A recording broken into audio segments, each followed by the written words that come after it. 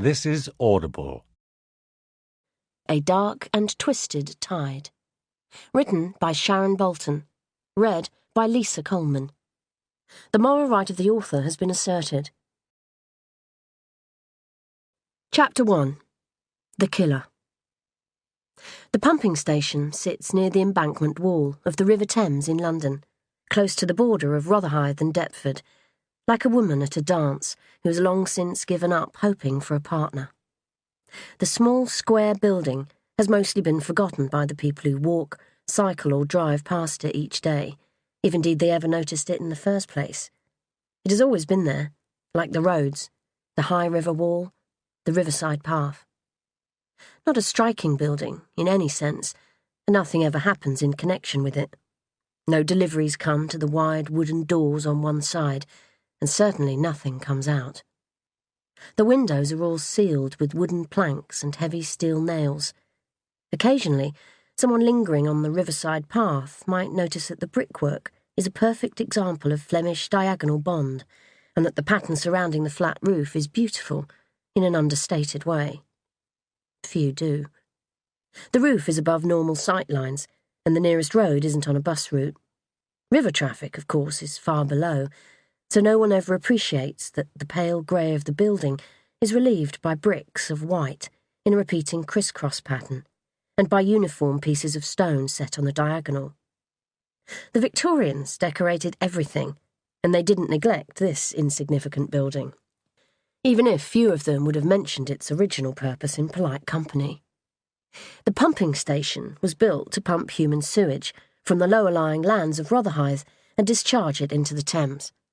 It once played an important role in keeping the surrounding streets fresh, but bigger, more efficient stations were brought into play, and there came a day when it was no longer needed.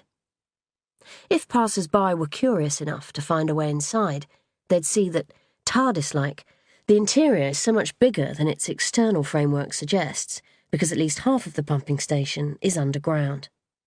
2 stories up, the boarded-up windows and the large double door are all high in the walls. To reach them, it is necessary to climb an iron staircase and step along an ornate gallery that runs round the entire circumference of the chamber. All the engineering equipment has long since been taken away, but the decoration remains. Stone columns rise to the roof, their once crimson paint faded to a dull red. Tudor roses still entwine at the tops of the pillars, even though they no longer gleam snow-white. Mould creeps up the sides of the smooth brickwork, but can't hide the fine quality of the bricks. Anyone privileged to see inside the pumping station would consider it a minor architectural gem, somewhere to be preserved and celebrated. It can't happen. For years now, it has been in private hands, and those hands have no interest in development or change. Those hands are unconcerned that a piece of riverside real estate this close to the city is probably worth millions. All those hands care about is that the old pumping station serves a purpose particular to them. It also happens to be the ideal place to shroud a dead body. In the centre of the space are 3 iron plinths, each roughly the size of a modest dining table. The dead woman lies on the one closest to the outlet pipe, and the killer is panting with the exertion of getting her there. Water streams off them both. The dead woman's hair is black and very long. It clings to her face like the weed on an upturned boat hull at low tide. Above, the moon is little more than a curled blonde eyelash in the sky, but there are street lamps along the embankment, and some light reaches inside. Together with the glow from several oil lanterns set in the arched recesses of the walls, it is enough. When the hair is gently lifted, the pale, perfect face beneath is revealed. The killer sighs.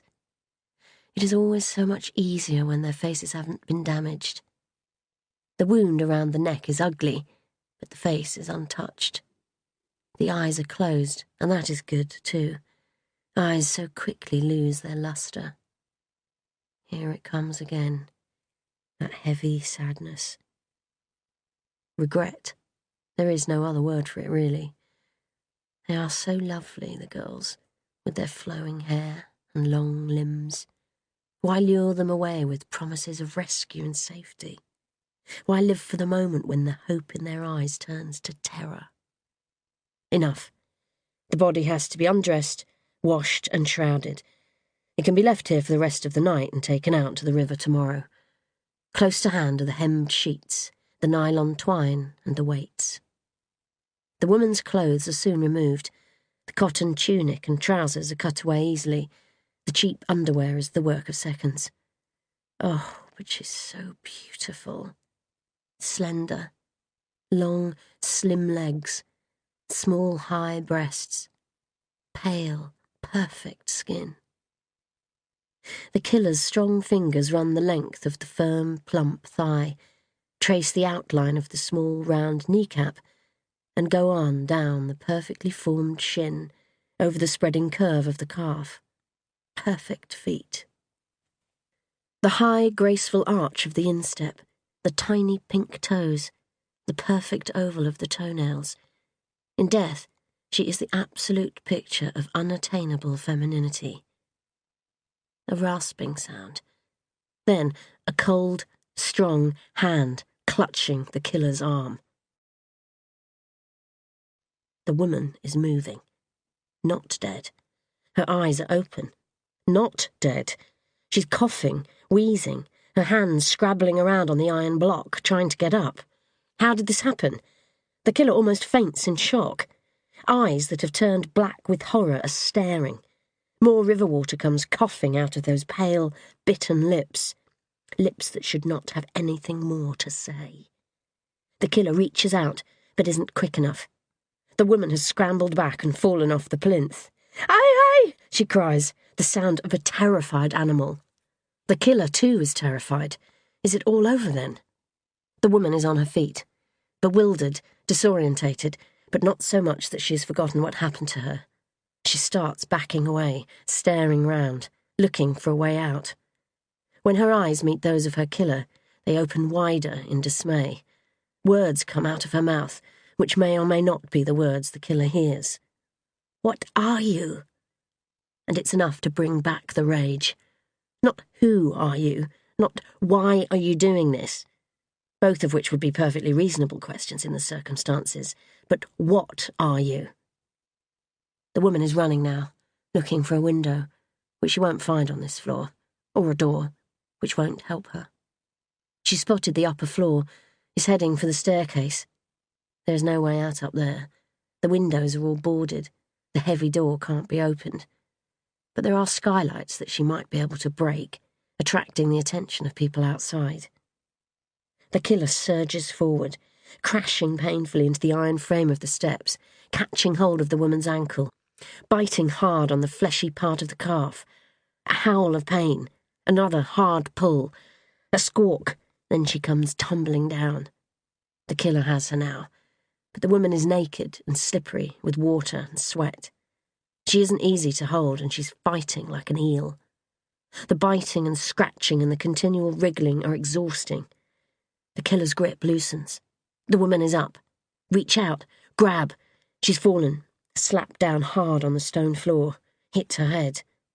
Dazed, she's easier to manage. Heave. The sound of flesh scraping along stone. Arms flailing, claw-like hands trying to grab hold of something, anything.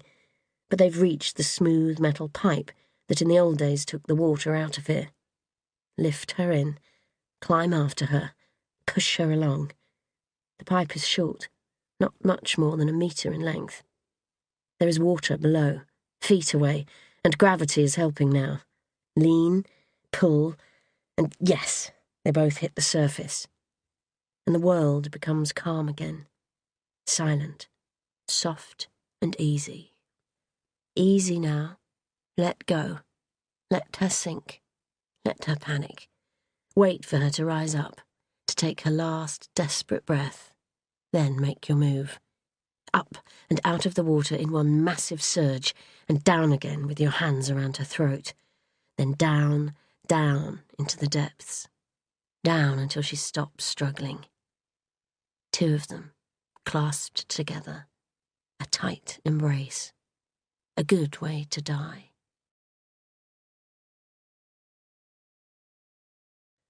Thursday, 19th of June, 9 days earlier.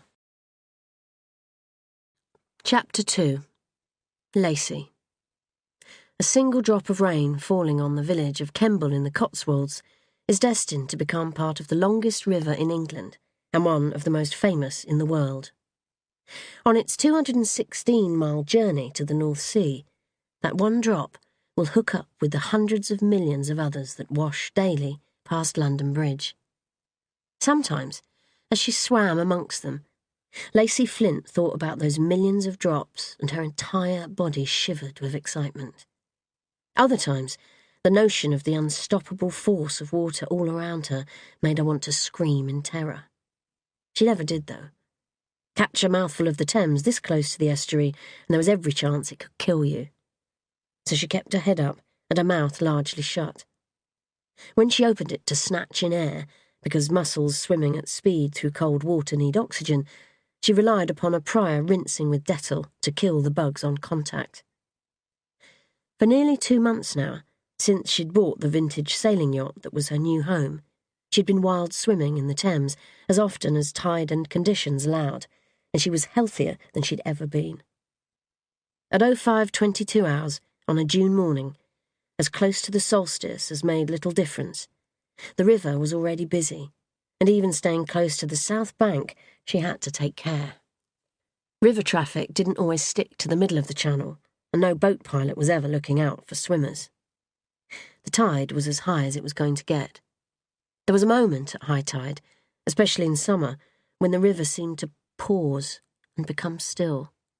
For just a few minutes, 10, maybe 15, the Thames became as easy to glide through as a pool, and Lacey could forget that she was human, dependent on a wetsuit and fins and antiseptic rinse to survive in this strange, aquatic environment, and become instead part of the river. A sleek arrowhead of a girl skimmed the water ahead before disappearing below the surface. Lacey pictured it beneath her, beak open wide, scooping up whatever fish it had spotted from above. She carried on towards the jagged black pilings of one of the derelict offshore landing stages that ran along this stretch of the south bank. Built when London was one of the busiest commercial ports in the world to allow larger vessels to moor up and offload their cargo, they had fallen into disrepair decades ago. Not for the first time, Lacey found herself missing Ray. She missed seeing his skinny arms ahead of her, missed the shower of bright water when he occasionally kicked too high. But he'd picked up a summer cold a few days earlier, and his wife, Eileen, had put her foot down. He was staying out of the river until he was well again. Less than 30 metres to the landing stage. Her senses on full alert, as they always were in the river, something caught her eye. There was movement in the water, over by the bank. Not flotsam, it had been holding its position. There were otters on the Thames, but she'd not heard of any this far down. Other people swam in the river, according to Ray, but higher up where the water was cleaner and the flow more gentle. As far as he knew, he and now Lacey were the only wild swimmers this close to the estuary. Slightly unnerved, Lacey struck out faster, suddenly wanting to get past the landing stages, turn into Deptford Creek and be on the home stretch. Almost there. Ray usually swam through the pilings, a little ritual of his own, but Lacey never got too close. There was something about the blackened, mollusk-encrusted wood that she didn't like. Another swimmer, after all, directly ahead. Lacey felt the moment of elation that comes from shared pleasure, especially the guilty sort. She got ready to smile as the woman came closer, maybe tread water for a few seconds and chat. Except that wasn't swimming. That was more like bobbing. The arm that a second ago had seemed to be waving now moved randomly, and the arm wasn't just thin, it was skeletal. For a second, the woman was upright. Then she lay flat before disappearing altogether. Another second later, she was back, maybe not even a woman. The long hair Lacey had seen in the dazzling reflected light now looked like weed, and the clothes, trailing like a veil around the corpse, had added to the feminine effect. The closer she got, the more sexless the thing appeared. Lacey drew closer, telling herself there was nothing to be afraid of. She'd yet to see a body pulled from the river. Despite her 2 months with the Marine Unit, despite the Thames's record of presenting its caretakers with at least a body a week in payment of dues, she'd either been off duty or otherwise occupied when bodies had been retrieved. She knew, though, from a briefing talk in her first week, that the Thames wasn't like still water, where a body usually sank and then floated to the surface after several days. The currents and tides of the river swept a corpse along until it got caught on an obstruction and was revealed at low tide. There were sites along the Thames that were notorious body traps, that the Marine Unit always searched first when someone went missing. Bodies that went into the river were usually found quite quickly, and their condition was predictable. After 2 or 3 days, the hands and face would swell as internal gases began to accumulate. After 5 or 6 days, the skin would begin the process of separation from the body. Fingernails and hair would disappear after a week to 10 days. Then there was the impact of marine life. Fish, shellfish, insects, even birds that could reach the corpse would all leave their mark. The eyes and the lips would usually be the first to go, giving the face a startling, monstrous appearance. Whole chunks of the body could be ripped away by boat propellers or hard obstacles in the water. Floaters were never good news. Very close now. The figure in the water seemed to bounce in anticipation. "I'm here. Been waiting for you. Come and get me." Not a recent drowning, that much was clear. There was very little flesh left on the face, a few soggy pink clumps of muscle stretching along the right cheekbone, a little more around the chin and neck. Lots of bite marks, and the river's flora, too, had staked its claim. The few remaining patches of flesh were attracting a greenish growth where some sort of river moss or weed had taken root.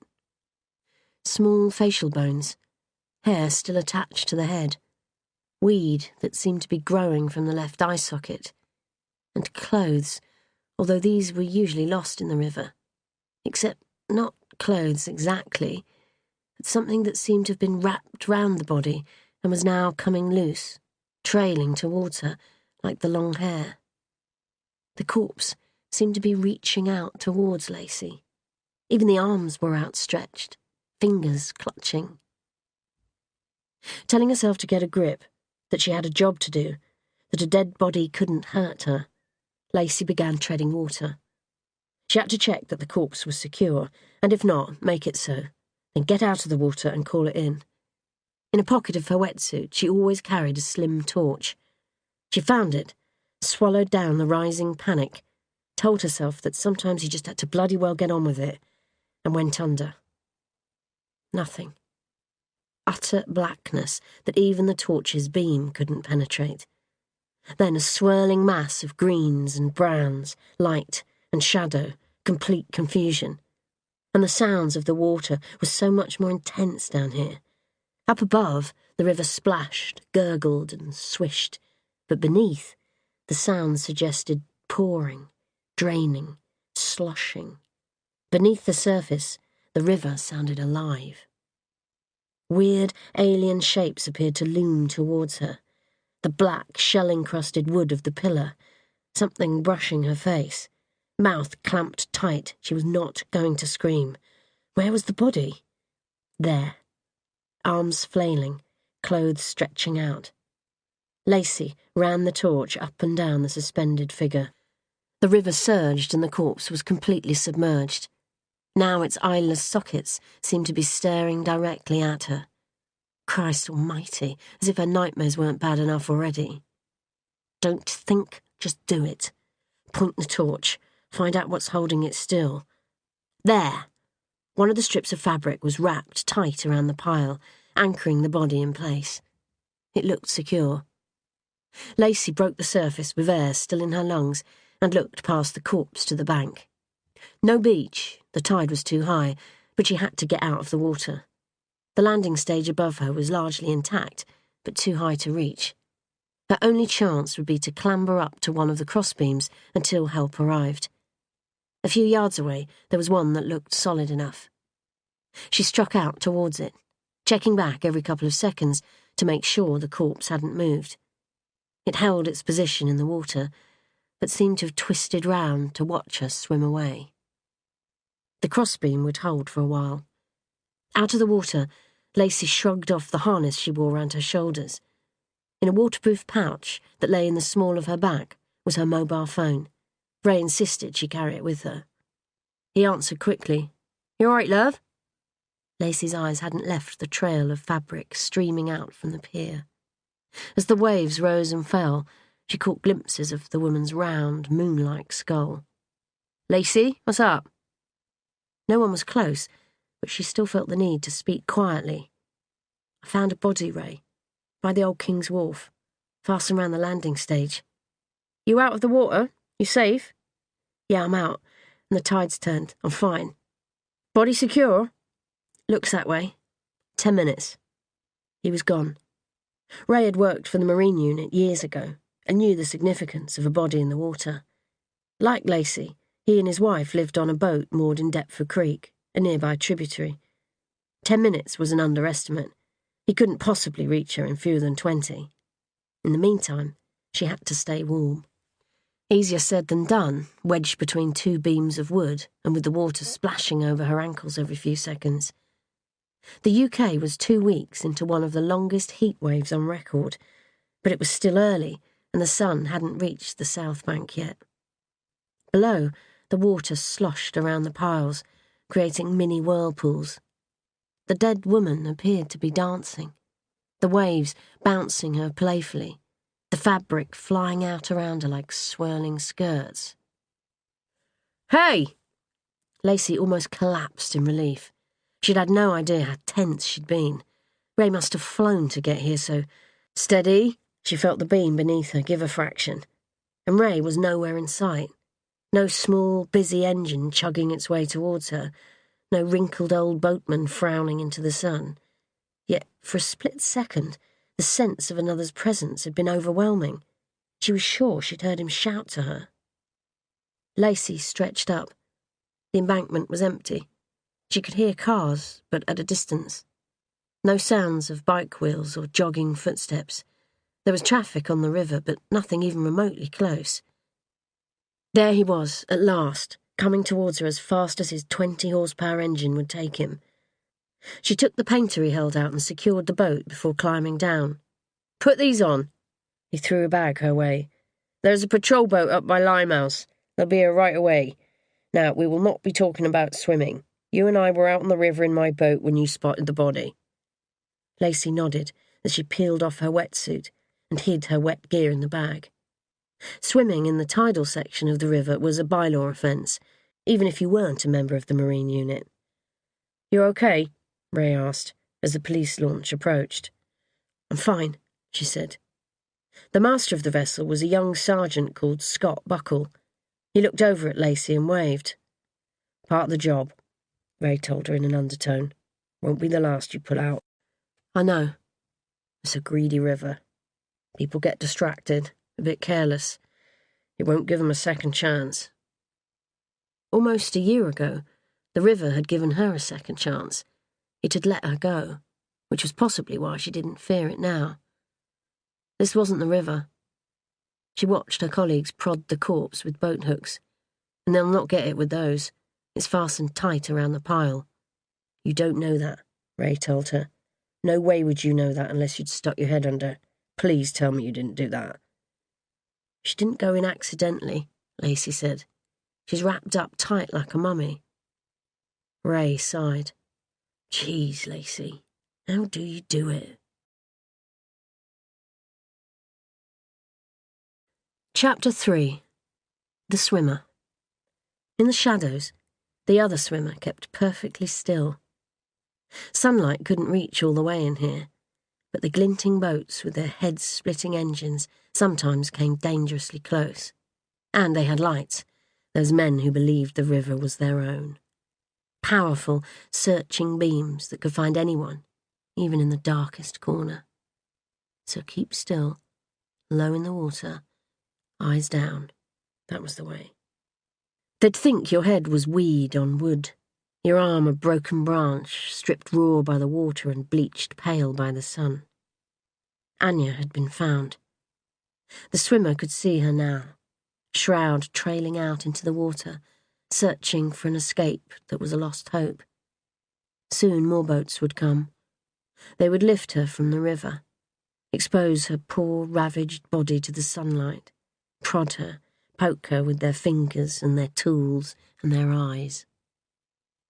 The woman, who swam as though she'd been born in the water, was being helped onto one of the bigger boats.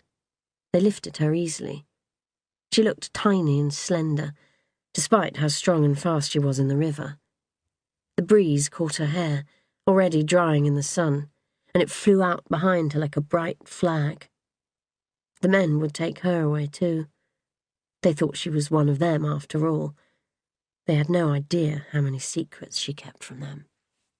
The woman with the bright hair turned, and for a moment seemed to look directly at the swimmer.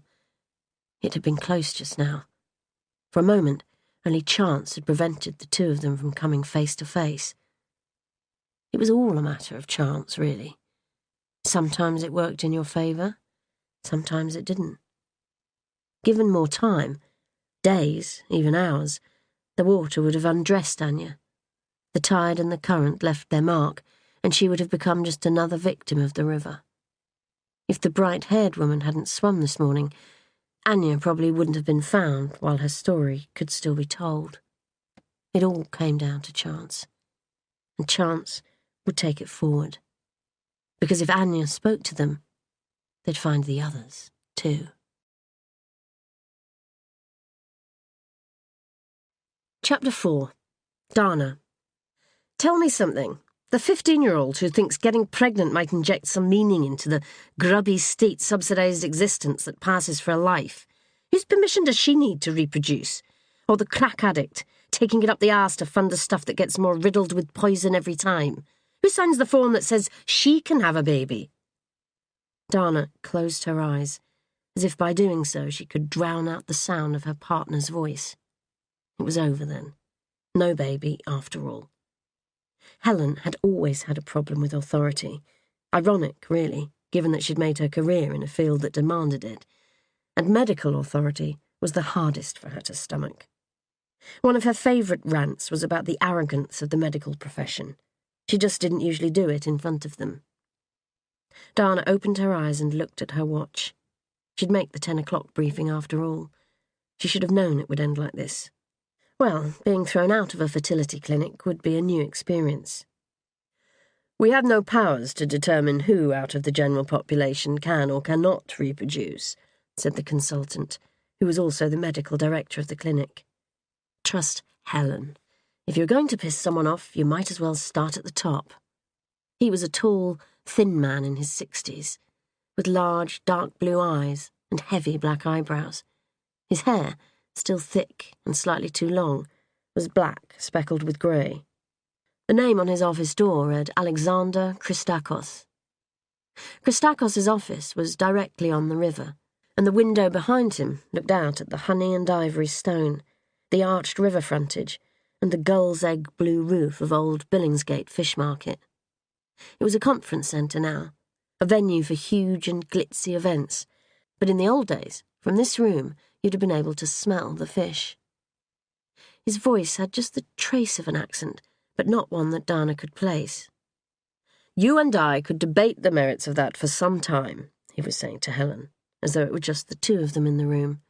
What I do know is that children conceived using donor gametes, and especially those brought up in single-sex households, will have specific issues to deal with as they grow up. It would be irresponsible for us and for you to ignore this. Out on the river, a marine unit launch was passing in front of the Billingsgate building. In the room, Christakos still had the floor. A number of issues concern us, he was saying, and fair play to him for keeping Helen quiet for as long as he had. First, the extent to which you've thought through the impact that an unusual conception and upbringing will have on a child. And then, of course, this was their first appointment. Helen had flown down from Dundee, where she worked and lived most of the time so that they could present a united front. They'd sat in the waiting room with several heterosexual couples, the women flicking eagerly through the clinic's literature as though the secret of fertility might be found on a glossy sheet of paper, the men fidgety and embarrassed, looking everywhere but into the eyes of another person. Our philosophy here is that parenting is about love, not biology. Christakos was determined not to be outdone by a gobby lesbian before suggesting they try elsewhere. Dana could almost have admired him if he weren't about to break her heart. Another police launch heading downstream at speed. She was going to kill Helen. Time, commitment, patience, generosity, even humour are important, but love is at the top of the list. Also, a healthy degree of selfishness helps. The patients we accept here very much want to be parents. Now, there is no doubt in my mind that Miss Tulloch wants to be a mother. The question is, do you? She didn't, thought Dana. That was the problem. Helen could live her life childless and never feel there was anything missing. She'd only been going along with this for Dana's sake. She'd walk out of here, shrug philosophically, and say that at least they'd tried. She'd move on, expect Dana to do the same, and Dana really wasn't sure she could. She wondered how long their relationship would survive, now that Helen had denied her this. The truth is, I never thought about children, Helen was admitting now, because Helen didn't know how to lie. Outside, Dana watched a plane move slowly across the sky. This is something Dana wants. As Dana's thoughts drifted, the sound of Helen's voice was fading. But I want Dana on any terms, and to pick up on your point about love, if this baby is Dana in miniature, how can I do anything other than adore it? Dana's mobile vibrated in her pocket. No reason not to look at it, really. Well, that certainly explained the excitement she'd just witnessed on the river. But how? Never mind, she'd deal with it at the station. The other two had finished spatting. Christakos was on his feet, offering to shake hands. It would be rude not to, and it wasn't as if she could blame him. It had been Helen's fault. Dana left the room first, walking ahead along the corridor, wondering how she was going to talk to Helen without screaming at her. You couldn't do it, could you? You just couldn't keep your mouth shut. We hadn't really thought about the ethnic thing, had we? Helen paused to let Dana step out of the lift first. What? Well, you remember him saying that Indian donors are very rare. We'll almost certainly not find one. Perhaps we can just look for dark hair, dark skin tones. I'd like it to look like you, if possible. The Marine unit have pulled a body out of the river, said Dana. Doesn't appear to be an accidental death. They're taking it to Wapping. Oh, and guess who found it? Helen was looking at her watch now. I'll be home about 6. Look, I may not be able to make the big appointment. Are you okay with that? Me not being there for the conception? I feel as though I should be, it's just... They passed reception and went out through the heavy glass door. As they left the air conditioning behind, the heat hit them. What are you talking about? Said Dana. Helen was looking smart this morning, even by her standards. She was tall and athletic, and always looked good in well-cut trouser suits. Her long blonde hair was swept into a bun at the nape of her neck. She was wearing jewellery, even makeup. The meeting she was rushing off to was obviously important, much more so than the one she'd just been in. Dana, were you listening to anything in there? Helen sidestepped to let an office worker carrying a tray of coffee get around them. Not really, Dana admitted. I tuned out when you went off on one. Yeah, I thought so. Okay, I have to go now, so focus for a second. Your period started last Friday, is that right? That means you have to start using the ovulation kit roughly a week today. They'll want to book you in for a scan, the first cycle, just to make sure everything's doing what it should. Helen had stepped into the road in front of a black cab. She handed Dana a large brown envelope. The forms for GP notification and the confidentiality waivers are in here. You need to get them sent off today. Also, the guidance note on selecting a donor. I do want to be involved in that because there's no way I want my son or daughter to be ginger. Dana was facing directly into the sun now. She blinked. He signed the forms. Helen was in the cab, about to close the door. "Of course he's signed the bloody forms. We'll be awesome parents. Love you." The door slammed shut, and the cab sped back towards the bridge. Dana realised she had no idea where Helen was going. She'd been completely mysterious about the reason for her trip down, other than the visit to the clinic. And now she was on her own, in the middle of a London street, with some vague idea that there was somewhere she needed to be, when all she could think about was that, in the last few minutes, her life had changed completely. Chapter 5. Lacey. "You sure about this?" asked Sergeant Buckle. "I'm sure." Lacey watched 3 of her colleagues approach with the body, now decently enclosed within a large, zipped black bag. Their movements were slow and respectful, conversation kept low, mindful of the fact that the jetty at the back of Wapping Station was open to public gaze. On the main arm of the jetty was a small, square building, painted deep blue. Within it were worktops, storage, and a large, shallow steel bath. Each body recovered from the tidal Thames was brought here for initial examination and identification, if possible. An unpleasant, unpopular part of the job, it was highly unusual for an officer to volunteer, as Lacey had just done. "I can easily get someone else," Buckle tried again. "Got to do this sometime," said Lacey. "And I've seen her already, remember?" "It," corrected Buckle. "You've seen it. We don't make assumptions about gender." "Delivery for you, Sarge." The others left, and Buckle looked at his watch. "Right, we've got around 20 minutes before CID get here. Let's see what we can tell them." As the sergeant supported the body around the upper part of the torso, Lacey unzipped the bag. She did so holding her breath, but the smell that came out was no worse than a sort of concentration of river water, with a trace of rotting organic matter. The upper part of the woman's body, it was a woman, she just knew it, was largely skeletonized, but the cloth binding her was tighter around her abdomen and upper thighs and appeared to have protected the soft tissue in that area.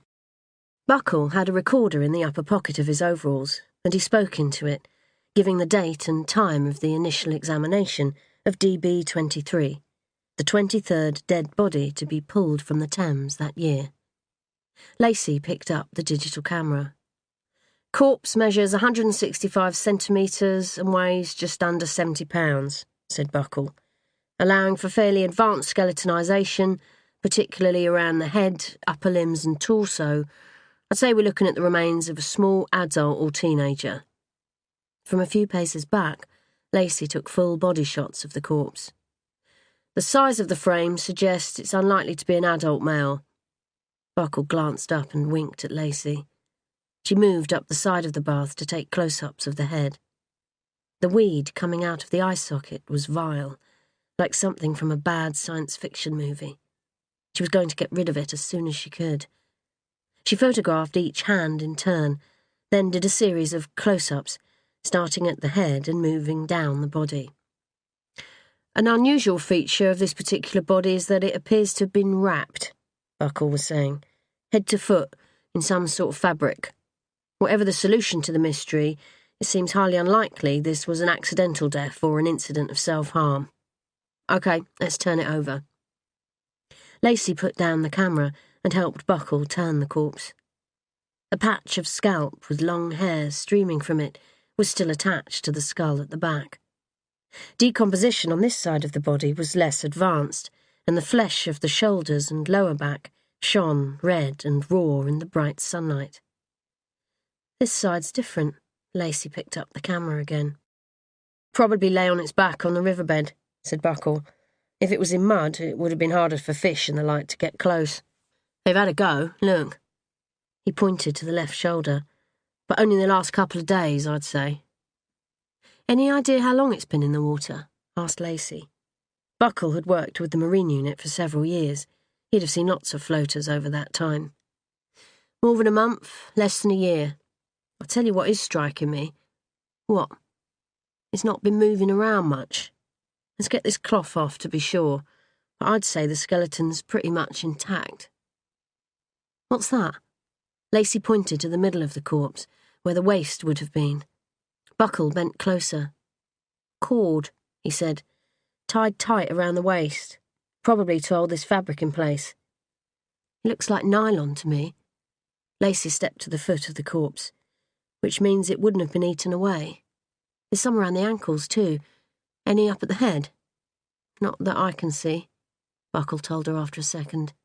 That's why the cloth has stayed in place around the abdomen and legs, said Lacey. It was held by nylon cord that the river life couldn't eat through. She looked up to see Buckle watching her strangely. Do we take it off? She asked. In response, he reached behind him and took hold of a large pair of scissors. Bag everything, he told her. I'm going to try and get this off without cutting it. He was tugging at the wrapping around the feet, trying to find a loose end. Lacey labelled 2 evidence bags and put them down on the counter. It doesn't go the whole way up. Lacey indicated the upper part of the thighs.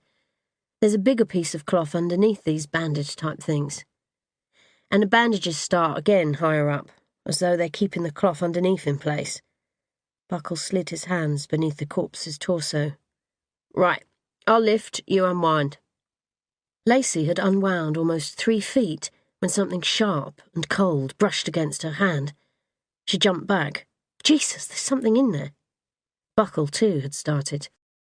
He relaxed a couple of seconds before she did, and they watched the small creatures that Lacey had liberated scuttle across the corpse and try to climb the metal sides of the bath.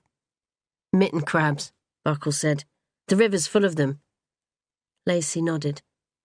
Chinese mitten crabs, with bodies that could grow to the width of a human palm, had first appeared in the UK in the 1930s, escaping from ships' ballast. With few natural predators, their numbers had soared and they'd done untold damage to riverbanks, harbour infrastructure, and native wildlife. Their distinguishing feature being thick, hairy front claws. At low tide, they gave a creeping, constantly moving look to the river floor. Lacey had seen dozens since she'd been living and working on the river. Of course, they'd be attracted to decaying flesh. But there was just something about the things. She could count 6 of them, racing in panic around the bath, that was creepy as hell. Chapter 6. Nadia. The river scared Nadia. Even here, high above the city, it unnerved her. The rivers she'd known before hadn't been like this one.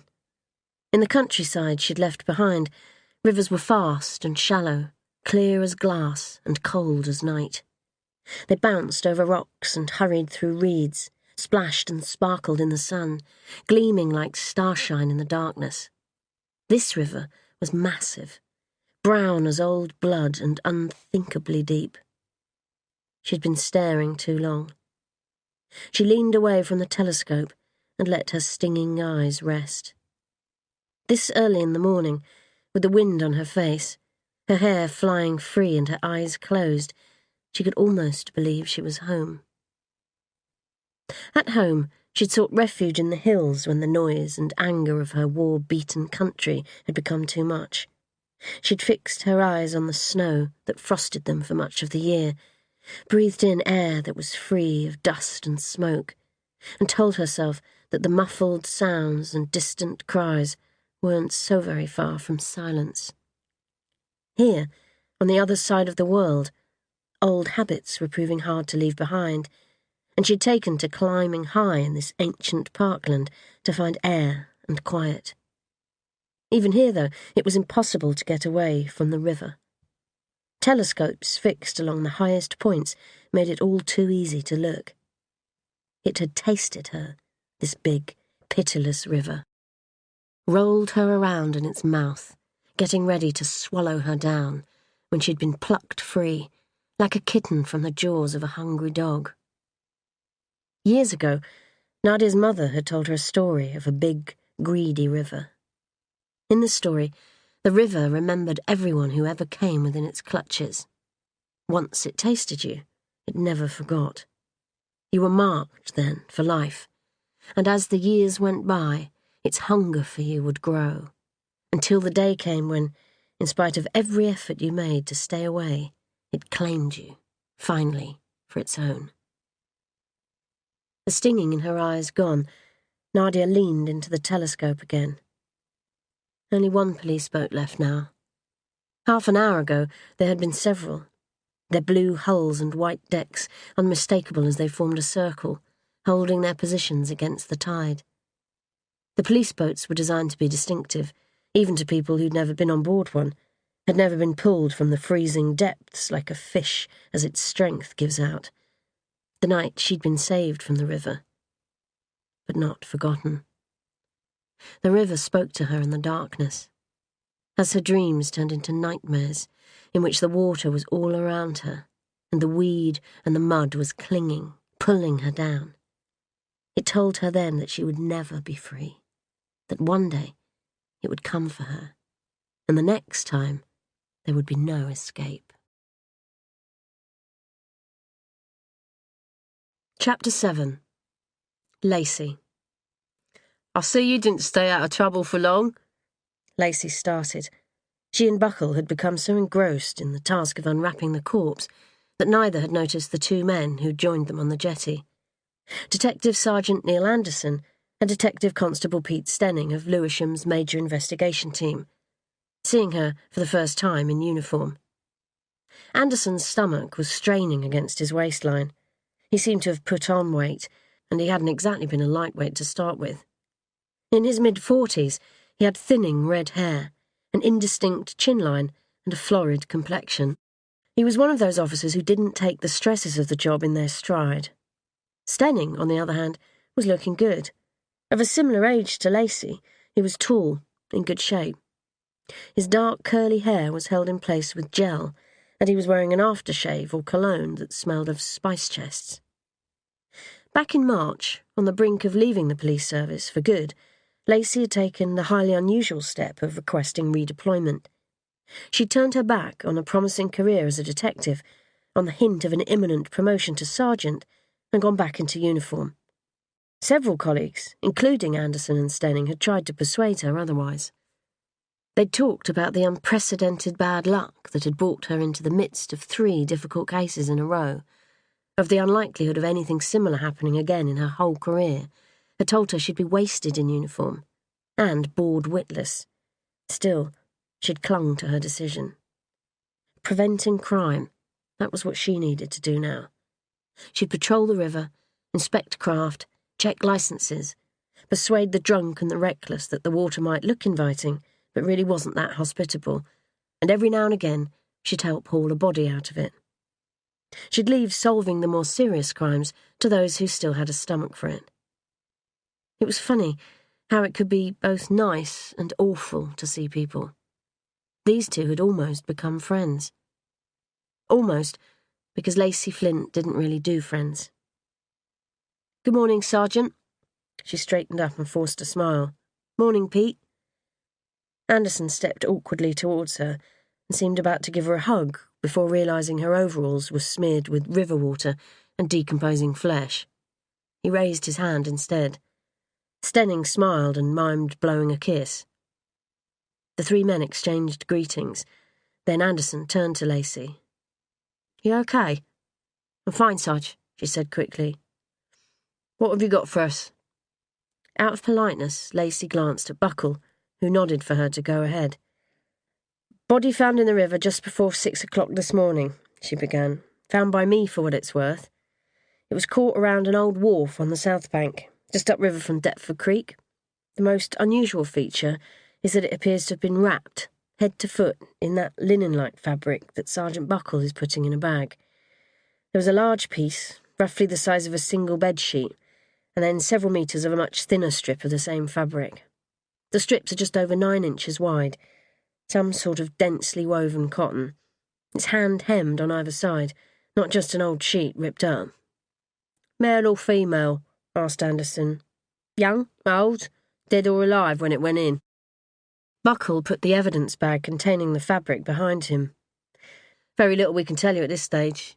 No fingerprints left, and certainly no identifying marks or documentation. The size of the skeleton and the presence of some long hair remaining would suggest a female, but I can't rule out the possibility of a young Sikh male, for example." "She couldn't have been alive when she went in," said Lacey. "The burial cloth was wrapped with absolute precision. We can show you photographs when we go inside. That would be impossible if the victim were fighting for her life." Buckle frowned, but didn't comment upon Lacey's insistence that the corpse was female. "Also," she went on, "there was no evidence of bloodstaining on the fabric. It was discoloured, obviously, but that was the work of the river and the mud." "That is a good point," said Buckle. "Also, while decomposition is advanced, the skeleton is largely untouched. That is highly unusual for a floater." "The tide and current battered them against hard objects, is that right?" said Stenning. "Causing extensive damage," agreed Buckle, "and that's before you factor in things like boat propellers. After a week, we almost never pull out a corpse with an intact skeleton." "She was weighted down," said Lacey. "Somehow she broke loose, but the cloth got caught around the pier. Sometime in the night would be my guess, or someone would have spotted her yesterday evening." "And your evidence for this?" asked Buckle, who was looking amused now. So were the other two. Well, she couldn't just forget she'd once been a detective. "The nylon cords around her waist and ankles were to hold the weights in place," said Lacey. "The synthetic cord was chosen because it wouldn't get eaten away. We weren't supposed to find her." "Is that so?" asked a new voice. They all turned to the woman who'd crept softly down the gangway, a young, slim woman in a pale green trouser suit, her shoulder-length black hair lifting in the breeze. "Hello, Lacey," said Detective Inspector Dana Tulloch. "Good morning, Ma'am." Lacey watched the DI glance down at the corpse, then back up at her. "Are you okay?" Tulloch asked. "Absolutely," said Lacey, and wondered if that had been a fraction too quick and too bright to be entirely convincing. "You just about done here, Scott?" Anderson, Lacey realised, was glancing from one woman to the other and looking nervous, not without reason. The last time he'd seen his boss and Lacey together, he'd practically had to hold them apart. Buckle held his hands out in an "it's-all-yours" gesture before turning to Lacey. "You need to get home. I'll see if one of the boats can drop you off. Tide should still be high enough." Actually, Tulloch was giving that small, precise smile that Lacey had come to dread. "If Lacey's up to it, I'd like her to come with us to the mortuary." Lacey glanced at Buckle. "Me?" she said to Tulloch. "Yes, I want to know exactly what you were doing on the river this morning. Shall we go?" Chapter 8. Pari. The headaches were getting worse. The pain was bad this morning, had woken her before dawn. Pari had lain with her eyes closed, waiting for the throbbing in her head to reach the stage where she'd have to be sick or subside sufficiently for her to leave her bed. She still hadn't moved. The window was open. She never closed it anymore, partly because then the sense of being imprisoned became almost too much to bear, and partly because sometimes, on the breeze, she'd catch a scent of hot oil, oranges and cardamom, or just the simple smell of frying lamb that reminded her of home. Through the open window came the sound of the river, the engines of a powerful boat, orders being called across the water, a noisy gull wanting to know what all the fuss was about. Pari pushed herself up and climbed onto the bed. She stretched up to her full height, which wasn't great, and pushed her face out of the small wedge of space that was the conduit between the room and the world she'd lost. Early morning sun gleamed on the windows across the narrow stretch of water outside, but only those on the upper story. The creek below her was too deep and narrow for the sun ever to reach the water, but the lower windows acted as dark mirrors, and one of them occasionally allowed her to see what was happening on the river. A boat with a blue hull and a white cabin, holding its position in the river. A police boat. "I'm here! Help me!" The words didn't leave Pari's head. These foreign police wouldn't help. The police in her own country hadn't. Why should these? She took one last breath of fresh air, turned back to the room that had greeted her so cheerfully in the beginning, like the down payment on the promise of a better life, and wondered whether she might die in it. Chapter 9. Dana. Those buggers at Wapping been fiddling around with my corpses again. The pathologist strode into the examination room with a half-eaten fried egg bap in one hand and a pair of scarlet spectacles in the other. He was a tall, barrel-chested man in his late 40s, with thick grey hair and bright blue eyes. "If it floats, we fiddle," said Lacey. "Nice to see you again, Dr. Cates. New glasses?" Dana watched Mike Cates peer down at Lacey before tucking the glasses into the pocket of his scrubs. "I suppose I should be grateful you've bought me a complete one for a change." For a moment, Dana was lost. Then she realised Cates must remember Lacey from the case last summer, when he'd been asked to examine a series of body parts left lying around London. Well, of course he remembered her. Was there a man alive who forgot Lacey once she'd appeared on his radar?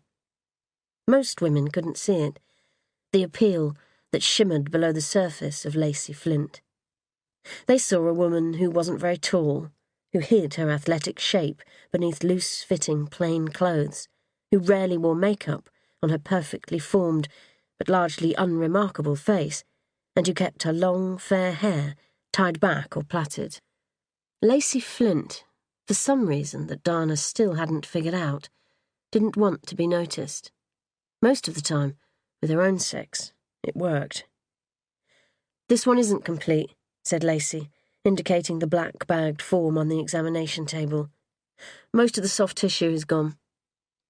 Cates bit into his bap, and Dana watched the egg yolk ooze perilously close to the point of dripping on the floor. Well, the drain had sluiced away worse things. "Well, far be it from me to argue with the experts," he grunted. "You get that bag off, girls." The two lab technicians, neither of whom looked under 40, were already waiting by the bagged corpse in the centre of the room. Together, they unzipped the bag and slid it out from beneath the corpse. One switched on the powerful overhead light. The other activated the drain that would make a low, hungry sucking sound throughout the examination. The smell of the Thames seeped into the room.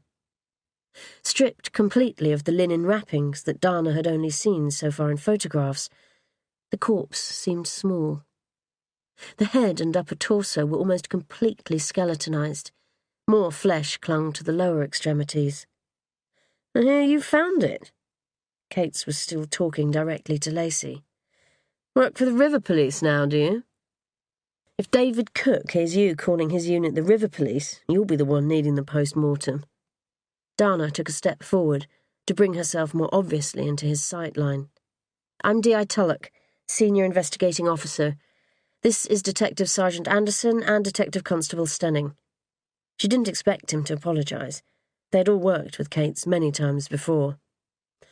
Yeah. Can you hold this while I get my mask on?" He was actually holding out the semi-masticated egg sandwich towards her. "I'm vegetarian," she said. He looked offended. "It's egg. Oh, for God's sake, you take it, Jack." The technician held up gloved hands. "I'm covered in gunk, boss." A pained expression on his face, as though resigned to the incompetence of those around him, Cates shoved one end of the sandwich into his mouth and turned to a cupboard. He pulled a disposable mask from a box inside. "How are you planning to eat with a mask on?" asked Dana. Cates turned back, chewing vigorously. The sandwich had disappeared. He pulled on his mask and stepped closer to the corpse.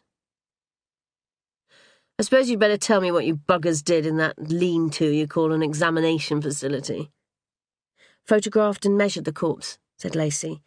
"Attempted to take fingerprints, but were prevented by the absence of skin on the hands. Removed the burial sheet-style wrappings, bagged them and sent them away. Set loose a bit of wildlife that had hitched a ride, keeping a couple back for examination.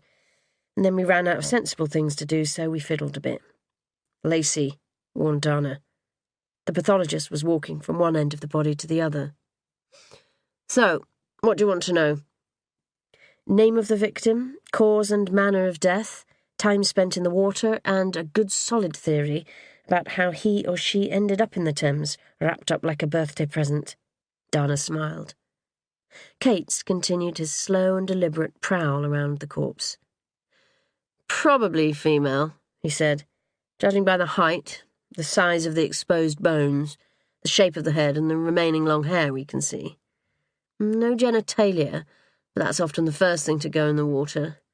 The soft tissue is still largely present around the abdomen, but we can run x-rays and examine the pelvis later to be sure. Almost certainly adult, given the size, but I can't rule out a well-developed adolescent. He neared the head, bent, and pushed one gloved finger into the mouth. Unasked, one of the technicians handed him a clamp and then a small torch. "Now I can," he said, a few seconds later. "Wisdom teeth are all through, indicating a probable age of at least 18. Once we get the flesh off, we can have a look at the long bones. If they're nearing the end of their period of growth, that would suggest someone around 25. The extent of pitting and scarring on the sternal areas can be even more accurate. I'd be surprised if this is someone even approaching middle age, though. The bones are in pretty good nick." "What about race?" asked Dana. "Less easy," admitted Cates. "Even with more time. There are basically only 3 racial types that are distinctive in the skeleton: Caucasian, Mongoloid, and Negroid. So the best I could do is put it into one of the 3. And that's assuming we've got a pureblood. Sorry to sound a bit Harry Potter. The difficulty comes with mixed-race subjects." "Any initial thoughts?" asked Dana. "The high, rounded skull, triangular eye sockets, and protruding nose suggest Caucasian," said Cates. "On the other hand, the disproportionately short arms and legs, compared to the trunk, might indicate some Mongoloid ancestry. Now, this is interesting." He was looking at the lower arm bone. "This is a pretty well-developed bone for a young woman. She was quite strong. Possibly evidence of manual labour at some point." "Or gym membership?" suggested Lacey. "Now that's where you're wrong, River Police, because I've had a good look at her teeth and seen evidence of a couple of extractions. That's pretty basic dental care. No fillings that I could see, and some crookedness that corrective dentistry could have sorted out. I don't think our subject was affluent, and I don't think she's had a couple of decades' access to what little NHS dental treatment is still available in this country. Developing world would be my guess. An immigrant." "But a Caucasian immigrant," said Dana, thinking it wouldn't narrow things down much. A huge chunk of the world's population was Caucasian. Cates inclined his head. "The x-rays will tell us whether she had a slight forward curve to her femur, again indicating Caucasian. The hair is pretty distinctive. May I?" He stepped up to Dana and, before she had time to think about what he had in mind, reached out to the side of her head.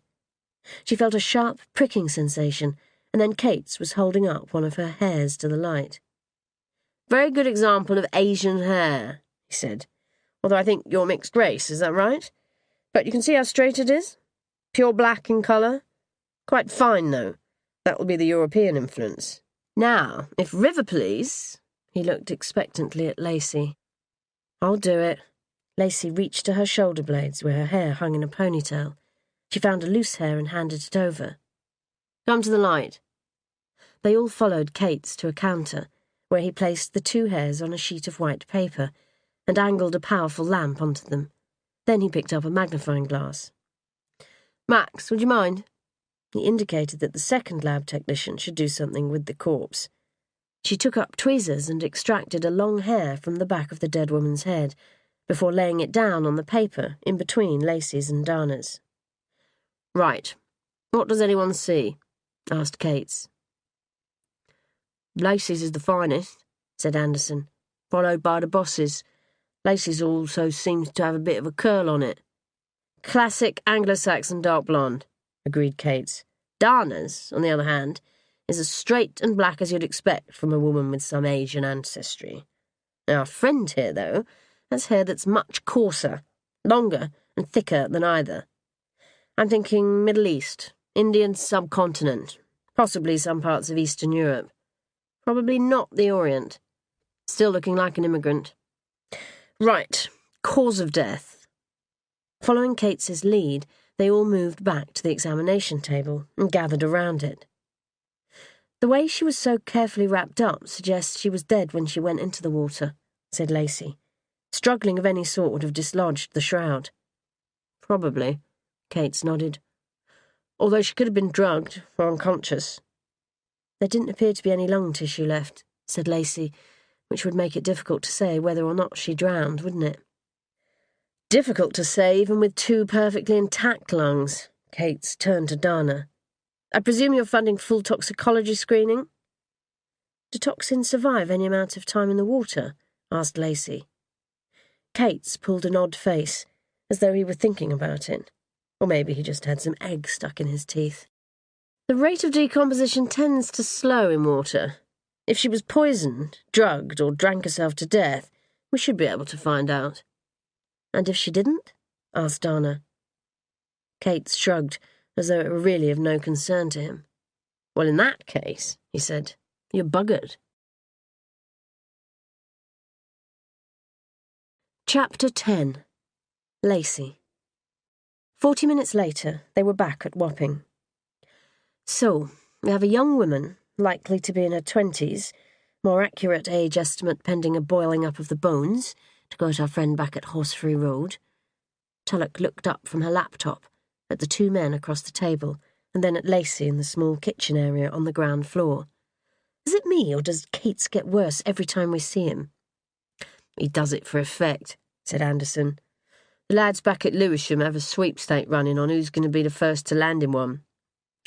Yeah, well, they might want to increase the odds on me. Tulloch rubbed the back of her head. Right, Lacey has kindly agreed to run a missing persons search for us, concentrating on young women who've been reported missing on or near the river in the past 2 years.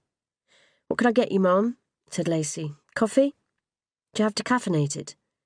Lacey picked up the packet of ground coffee and looked at the sell-by date. If caffeine disappears with the passage of time, then yes. I think this came out of a crate that fell off a barge back in the 90s.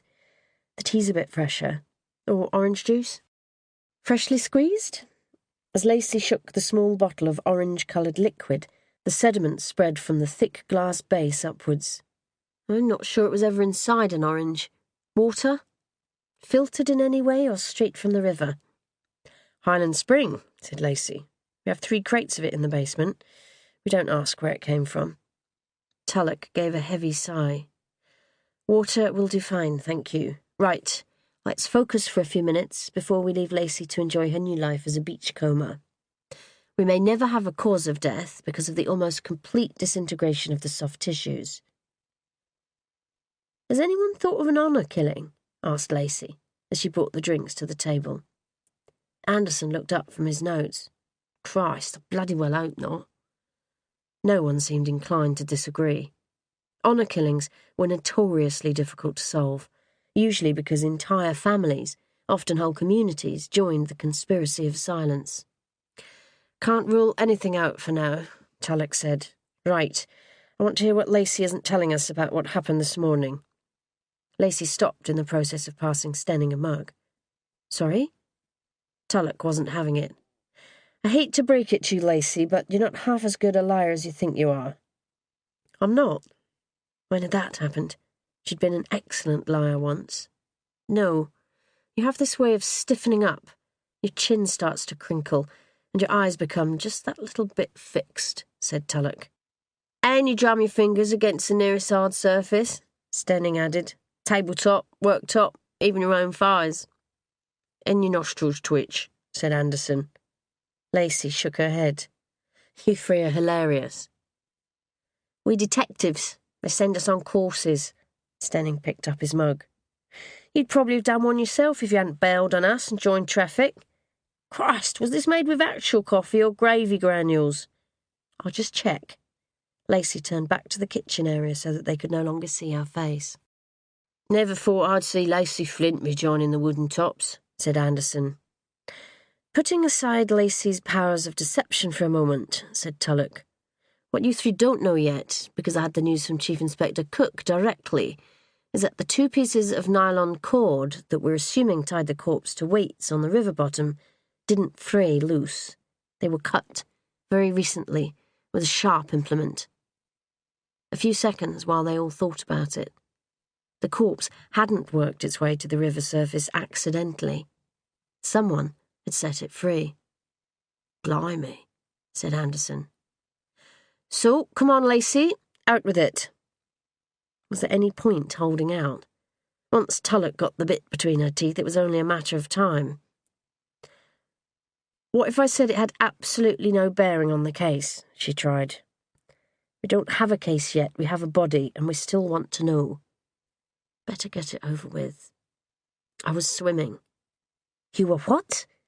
"Swimming. You know, raise one arm, then the next." "In the Thames?" asked Anderson. "No offence, Sarge, but do I have to dignify that?" "Do you have any idea what you can catch in that river?" asked Tulloch. "Yeah, there was that bloke, that comedian, what's his name? Williams," said Stenning. "Swam the entire length of the river for charity. Got the raging trots after 2 days." "I don't swallow," said Lacey, her eyes hardening. Anderson was leaning back in his chair, a big grin on his face. "So, are we talking wetsuit, dry suit, or Baywatch-style red swimsuit?" "Inappropriate sexual banter, Sarge." Lacey got up to return the cups to the sink. "Lacey, that's ridiculous," said Tulloch. "I can't imagine anything more dangerous or irresponsible. You should know better." "Yes, Mum," muttered Lacey, her back still to the others. "What did you just call me?" Tulloch raised her voice. "I said, yes, Mum," said Lacey. "No, you didn't. You called me Mum." "Sorry. No disrespect intended." "Oh, I'm used to it. But seriously, you swim on your own?" "I usually have someone with me. He's just not very well at the moment." "I'm not surprised. What's he got, Weil's disease?" Lacey turned back to face them. "There's a comedy club up the road from here. I can see if they have any free slots coming up. In the meantime, it made no difference to what happened this morning. But if you tell Mr. Cook, I'll be in serious bother." Tulloch was looking troubled. "It may not be as easy as that, Lacey. How often do you swim in the river?" "Only since I've been living on the boat, and when the weather's warm enough. Only early morning or early evening when the river traffic is light, and only at high tide. When it's on its way in or out, the flow is just too strong for it to be safe." Lacey looked from one face to the next. "So to anyone who doesn't know the river, there's no pattern at all. It would look entirely random. But to someone who does, it would be pretty predictable." Anderson was scratching behind his ear. "Hang on. You think someone meant Lacey to find the body?" Lacey found a chair and sat down on it. "Was it tied round that part or just caught round?" asked Stenning. "The Marine unit took photographs," said Tulloch. "I've been promised them later today. They should tell us how it was fastened." "They won't." Lacey threw up her hands in a surrender gesture. "I had a look. I went under. It wasn't a bowline or a reef knot. On the other hand, it looked pretty secure. Basically, impossible to say one way or another." "Do you always follow the same route?" Tulloch asked. Lacey nodded again. "We usually go up almost to Greenland Pier, but we stop a few yards short because it can get quite busy, even very early in the day. So we turn at the lock entrance to South Dock Marina and then head back." "Were you on your way out or coming back when you found the corpse?" "Coming back." The realization hit Lacey. It wasn't there on the way out. I'd have seen it. Shit. It was left for me, wasn't it? Concern washed over Tulloch's face. "Impossible to know, but for the time being, I'd feel a lot happier if you found a local pool for your early morning constitutional." Chapter 11. Lacey. "First time in a sewer?" asked Sergeant Wilson as they approached the tunnel entrance. "It's been a day of new experiences, Sarge," Lacey admitted. As they drew closer, she glanced back at the middle-aged man with faded red hair who was steering the small dinghy. Fred Wilson was a Marine unit veteran of some 20 years, who'd pulled Lacey from the river a little under a year ago, and almost thrown her back. He'd been so furious with her for jumping in the first place. Lacey always thought of Sergeant Wilson as Uncle Fred, because he was Uncle Fred to the man who'd introduced them. One day, she rather feared she'd call him Uncle Fred to his face.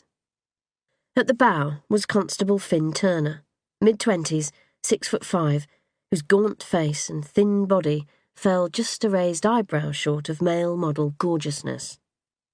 Lacey caught hold of the rope grip as the dinghy was tossed up by a wave. Being aboard small craft always gave her the feeling of being thrown around in a washing machine. On top of that, she was hot. The dry suits worn by the Marine unit on wet operations were designed to keep their wearers warm. Out of the water, on hot days, warm became drippingly hot. "Not claustrophobic, are you?" There was sweat beading at Wilson's temples, and his face was even redder than normal. As a child, he would have been covered in freckles. In his mid-50s, those freckles had merged into a tan.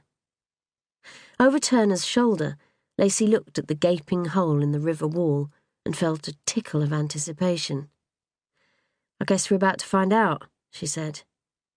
Wilson revved the engine, turned sharply towards the wall, and then Lacey and her two companions entered a long, narrow tunnel that ran under the City of London. The sounds of the Thames on a summer day faded as quickly as the heat and the light. As Wilson cut the engine to an idle, the three officers travelled further into a world few people in London knew existed, even though it was directly below their feet. A world of strangely distorted sound, of darkness so intense as to be almost tangible. A world in which only your long-dormant sixth sense might tell you that danger was creeping up behind. The world beneath. To her surprise, Lacey realised that something was gripping her chest, her breathing speeding up. Was this claustrophobia, or just the hangover of a memory that needed a little longer to fade? Few people knew this twilight-coloured, subterranean London better than she. There had been times when beautifully engineered, brick-lined tunnels with decorative archways had been as familiar to her as streetlights and traffic signs are to most people. And then, not quite a year ago, in a tunnel very like this one, she had almost lost everything. She closed her eyes for a second, in an attempt to throw off the sudden urge to jump from the dinghy and swim back towards the sunlight. When she opened them again, it was to see that behind the sergeant's solid frame, the world they'd left had become a small, hazy circle of light. Turner turned on a powerful torch at the bow and then, taking that as a signal, all three officers switched on their helmet lights. Being able to see again helped. At high tide, the tunnel they were travelling along would be almost submerged, leaving no room for a boat with 3 living, breathing occupants. At low water, the river would retreat back down the beach, leaving just a trickle of water flowing from the outlet. This was the optimum time to come in here. On either side, low down on the arched walls, ran a narrow ledge that was just wide enough to walk along.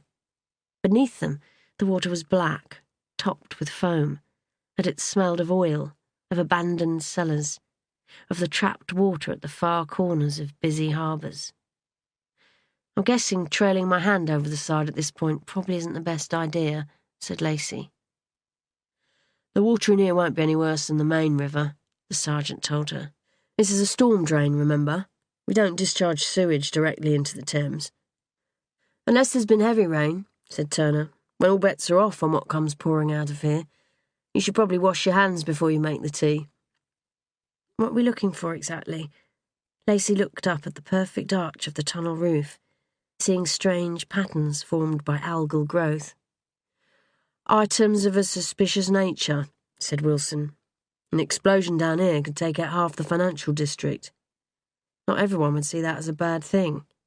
"Ladder just ahead on the right, Sarge," said Turner. Wilson slowed the boat to a halt. "You up for this, Finn? Or do you want to send Lacey up?" "If she were wearing a skirt, I'd be tempted, Sarge." Turner stood and reached for a narrow iron ladder that ran up the tunnel wall. "As it is, I don't want to hang around while she gets an attack of the vapours." "You do realise officers have been sacked for less than that," said Lacey, as Turner sprang from the boat. About 10 feet above water level, the ladder disappeared into a narrow chimney. Soon they could only see the lower part of Turner's legs. "What's he doing?" said Lacey. "Checking the manhole cover is still in place, looking for any sign of it having been disturbed recently. Probably pushing it open an inch or so, just to make sure it's still in working order." Lacey suppressed a giggle. "So right now someone above us could be treated to the sight of Finn popping up like a meerkat. We've just got to hope he doesn't get flattened by a passing car. You heard from our mutual friend lately?" Lacey felt the familiar stab of excitement. Christ, just the mention of his name. Wilson was talking about Mark Josbury, his nephew, Dana Tulloch's best friend, and her...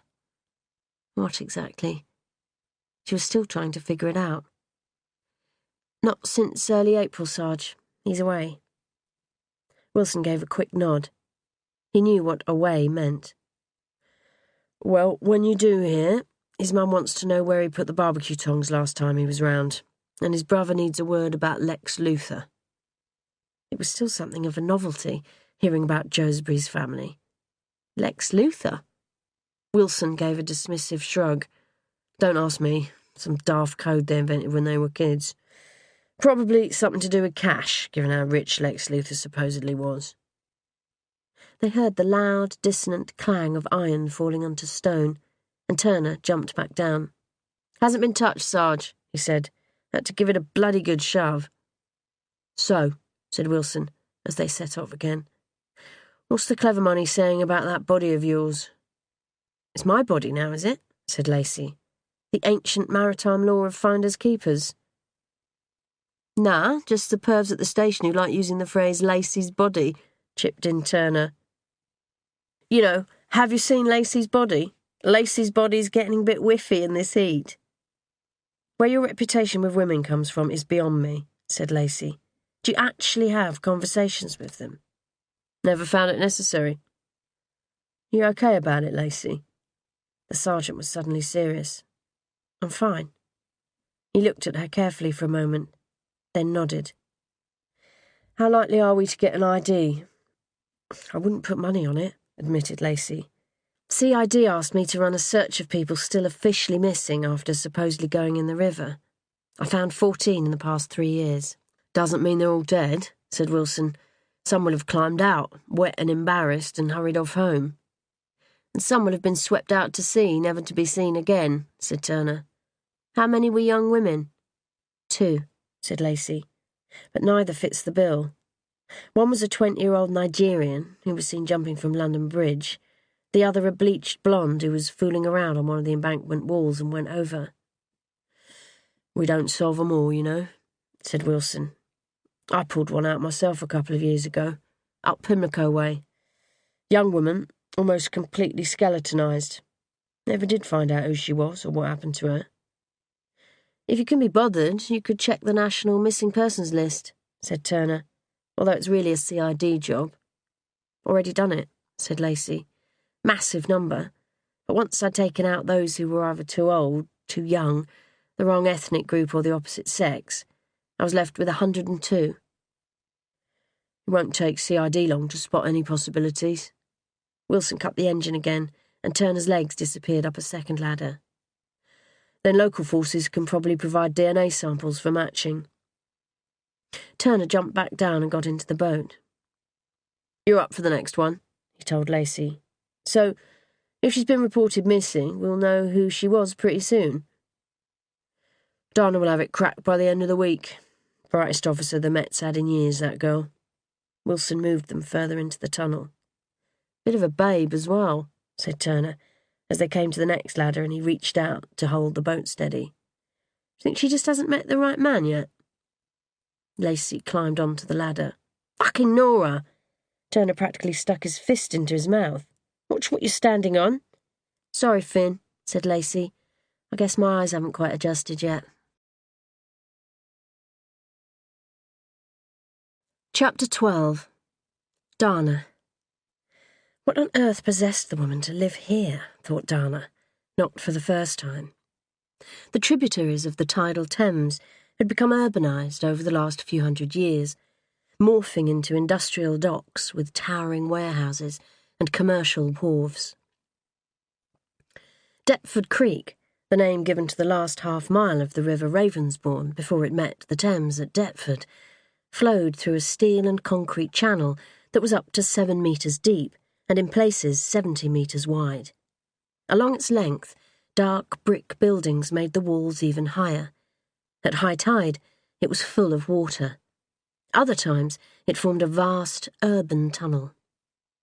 At the lock-up yard that was sometimes referred to, in a rather tongue-in-cheek way, as the Theatre Arm Arena, Dana crossed the concrete and found the ladder that would take her down to the 12 boats that were more or less permanently moored there, forming the biggest of Deptford's houseboat communities. A number of the boat's residents were on deck, making the most of the fresher, cooler evening air. On a large black-hulled boat in the middle of the rafting sat a young couple, a toddler curled up on the woman's lap. Toys and baby paraphernalia lay scattered around the deck. People actually raised children here. You wouldn't be able to take your eyes off them for a second. A train went by on the elevated section of the Docklands Light Railway that ran overhead. It was a busy line and would provide an almost never-ending background of noise. Lacey's boat, one of the smallest in the yard, was moored on the outside and at the back of the raft of boats, and Dana had to cross several larger vessels to reach it. She clambered from one boat to the next, seeing the flicker of light in one cabin, hearing movement in another, and thinking that they were all nuts. These people had no running water, central heating, or electricity. They had tanks that they filled from a hose in the yard every few days, and oil-fired generators that gave them a basic level of power. They cooked using calagas tanks. Some of the boats had wood-burning stoves, most didn't. Just carrying groceries home would be a nightmare. "Evening," said the thin, sun-tanned man on the boat next to Lacey's, as Dana approached. "May I?" she asked, as she climbed down onto his deck, gesturing round the bow of his boat. He inclined his head, silently giving her permission. He held a cigarette in one hand, a beer bottle in the other. As Dana made her way carefully around the cluttered deck, she caught sight of a woman on the boat, watching her through the open hatch. Early 60s, younger than the man, as tanned and as grey-haired as he, but with more body fat. Lacey's boat was a sailing yacht, built in the 1950s, its hull painted a bright daffodil yellow. Dana stepped down onto what Mark had told her was white oak decking. And that tight, pressing feeling got worse again, just at the thought of Mark. It was as if some small creature was clinging to her chest, digging in with claws and teeth. Her foot caught something, sent it skimming across the deck, over the tow rail. Damn! She leaned over, peering into the gap between Lacey's boat and the bigger one. A small toy boat lay in the mud, its hull as yellow as Lacey's new home. "Hold on." Without another word, the man on the neighbouring boat leaned over the rail, scooped the toy up with a long hook, and held it out to Dana. Trying to avoid the mud, she took it and thanked him. "Welcome aboard." Lacey was in the cockpit, her pale face and hair just visible against the darkening sky. Dana steadied herself on the guardrail and climbed down. "Sorry about your toy boat. I didn't see it." Lacey peered at the toy. "Never seen it before. Must belong to the kids in one of the other boats. I'll rinse and return it." Like an odd housewarming gift, the small boat passed from one woman to the other. "I've got white wine in the fridge," offered Lacey. "Or tea. Not decaf, I'm afraid." "Tea would be great," said Dana. Lacey was still in uniform, the simple blue shirt and slacks that the Marine unit wore most of the time. Her hair was flying around her face in the breeze. Uniform aside, she looked timeless, like a marble statue come to life. Dana glanced behind. Cabin hatches were open all around them, and voices would carry. "Do you mind if we go below? I know it's hot, but—" Lacey took 2 large strides across the cockpit before swinging round and dropping to the cabin below. The kettle was being filled as Dana climbed down. She heard the hiss of gas, the sound of a match being struck. Lacey was lifting mugs from a cupboard, finding tea bags, reaching into a box-like fridge for milk, giving Dana the opportunity to look around. Dana had been in the boat before, but under exceptionally tense circumstances. Last time, she'd hardly been in the right frame of mind to appreciate what was, in fact, a rather beautiful space. Surprisingly spacious was her first thought. Her second was that it was a little like being in the private study of an exclusive gentleman's club. The entire cabin, from floor to ceiling, was panelled in wood that looked like mahogany. Green glass lamps glowed gently on the walls, and the seats around the dining table were padded brown leather. The small galley on the starboard side was beautifully neat. The chart table beyond it looked like an antique desk, and there was even a glass-fronted bookcase above it. The books, all hardbacks, were a mixture of classics and modern crime. At the far end of the cabin was a door that led to the bigger of the two sleeping cabins.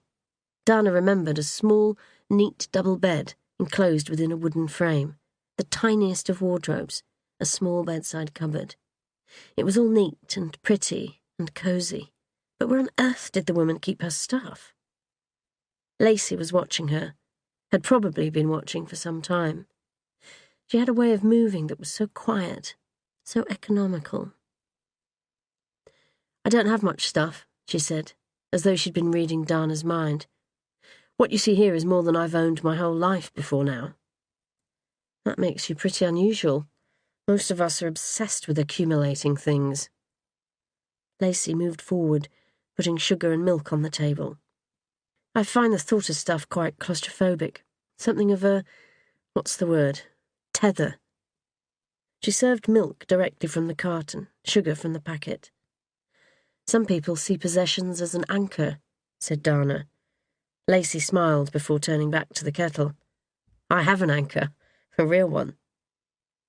"I suppose on a boat, stuff becomes inherently portable.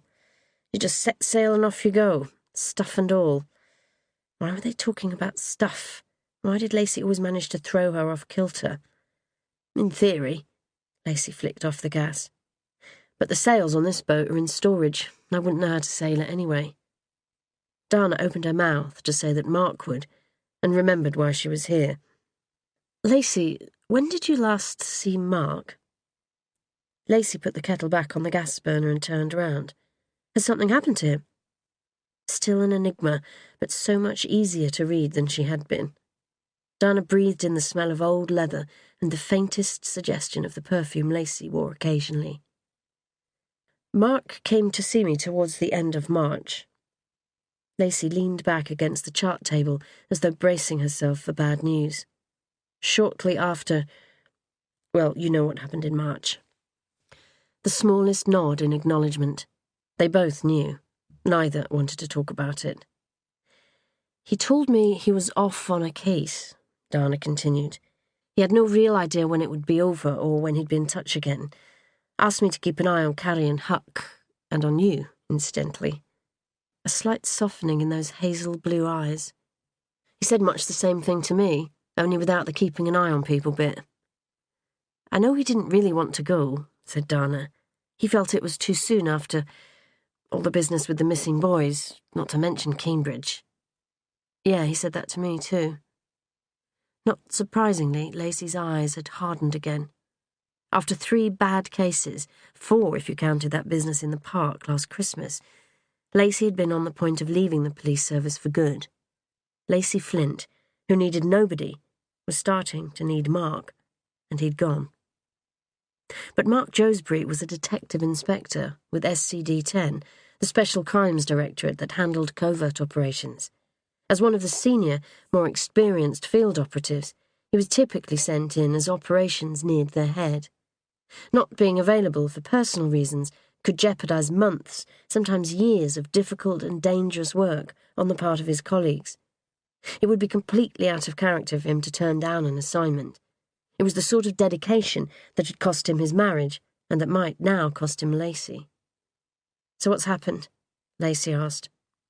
"Maybe nothing," said Dana. "Almost certainly nothing. But there are rumours flying around and I didn't want you to hear them." Lacey turned back, picked up the kettle again and poured. Or rather, you wanted me to hear them from you. Dana smiled to concede the point. The rumours are he's disappeared, that no one can contact him, that they haven't been able to for weeks now. Lacey brought both mugs to the table. Isn't that normal? Isn't that what being undercover is all about? Not really. Whoever's in charge of the operation should always be able to get in touch, if for no other reason than they might need to pull him out. Do you think something's happened to him? No, because he has been seen. He's alive and well, don't worry about that. The rumour is that he's turned. Turned? Turned bad. Joined the bad guys. Lacey stared, giving nothing away. Or rather, Dana realised, giving a whole lot away without meaning to. She was thinking about it. There hadn't been the immediate denial. The Mark wouldn't do that, protestations. Would he do that? She asked after a second. I don't know, said Dana, honestly.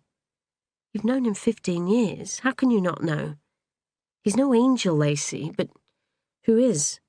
I've done some pretty unconscionable things in my time to get results. Haven't you?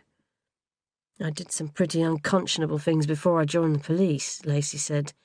These days I try to keep my nose clean. Great. Nothing like a constable taking the moral high ground. Good for you, but I suspect that puts you in the minority. Silence. Dana knew she'd probably said too much. It was a part of the job that most officers understood but few acknowledged openly. Sometimes it wasn't quite so easy to see the distance between right and wrong. Sometimes the moral code became blurred. Nearly 15 years ago, as young police officers, she and Mark had been staking out the flat of a known drug dealer. They'd watch him leave the building and hurl a supermarket carrier bag into a rubbish skip. A couple of hours later, they'd taken part in a search of the flat and found nothing. The dealer had stripped his home of every piece of incriminating evidence. It was all in the skip outside, and they had no way of tying the carrier bag to him. Mark had pulled back the duvet on the bed and found 2 short black hairs. He pocketed them, and when they retrieved the bag from the skip, let them slip inside unnoticed. Unnoticed by everyone but her. She'd watched her friend cross the line, and then she'd stepped over to join him. And that had been right at the start of her career, before she'd even had time to consider just how much integrity meant to her. The dealer had gone down. One piece of scum less on the street. With no doubt as to his guilt, Dana's conscience had been easy. Noble cause corruption was the name given to the practice. Planting evidence, telling small white lies, holding back facts to secure the conviction of those you knew were guilty. It was widespread, and for the most part did no harm. On the other hand, it was the first step on a slippery slope. How big a step was it from planting evidence on someone you knew to be guilty to creaming off a few quid from money snatched in a raid? And if you could square that with your conscience, the money was illegally gained anyway. How hard would it be to skim off half a bag of cocaine to sell on yourself? To pocket the 200 quid and look away when a drunk driver asked nicely? To withdraw a few 20s with the fraudulently obtained credit card? Most police work wasn't hunting down serial killers and solving heinous murders. It was small and sordid, beating the scum at their own game. Coppers made the best villains. They knew the score. They knew how not to get caught. And some small spark of light had gone from Lacey's eyes. There's also a discrepancy in his bank account, Dana went on, wishing she could have spared her the most damning evidence of all. Several £100,000 more in there than should be, far more than he earns in the Met, and no way of accounting for it. So what you saying, said Lacey, that you're all bent and he's just finally gone the whole hog? No, I'm not saying anything of the kind. To be honest, I don't believe it. Partly because I think Mark knows where to draw the line, and partly because he's got too much to lose. If he goes off the grid, he'll lose all his friends, not to mention his son, not to mention you. How exactly did you hear this? One of his mates phoned me, someone I know from way back, wanted to know if I'd heard anything. He may be in touch with you, too. I've heard nothing. Since he went, nothing. He should have been transferred out of SO10 before now. Dana was using the former, but still colloquially popular name for the Covert Operations Squad. The work those guys do is incredibly tough, and no one should stay in the Directorate for more than a few years. Lacey was nodding. They get too close to the people they're investigating. They start to see things from their point of view. They start to care. They make friends. Sometimes they even get involved, romantically, sexually. They lose the ability to walk away. You know what? If Mark wasn't so bloody good at blending in with villains, they'd have moved him too, but it was always one more case, then one more. Lacey ran her hands over her face. Where would he go, do you think? Dana got to her feet. If Mark really has gone, then there'll be people who will shelter him. He won't put us at risk. He won't come here. Nothing else to be said, really. Dana tried to smile and couldn't quite manage it. She said goodbye and climbed off the boat. In the short time she'd been on board, all traces of sun had left the sky, and the creek was starting to assume the gaping, canyon-like presence it acquired after dark. From the shore, when she turned back, Lacey was nowhere to be seen. Chapter 13. Dana. Helen was in the garden, wearing jogging bottoms and a vest top, a sweat sheen around her forehead. At her side was a pint glass of water, a cold bottle of lager, and crisps. It was how she replaced fluid, sugars and salts after hard exercising. "Expected you back before now," she said, as Dana came across the decking to join her. "Busy day?" Mad. What about the meeting you were rushing off for? That go well? "I know you want to talk about the clinic," Helen was smiling. "Did you get the forms sent off?" Yes. Somehow, in between setting in motion a murder investigation and dealing with the news that her best friend might have gone out of her life for good, Dana had found time to complete and post off the forms that marked the next stage in the process that would turn her into a mother. She'd also spent most of her lunch break moving from one fertility webpage to the next. You know, a lot of women in our positions share the pregnancy, she said, sitting down and stealing a swig from the bottle. Helen was suddenly intent on the crisps. One of them donates the eggs. Dana put the bottle back down. Which are fertilized in vitro, and then the embryos are put into the womb of the other partner. Helen put several large crisps into her mouth. "Think that pink thing needs deadheading," she said. Humouring her, Dana looked towards the resplendent rambler rose at the bottom of the garden. It was safe. Helen had no interest in the garden, other than as a place to drink a cold beer and occasionally eat an alfresco supper. "So partner A, the one who donates the eggs, is the biological mother, and partner B, the one who receives them, a sort of surrogate," said Helen, after at least a minute had gone by. "Given that you've got me lined up for partner A, what does that involve exactly?" Dana watched a butterfly settle on a purple, bell-shaped flower. Well, it would be similar to IVF. You'd have to take artificial hormones that would stimulate follicle development. It's mainly done by injection, but there are some drugs that you just sniff. "Yeah, I've come across a few of those." "When the eggs are ready," said Dana. God, I sound like Nigella. "When the follicles are ready to release the eggs, they're retrieved surgically under a local anaesthetic." Helen drank deeply. "Would still need a sperm donor." "No way around that, I'm afraid. So what do you think?" Helen put the empty bottle down.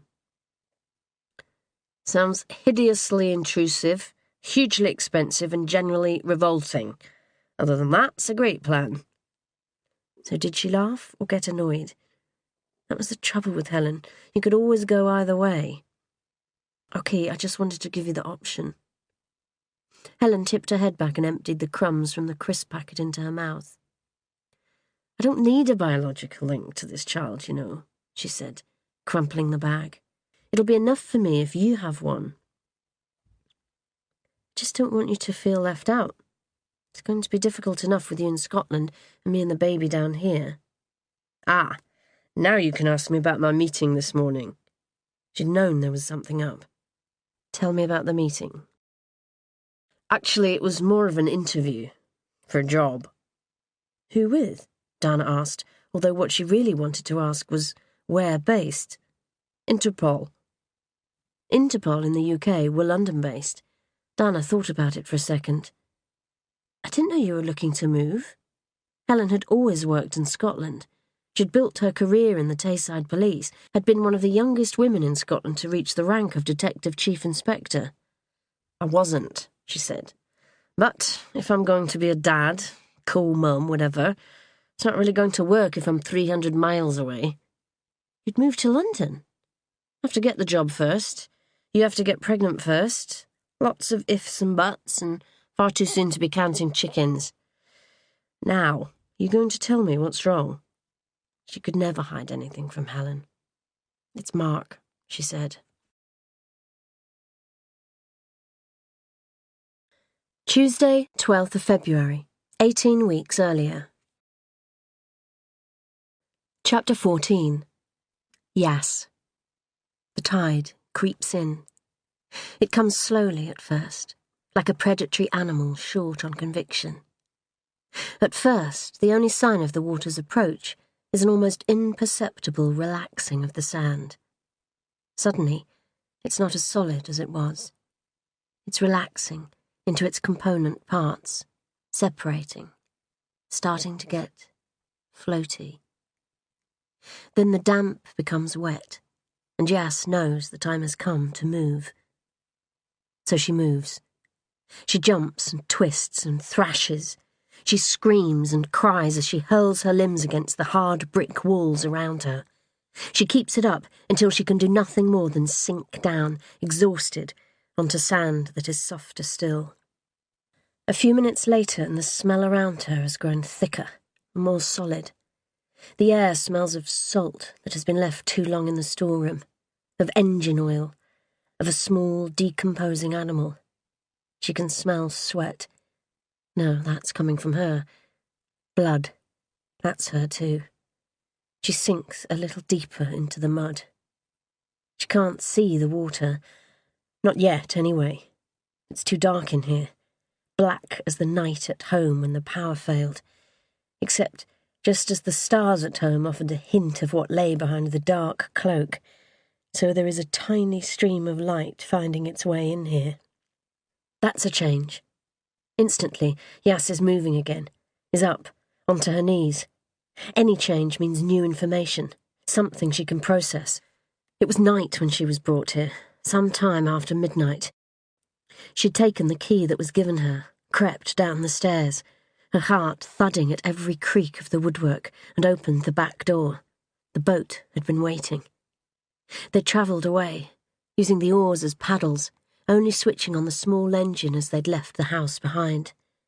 Without speaking, they'd travelled up the river, before turning into a brick-lined tunnel beneath the city, a tunnel that had taken them further and further into darkness, until only the torch on the boat had stopped them from being completely submerged in it. It isn't night anymore. There is light coming from somewhere, enough to see her hand in front of her face. Was she able to move her hands? She can hear the low roar of vehicles passing overhead. She's beneath the city, and the city is awake. With the knowledge that she's been here for hours comes the realization that she's freezing. The complete lack of light, the damp all around, have leached all warmth from her body. Yas is shaking with cold. She can hear the water now. A steady, rhythmic sucking, the sound of a greedy young animal draining its mother, the hawking and spitting of old men on the street corners. The wall at her back feels colder, wetter. There are trickling sounds all around, as though a dozen taps have suddenly begun to leak. She's kneeling in water. She tries to stand, not easy with her hands tied behind her back, but the water is covering her legs now, and it is impossible to stay still. Impossible to stand, though, because the rope around her neck simply isn't long enough. She twists round, but can't see what the rope is tied to. She pulls against it, thrusting her head forward, feeling the sharp stab of pain from raw flesh that reminds her she's done this many times already. She shouts out loud, and the soreness in her throat tells her it isn't the first time. The water is coming in fast, hard waves now. The predatory animal is swollen with courage. Now it knows that she can't move, can't fight back, is alone down here. Except she isn't alone. Those are human eyes she can see, just yards away, gleaming in the trickle of light. That pale glow is a human face, the face that brought her here. Yas opens her mouth to beg, although she knows it's hopeless. Those eyes are here to watch her die. Friday, 20th of June. Chapter 15. Lacey. As often happens when exhaustion has been sated, sleep slipped treacherously away, and sometime in the early hours, Lacey woke up. The boat was moving, bumping and bouncing like a baby in an elastic support swing. The tide was coming in. In the cabin around her, the darkness was utter and complete. There were no street lights in or near the yard, and the boat owners didn't waste their precious electricity keeping lights burning through the night. When the moon wasn't around, or cloud cover was thick, her small bedroom became the impenetrable black of Hades. Joesbury. Lacey closed her eyes, feeling tears cold and ticklish against her lashes, willing sleep to take her again. After Tulloch had left, she'd gone straight to bed, refusing to think about what she'd just been told. Since moving to the boat, she'd been sleeping better than she had in years. She loved the unpredictable rhythms of the water, the cheerful slapping of waves against the hull. Even the wind whistling around the few remaining masts in the marina was soothing, and she never minded the times when water disappeared completely from this part of the creek, when the boats were beached and skewed at odd angles. She simply rolled against the low wooden frame around the bed, like a child in a cot, and slept soundly. She'd been angry with him for leaving. He'd phoned in April, asking her to meet him after work, and she'd known immediately there was something she wasn't going to like, because they hadn't been alone for months. He'd been giving her space, seeing her only at weekends or early evenings, and always with his 9-year-old son, Huck, acting as a sort of skinny, cheeky chaperone. And just when she'd started to think that it might be possible after all, that in spite of everything, there could be a way, he'd gone. In a pub by the river, he told her he had to leave the very next day, that a job he'd been on the periphery of for months needed finishing, and that no one else could do it. He couldn't tell her where he'd be, what he'd be doing, or when he'd be back. He'd admitted that Carrie, his ex-wife, was furious, that she would divorce him again if she could. "Huck needs you," Lacey had said, knowing all the while that what she really meant was, "I need you." It had hit home. She'd seen his eyes darken, his face tense up. "If I don't go, kids like Huck might die." And what could you say to that? But how dare he take the moral high ground when weeks later he was going to turn? Did that mean she believed it? Tulloch believed it. Whatever she might say to the contrary, she believed it, and she'd known him for years. She and Joesbury had joined the force together, trained together. She knew him better than anyone. And who would really be surprised? The service was riddled with officers who were on the make, and half the eyes in the Met were blind. Such a fine, fine line between poacher and gamekeeper. Tears were coming thick and fast now. Impossible to stop them. Would it even matter? If he turned up with £500,000 in his pocket and asked her to run away with him, to flee to some foreign land and live as fugitives for the rest of their lives, would she? Outside, on the creek, she could hear soft, rhythmical splashing. Impossible. For years now, her job had been all she had. It had meant everything. Upholding the law, making a difference, putting things right when they went wrong. She was her job. She could not walk away from it. Splash, splash. She was not bent, would never be bent. Years ago, as a wild teenager in the Sink Estates of Cardiff, she'd been in and out of trouble, Schools and local authorities and foster homes had despaired of her. And then, one night, her life had changed irrevocably, and a chain of events had been set in motion that would turn her into a different person. Quite literally. She'd lost the person closest to her in the whole world, and the woman she'd been on the brink of becoming had died too. Lacey Flint had appeared in her place, and Lacey Flint was not bent. So if Josbury came to her, under cover of darkness, and asked her to be with him, she'd do it in a heartbeat. Splash, splash. Lacey sighed and sat up. No one could sleep with this level of misery pressing down on them. Besides, she had a more immediate problem. Someone was swimming round the boat. Holding her breath, listening properly, she knew she hadn't been mistaken. That controlled, steady rhythm was completely different from the random beating of the waves. It was deliberate, the product of conscious thought. Someone was right outside, in the water. Josbury? Josbury would climb onto the boat, not swim around it. And yet the thought of him was uppermost in Lacey's mind as she pushed back the quilt and slid soundlessly to her feet. The bow hatch was directly above her, but going up that way would be too obvious to anyone nearby. She kept the boat tidy, the floorboards free of clutter, because she never knew when she'd have to make her way around it in darkness. In the main cabin, some light was seeping through the porthole blinds, and she could see the reflection off the brass fittings around the walls, the fainter glow of the plastic hatch.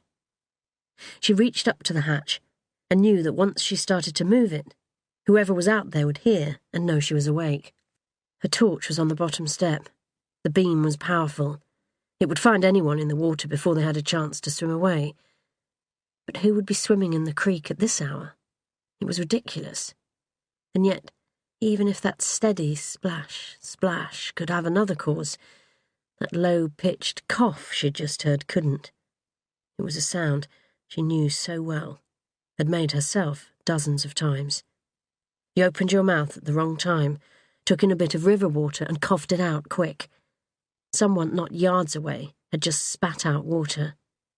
Someone was out there. Time to move. The hatch made a rough, swishing sound as Lacey pushed it open. She pulled herself up, dropped low in the cockpit and waited. Above her head, a few thin clouds were moving fast, gunmetal-coloured shapes across the coal black of the sky.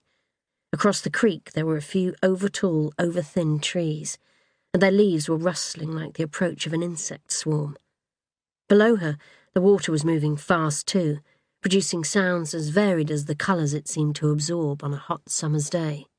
Endless noises around her, but the swimming had stopped. Lacey crouched lower and saw the small boat on the cockpit floor. Red-hulled this time, but otherwise an exact match of the one on her small draining board, waiting to be returned to kids who'd tell her they knew nothing about it. Someone had been on her boat, had left both toys behind. Leaving the toy where it lay, she looked up. All the residential boats were afloat, but the water was still some way below the edge of the quay. If high tide was due just after 6 in the morning, it was probably around 3 a.m. right now. Over the port deck of the boat, she could see starlight bouncing off the moving water. The tide was breaking gently into minuscule white waves, but nothing else disturbed its slick black surface. Holding the torch up high, she peered over the starboard deck and switched it on. No one hiding between the two boats. Leaving the security of the cockpit, she made her way along the starboard deck, her bare feet making no sound. Nothing at the bow. She'd been wrong. She must have heard an animal, or just the lapping of the water after all. There'd be an explanation for the toy boats. Time to go below, to sleep again if she could. Lacey walked back along the deck, jumped lightly into the cockpit, and swung herself down into the cabin. Mark Josbury was on her sofa, removing his left shoe. Chapter 16. The Swimmer. Against the opposite bank, not 20 yards away, A thin, strong arm held tight to the low-hanging branch of a buddleia tree. In the shadows of the bank, in the dark space that no streetlight could ever reach, large eyes blinked. The man was new. The man hadn't been here before. Would he stay? It didn't feel right. All this moving and looking and shining bright lights in the middle of the darkness. Now there would be talking, maybe for ages. There might be sex. Watch? The woman never covered her windows, never seemed to worry about being seen, lying like a princess, hair spread over white pillows, breathing softly and deeply. The man was big and powerful, young like the woman. He'd cover her body like fog on the river, seeping into every curve. Her limbs would reach up like weed, wrapping around him. And their faces that didn't know they were being watched. Too risky. The woman was already on her guard. No more tonight. Later. Chapter 17. Lacey. You're not wet? Lacey took in Josbury's dry jeans, a black leather jacket in perfect condition, and a white collarless shirt. A canvas rucksack, which didn't look wet either, lay on the cabin floor. He couldn't have swum with a rucksack, could he? The shoes, both off now, hadn't left a mark. No socks, feet dry as far as she could see. Long toes, with small tufts of black hair on each. Why was she staring at his feet? She made herself look up. You're not wet, she repeated. Hard to believe CID let you go. Would a cold beer be asking too much? He seemed bigger than she remembered, or maybe it was just the confines of the cabin. He let his dark hair grow longer again, which always suited him. It softened the lines of his head and face, making him look less of a half-tamed thug. Eyes exactly the same. Deep-set, turquoise, black eyelashes. She could never look him in the eyes for any length of time. So she turned, pulled the hatch shut, and switched on the cabin light before closing the blinds. I heard someone swimming round the boat, she said. That's what woke me up. I thought it was you, and you know I don't drink beer. Josbury was taking off his jacket now. The simple, reasonable action. It was still pretty hot, making her acutely conscious of how little she was wearing. Jogging shorts and a vest, all she ever wore in bed. She watched the white cotton of his shirt being pulled tight against the flesh of his back, saw the dip between two muscles on his shoulders, imagined the gleam of hot skin beneath. Swimming in Deptford Creek at 3 a.m? I doubt it.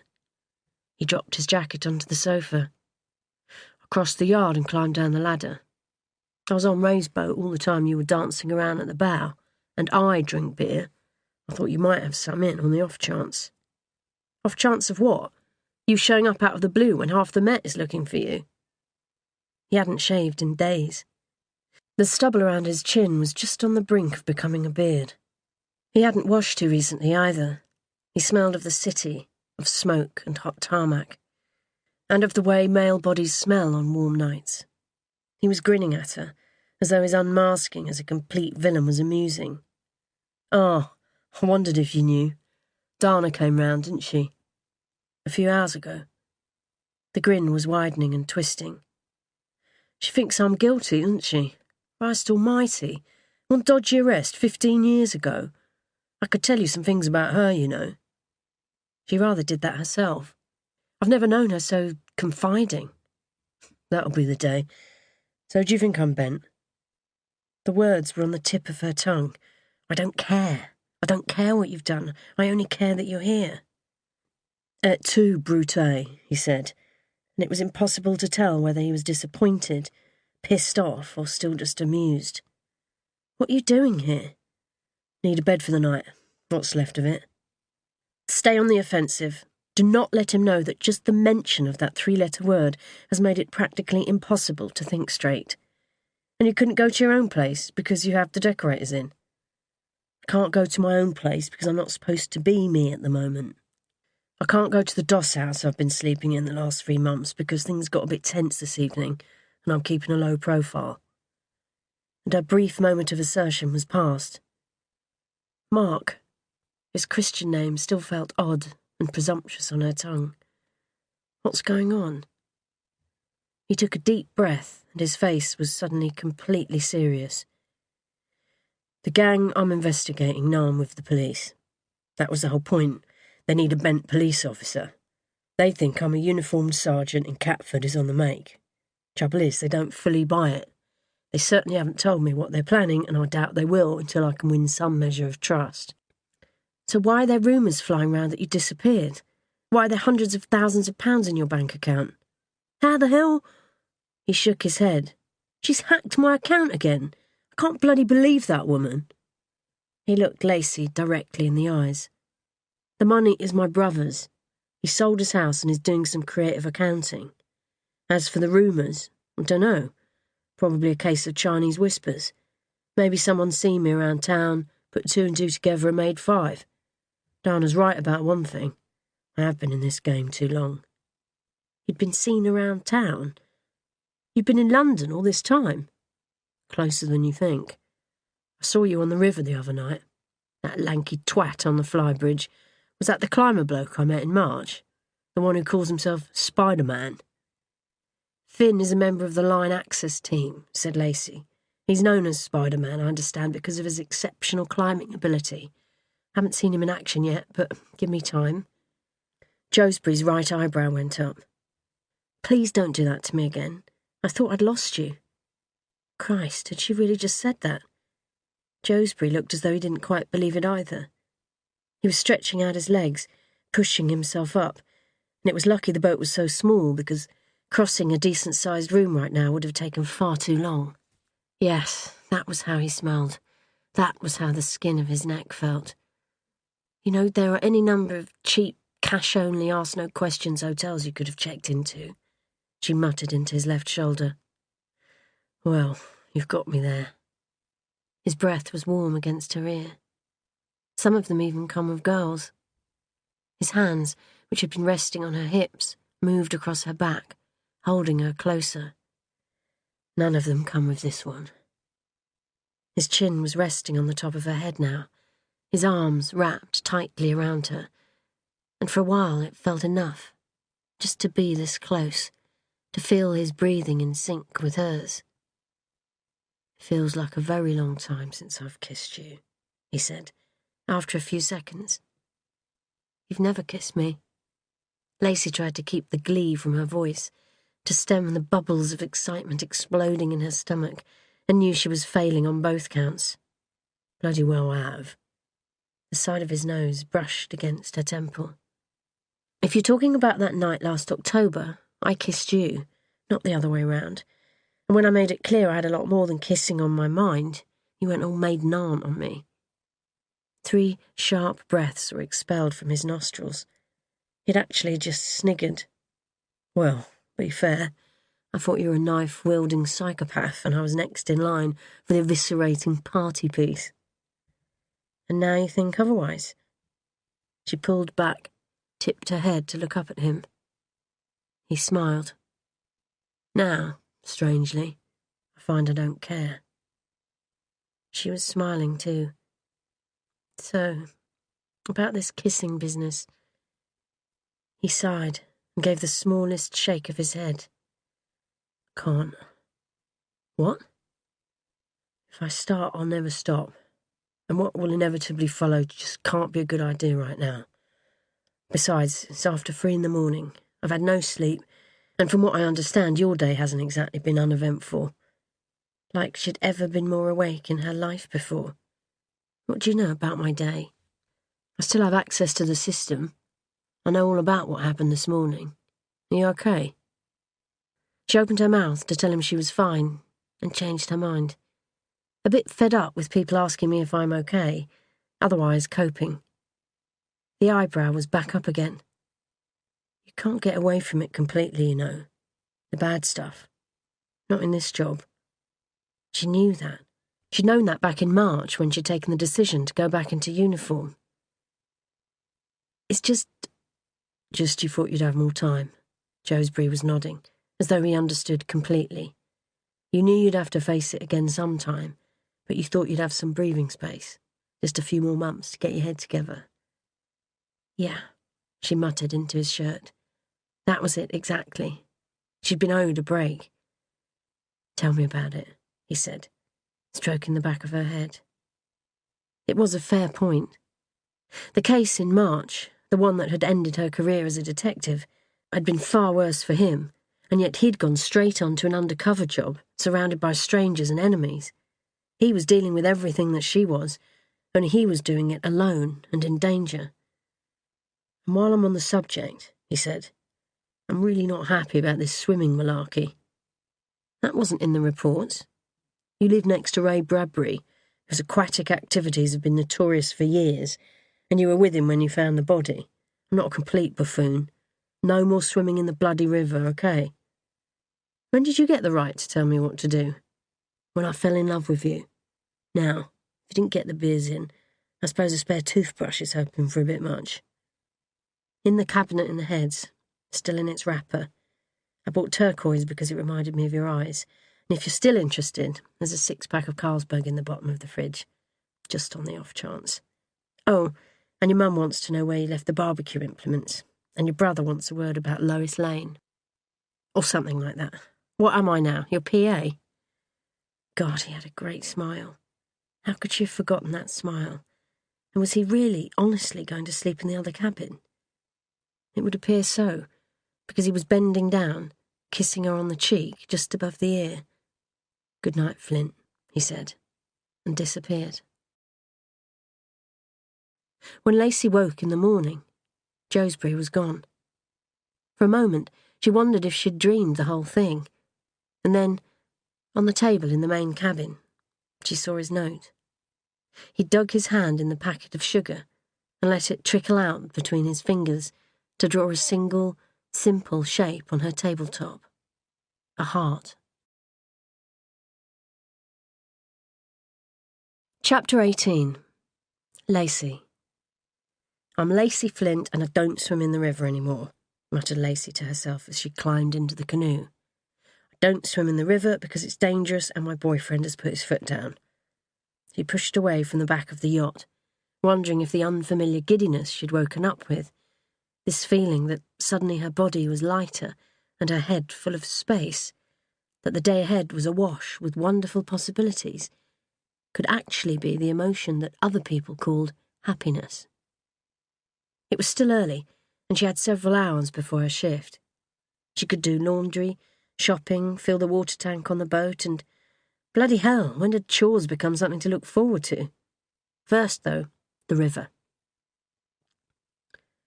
The tide was on its way out, and paddling was hardly necessary.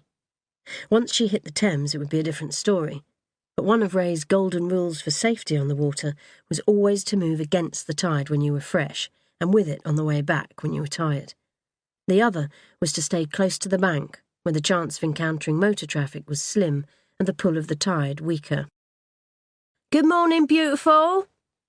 Lacey was passing Skillion's Wharf, one of the creek's other houseboat communities. Leaning over the side of a 70-foot German sea defences vessel was a size 16 blonde squeezed into a size 12 swimsuit. Flesh oozed over the edges of the red fabric at the low neckline, the shoulders and the hips. Good morning, Marlene, Lacey called up. You're up early? Haven't been to bed. Marlene drew deeply on a cigarette that might not contain just tobacco. There was a drink in her other hand that probably wasn't just tomato juice. Where's the old tosser you swim with? Gravity wasn't doing Marlene any favours. Her breasts drooped heavily, and her face had creases that might disappear when she stood upright. Might. Got a bit of a cold, said Lacey. Eileen's put him in dry dock. Marlene flicked her finished cigarette into the water and hooked her thumb inside the leg of her suit, pulling it out and away from her body. Lacey caught a glimpse of flaxen pubic hair before she looked quickly away. Current strong. She let the water take her again. Have a good day. As she neared the next boat, a massive, long-abandoned dredger moored alongside a gravel yard. Lacey glanced back. Marlene was still on deck, watching her, but no longer alone. Her partner, a woman of a similar age called Madge, was standing close behind. And it might just have been a trick of the light, but there was something about the way they were both watching her that seemed predatory. Telling herself she was being fanciful, Lacey focused on the water ahead, passing the dredger, the pumping station, and Hill's Wharf. Each stretch of the creek was named.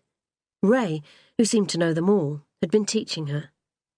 Ray had lived on the creek for over 30 years, had worked on the river for even longer.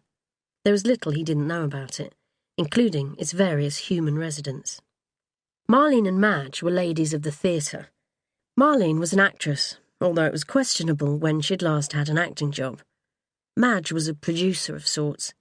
Their boat was filled with theatrical memorabilia, according to Ray, mainly photographs of the two of them with various West End stars and props they'd filched from productions over the years. Under the railway bridge. From this point on, the walls got higher and the creek deeper as it neared the Thames. More wharfs: Normandy Wharf, Saxon Wharf, Lion Wharf.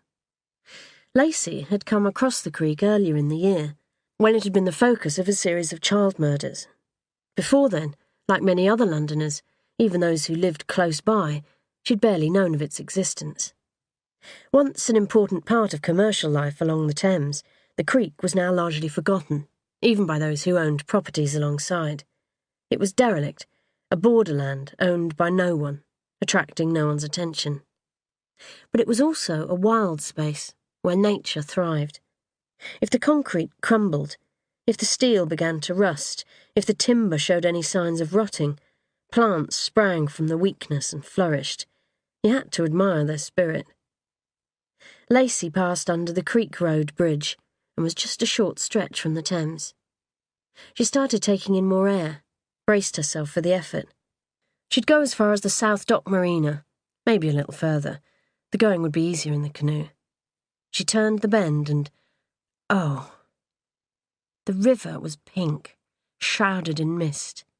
The early sun behind her casting its light over London, turning it into a city of coral and smoke. Great warehouses and huge chimneys along its banks were indistinct. Like impressionist paintings, they merged together. Birds sat on the water, still and silent as toys in an abandoned paddling pool. The water itself seemed frozen. Only the effort Lacey needed to propel herself forward reminded her that it was in fact flowing out to sea rather quickly. This was why she had to be out on the river at dawn. Swimming in the water, paddling over it, one way or another, this wasn't something she could miss. She turned her head to see a small brown rat watching her from an outcrop of concrete. It nudged awake the fleeting memory of a dream that had all but faded. What had it been about? She never dreamed. Eyes watching. Eyes peering down at her. A sense that waking up was important. Except, had those eyes looked down at her? Or in at her? In at her. Through the small, round window on the port side of the boat, the side that faced the open water. Well, that at least made some sense. She'd woken up in the mistaken belief that someone was swimming round the boat. She'd gone back to sleep, after a pretty eventful half-hour, and dreamed of a swimmer looking in at her.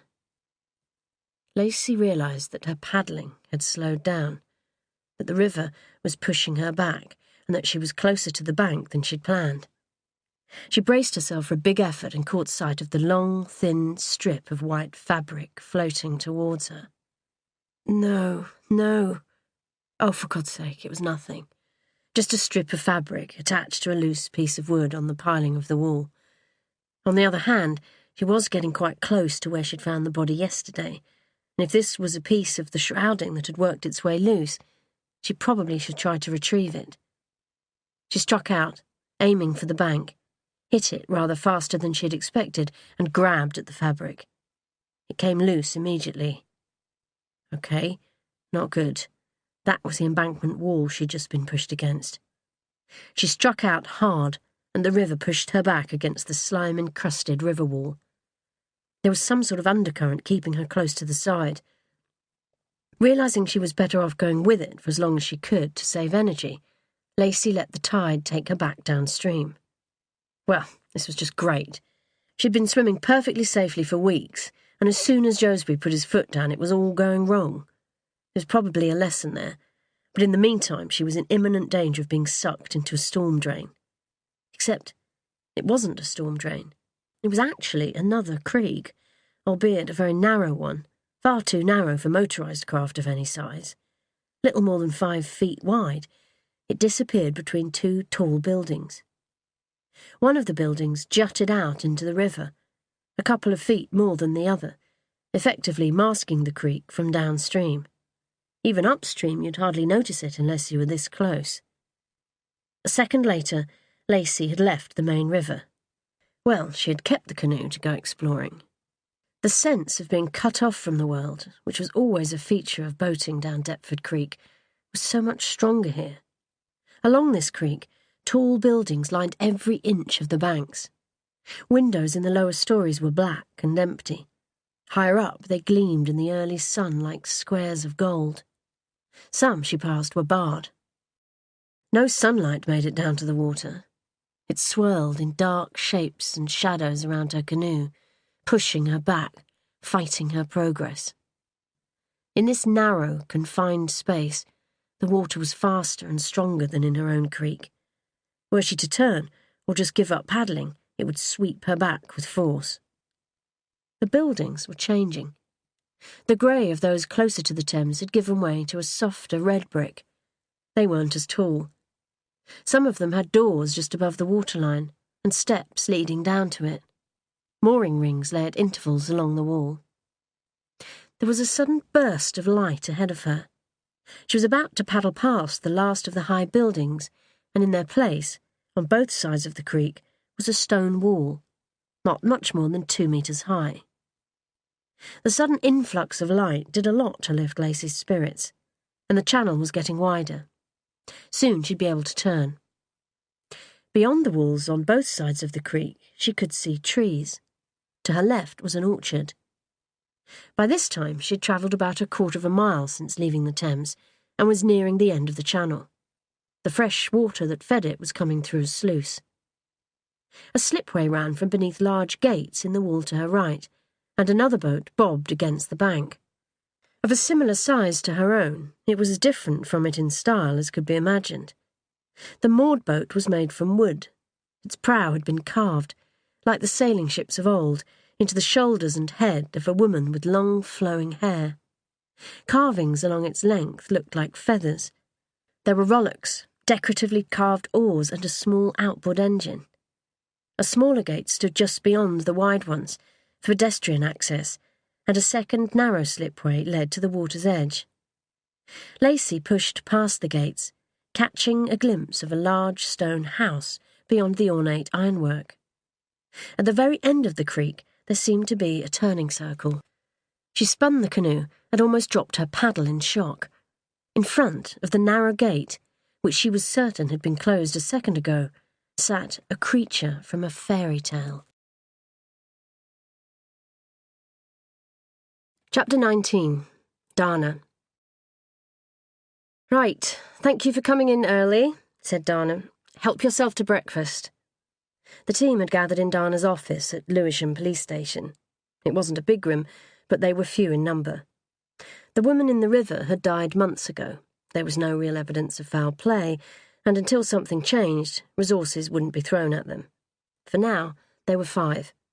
Anderson and Stenning, of course, and 2 other detective constables. Gail Misen, a blonde in her early 30s, had taken the spare chair. Tom Barrett, the joker of the pack, his dark skin gleaming like polished walnut, leaned against the far wall with the other 2 men. All had other ongoing cases, hence the early meeting.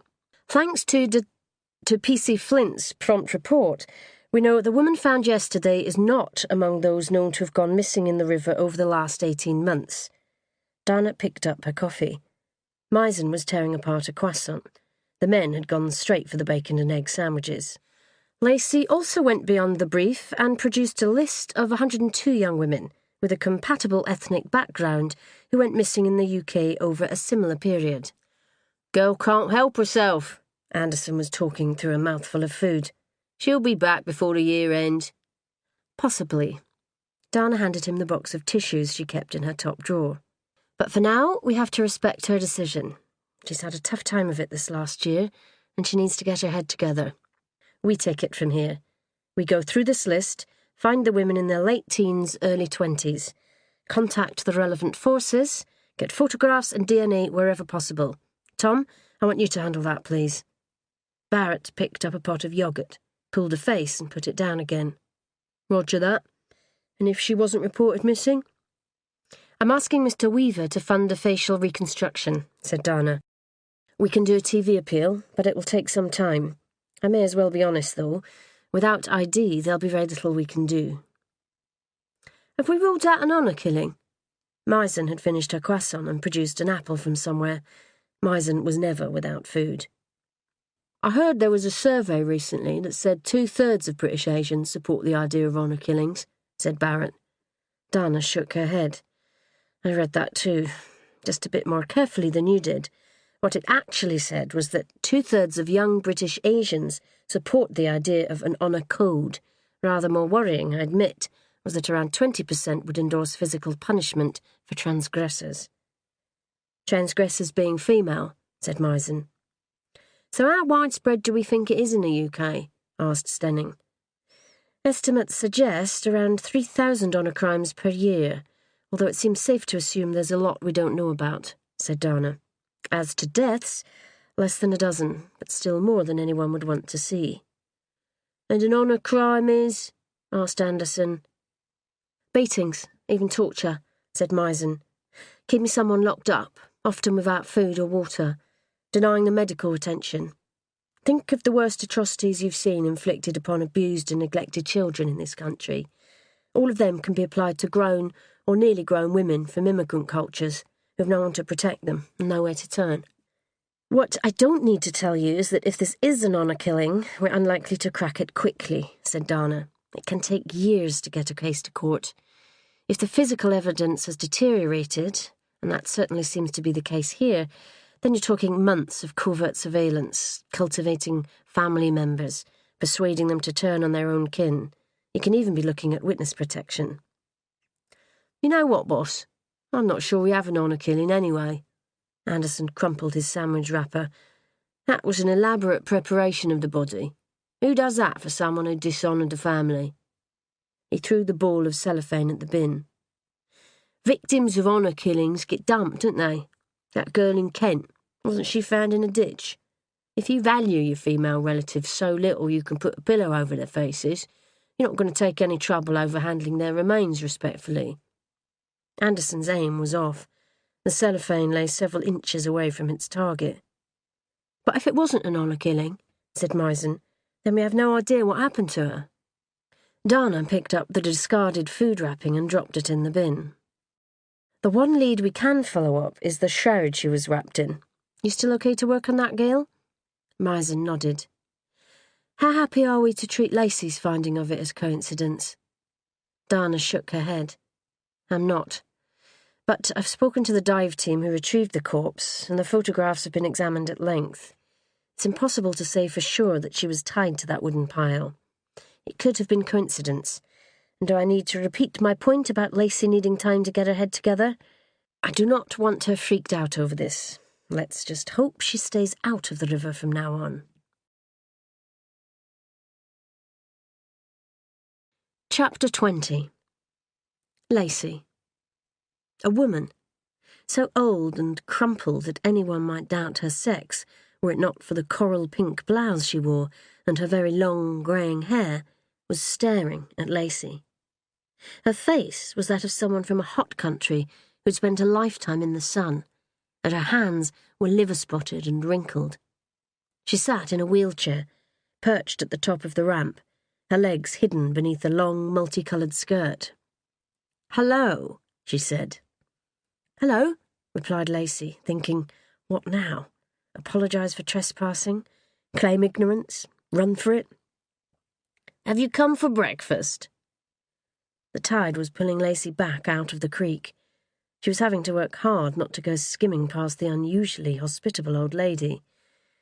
Thank you, but I was just exploring. I'm sorry if...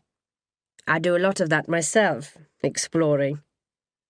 The woman looked as though getting in and out of her chair would be an effort. You'd better moor up. The woman extended a long hand, with jewels on just about every finger, to point at an iron ring on the slipway. You've got about an hour before the water gets too low. There's a lock gate at the creek entrance. With the water this high, I expect you just paddled right over it. Well, sometimes you just had to go with the flow. Lacey reached the bank and leaned forward to tie up the canoe, conscious all the while of the woman's gaze on her. Once the canoe was secure, she glanced down at the piece of fabric that had led her here in the first place, and realised that it was nothing like the bandages or the sheet that had wrapped the corpse yesterday. This was a man-made fabric, not even white, but a faded pink pattern. A woman's headscarf. She got out of the canoe, noticing the house sign on the wall by the gates. Say's Court. I'm Thessa, the old woman announced once Lacey was on shore. Short for something very long and Greek. And you're? She waggled long, curving fingernails that were painted pink to match her blouse. I'm Lacey. It's very nice to meet you, Thessa. Come on.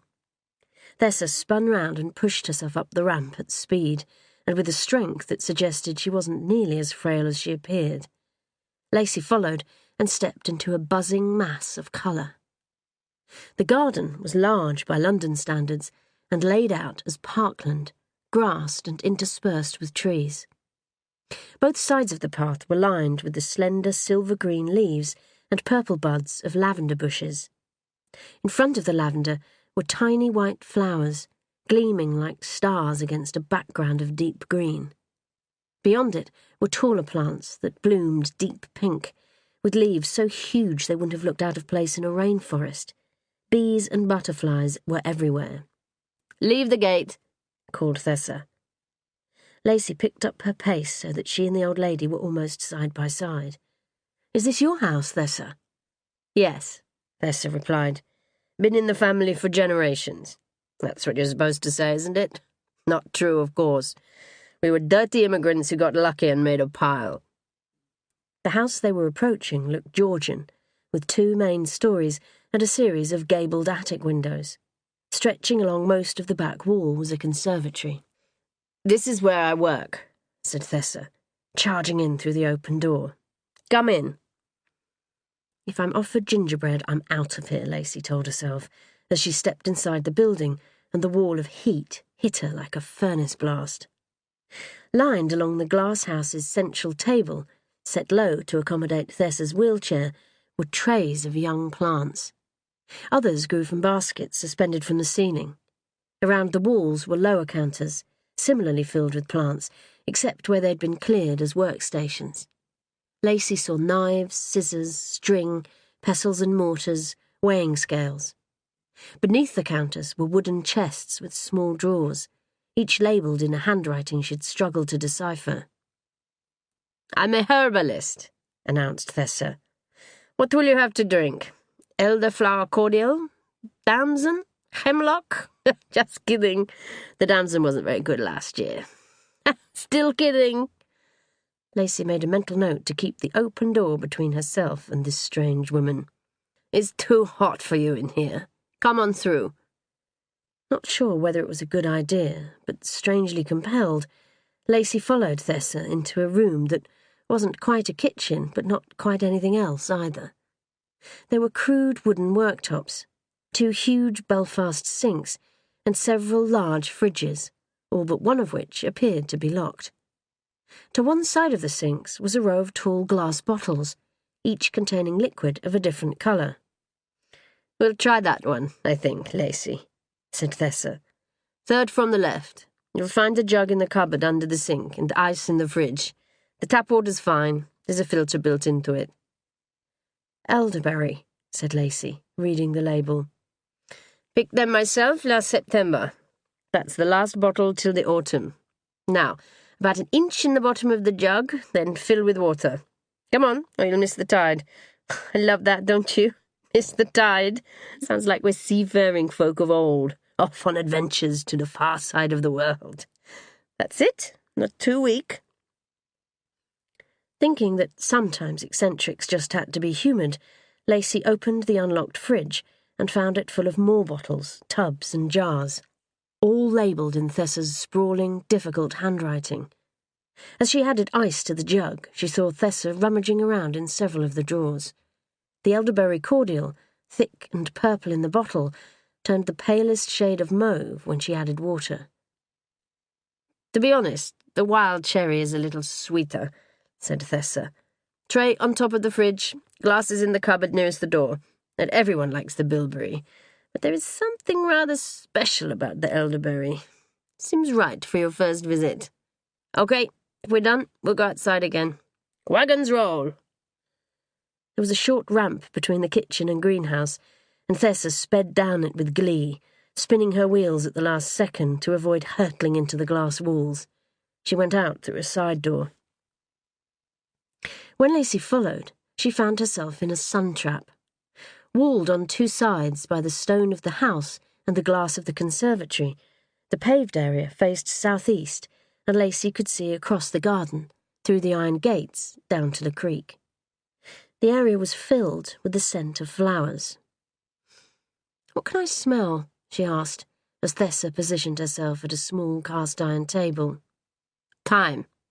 The wheels of my chair crush it and release the scent. Come and sit down." Lacey looked down to see that plants grew along every crack between the paving stones. Some looked like wild daisies, with long, rangy stems and yellow-tipped white flowers. Mostly, though, they were a shrub-like plant, with tiny green leaves and pink or purple flowers. Then, different smells took over. Lacey recognised one as lavender. She wasn't sure about the other, but it was making her think of roast lamb. "Those are chives." Thessa was pointing towards long, thin leaves and a mass of purple flowers. "I don't crush those. They smell of onions." "So, what's so special about elderberry?" Lacey sat, wondering if she were really going to drink a homemade brew offered by this strange woman. Thessa leaned forward in her chair. Her dark eyes weren't brown, as Lacey had thought at first, but the deepest possible shade of blue. "The elder is one of the most important plants in herbalism. It's like a whole medicine chest in one plant. On the other hand, and this is what intrigues me the most, it's almost universally feared." She sat upright again and looked round the garden warily. "You old ham," thought Lacey. The old ham was on a roll. "Few plants feature more in legend and folklore than the elder. They used to say that if you were standing near a tree at midnight on Midsummer Night, you would see the Fairy King ride by. That's tonight, by the way, and almost bound to happen, the moment of the solstice being exactly a minute before midnight." "I'll look out for him." Lacey smiled as she thought of Joesbury in the guise of the Fairy King. "You should." Thessa had a perfectly straight face. "I swear that man gets more beautiful with every passing decade." "So what are its medicinal properties?" "Guards against infection, very good for flu and colds, and helps relieve coughs." "I have neither cough nor cold," said Lacey, "but I appreciate the thought." "You're coming down with both," announced Thessa. "Your voice is hoarser than it naturally is. Your breathing is shallow, meaning the bottom of your chest isn't working properly because it's fighting off an infection. And you've sniffed 4 times since you've been here. I bet you're also more tired than usual, and your chest feels a bit heavy." "Complete rubbish. Except I've not been sleeping well lately," admitted Lacey. "You haven't been sleeping well for years. Not since the Great Sorrow, whatever that was. Don't tell me, dear, we don't know each other nearly well enough for that yet. But I can give you something." She reached into her pocket and pulled out 3 small bottles. "Hawthorn tincture." Thessa twisted the lid from the first and tipped 3 drops into the jug. "Made in 2 stages, from the flowers and the leaves in spring, and then by adding the berries in the autumn. Excellent for the heart and circulation, which you don't need, but also for calming and reducing anxiety, which you certainly do." It also helps with bad dreams and insomnia. Elderberry and hawthorn. Didn't sound too bad, if that's what they really were. This is linden. Thessa opened the second bottle and added it to the jug, like the first. You might know it as lime, not the citrus fruit, the English tree. This is made from the flowers. It soothes irritation, boosts the immune system, and helps you relax and sleep. I'll be falling asleep by midday, said Lacey, not that she had any plans to drink the stuff. This last one is mugwort. Not a pretty name, but a very good herb for us women. It's been used for centuries in healing and magic. It's known as a protector of women and travellers. The tops back on the 3 bottles, Thessa lifted the jug and poured the drink into Lacey's glass and then her own. Mugwort's good for female problems. Not that I can see any sign of those, but it's a good all-round tonic. Let's see how you get on with these 3. You can take them home with you. She slid the bottles across the table to Lacey. That's very kind, but drink up. Thessa nodded at Lacey's glass, where the cordial that might or might not be elderberry had gained the addition of 9 drops of heaven only knew what. Was this how dreadful things happened, then? Out of politeness? Oh, for heaven's sake! Quick as a flash, Thessa picked up her own glass and downed half of it. Then she set it down on the table and looked expectantly at Lacey. I'm sorry to be rude, said Lacey, but you are a little unusual, and I've never come across a... Oh, my God, what's wrong? She was up out of her seat, bending over Thessa, who had convulsed in her chair before her head had fallen onto her chest. The old woman was shaking, her arms jerking at her sides, odd croaking noises coming from her throat. Thessa, don't be ridiculous, said a male voice from the doorway of the house. Lacey spun round to see a tall, dark-haired man in his early 60s, watching them with an expression on his face that said he'd seen it all before and had never got any funnier. She looked back at Thessa, who was upright again, grinning. Gotcha, she said to Lacey. What is she giving you?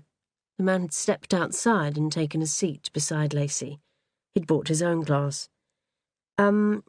Elderberry, hawthorn, lime and mugwort, I think, said Lacey. The man shrugged, pulled a face, then poured himself a glass. He drank and smiled at Lacey. I'm Alex, Thessa's brother. Delighted to meet you. Lacey Flint, she said, to the man with heavy eyebrows and a dark complexion, who at first glance looked nothing like Mrs. Nutty in the wheelchair. He was wearing neatly pressed trousers and an open-necked button-down shirt. How novel to have a visitor arriving by boat, he said, though I rather like it.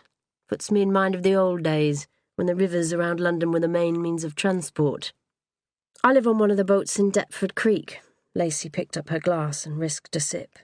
We all have canoes or small motorboats, but somebody here has a boat as well. That's Thessa's, said Alex.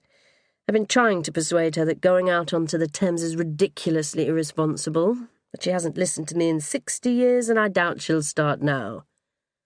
The cordial was rich and sweet, not dissimilar to blackcurrant, but not so sharp. Lacey drank most of the glassful in one. A lot of the plants I need grow along the river's edge, said Thessa. Quite a lot of them in Deptford Creek, and I have very strong arms.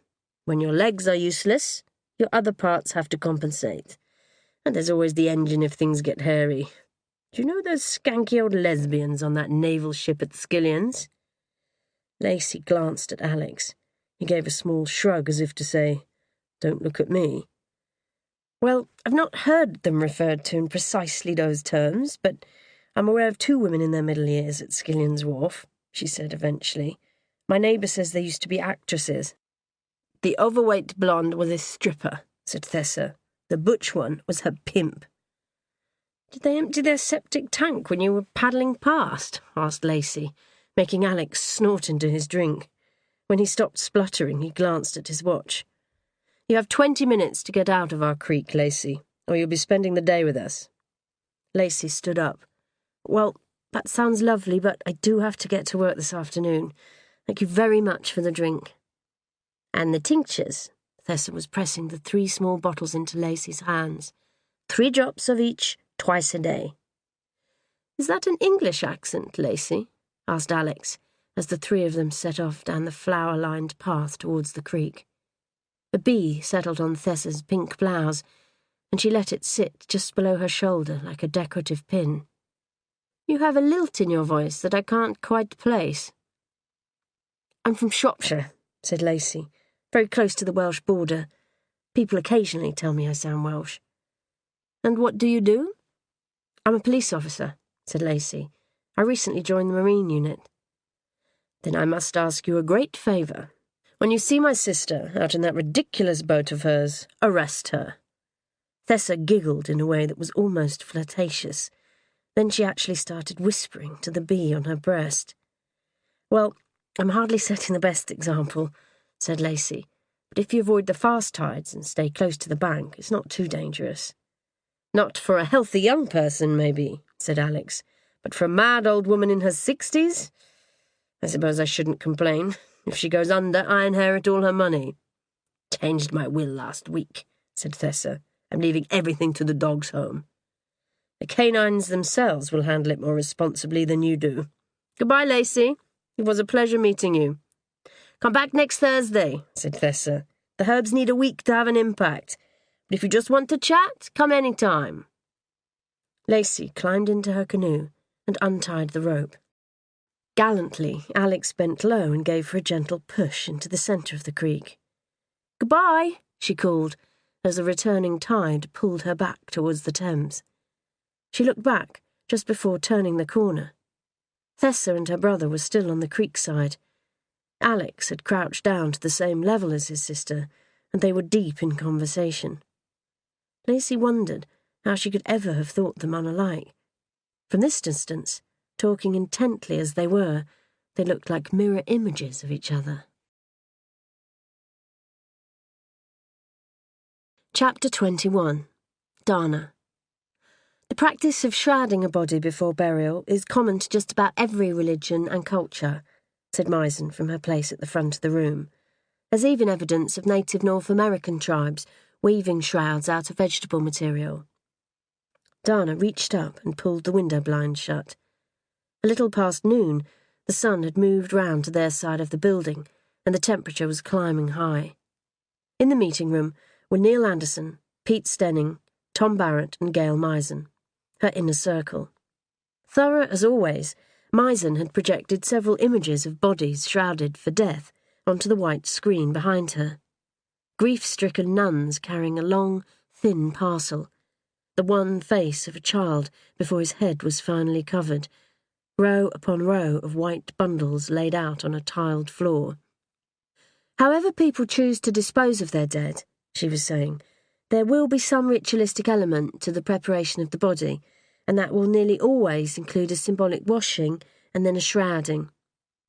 My dad was buried in his best suit, said Barrett. That's become quite common in Western cultures, Misen agreed. But only recently. Shrouding goes back to the days when clothes were expensive. By putting the deceased into a shroud, the family were freeing up a suit of clothes for another family member. Stenning was holding a Coke can against the back of his neck. So, does the way she was shrouded give us any clue about her background? Two faint, parallel lines had appeared between Misen's brows. That's where it gets a bit trickier. From what I can gather, what we saw really isn't typical of any recognised funeral etiquette. How do you mean? Asked Dana. Misen glanced at her notes. Jewish burial clothes are called takrikim, a tunic, trousers, belt, and a hood and scarf to cover the head. Then the whole body gets wrapped in another large piece of cloth that is effectively the shroud. The Jewish tradition dictates that everyone is equal in death, so Jewish burial clothes wouldn't have zips, buttons, fasteners, or any ornamentation.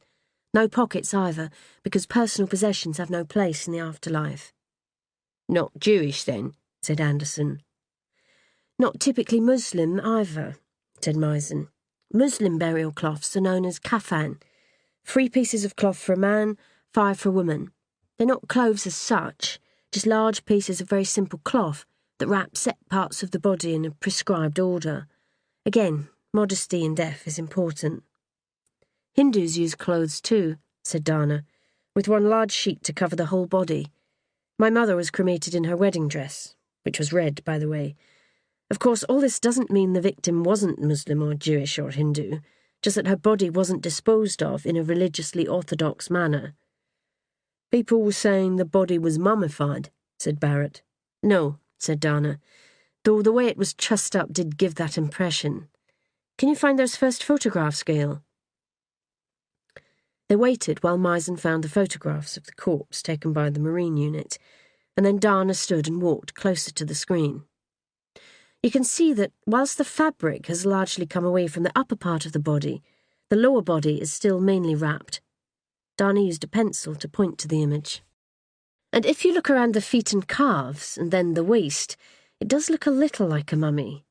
But the way this woman's been wrapped is actually quite different to the Egyptian process. How exactly? Asked Anderson. Dana nodded at Misen to explain. An Egyptian mummy would be completely wrapped in bandages, Misen said. Each individual limb, even each finger and toe would be wrapped separately. You'd be talking hundreds of yards of fabric. On this woman, the bandages were just at certain points. Ankles, waist, neck. So, if there's no real link with customs in Islam, Hinduism or Judaism, what about Christianity? Asked Anderson.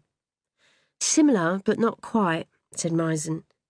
If you've seen images of the Shroud of Turin, you'll know it was a piece of fabric just wide enough to cover a body, but at least twice the body's length. It would have been fastened in place by some means, quite possibly long, thin strips of the same fabric. What we have is one very wide strip of fabric and several much thinner ones that were used to tie the main shroud in place. So, however she died, her body was prepared for burial by someone from a Christian tradition, said Dana. Misen shook her head. I'm not sure I'd say that either. Certainly not one of the more contemporary branches, because, as Tom points out, Christians these days typically dress their dead in normal clothes.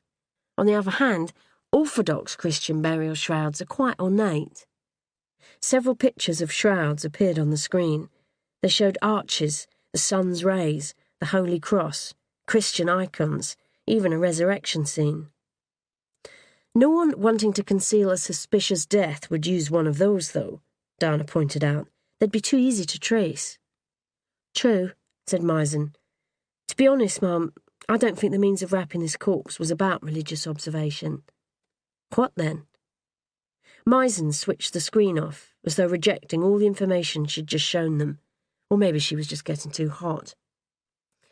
Some killers display their corpses, and some conceal them. Isn't that right? Stenning's head lifted. Those who display them are proud of what they've done. They want us to find them.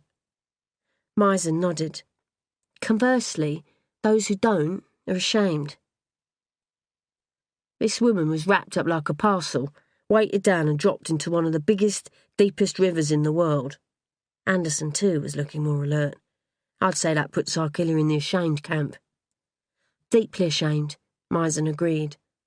I know you don't like us to jump to conclusions too early, Ma'am, but I'd say the shrouding and the dumping in the Thames are about concealment. In other words, shame. I think the bandages were just to make sure the shroud stayed in place. A burial in the ground wouldn't need them, but one in fast-moving water would be much less stable. I think the bandages were to maintain the shroud. In other words, the concealment. So, the shrouding gives us no pointers to the killer's background? Asked Dana. I didn't say that, said Misen. He didn't use a couple of bin liners, fastened tight with parcel tape. The linen suggests a culture that treats its dead with respect. I think our killer is probably someone from an Eastern background, one more dominated by religious beliefs and practices than the Western world. I tell you what's worrying me more. Even Barrett was excited now. It took a lot to get him fired up. It wasn't driven by panic. It was planned. Careful. It was like... Dana never normally stole thunder from a team member. This time, though, she couldn't help herself. Like they'd done it before, she said. Chapter 22. Nadia. The sun was low in the sky, and Nadia walked quickly. She'd had to queue for the showers, making her late leaving the pool. She'd promised to be back by 6, because that was when they were leaving, and Gabrielle needed the sunscreen. You wouldn't mind popping into Boots on the way back, would you? Always it was the same. Can you drop by Sainsbury's? Can you pop into the body shop? Can you stop off at Majestic and pick up some wine? As though Gabrielle felt a continual need to remind Nadia that time off wasn't a right, merely borrowed and subject to being reclaimed at any time. The class had been busy. She was becoming one of the better ones, the one the instructor sometimes turned to when she needed a demonstration. Elbow out of the water first, then stretch the arm out. You use less energy and move faster. Watch Nadia. She could swim front crawl now, with her head in the water, coming up intermittently to breathe and moving at speed. Who would have believed it months ago, when she could barely manage a panic-stricken dog-like stroke? Muslim women did not swim. Apart from the few who learned as children, or the very rich with their private swimming pools, it was unthinkable for a Muslim woman to remove her clothes in a public place. But the local authority in Greenwich offered women-only sessions at the local leisure centre, and for 2 hours a week, the pool became a haven for the Islamic or the modest. It had been one of the hardest things Nadia had ever done, to lower herself into water for the first time. Memories had come raging back, water all around, in her nose, her mouth, her throat, her chest in agony as burning liquid poured into her lungs, a certainty that she would die here and now. It had taken long, long minutes to convince herself that the terror and physical pain were caused by memories, not by anything happening to her at that moment. For most of the first lesson, she'd been unable to leave the side, but she'd made herself go back a second and a third time until getting into water no longer filled her with dread. She'd made herself learn to swim because she'd known that one day she and the river would meet again. As she walked past the box that distributed free newspapers, Nadia automatically scanned the headlines, looking for words she recognised. She'd heard nothing about the body of the woman pulled from the river at dawn yesterday, beyond a brief piece on the evening news. The police feared the woman would be difficult to identify and were appealing for help.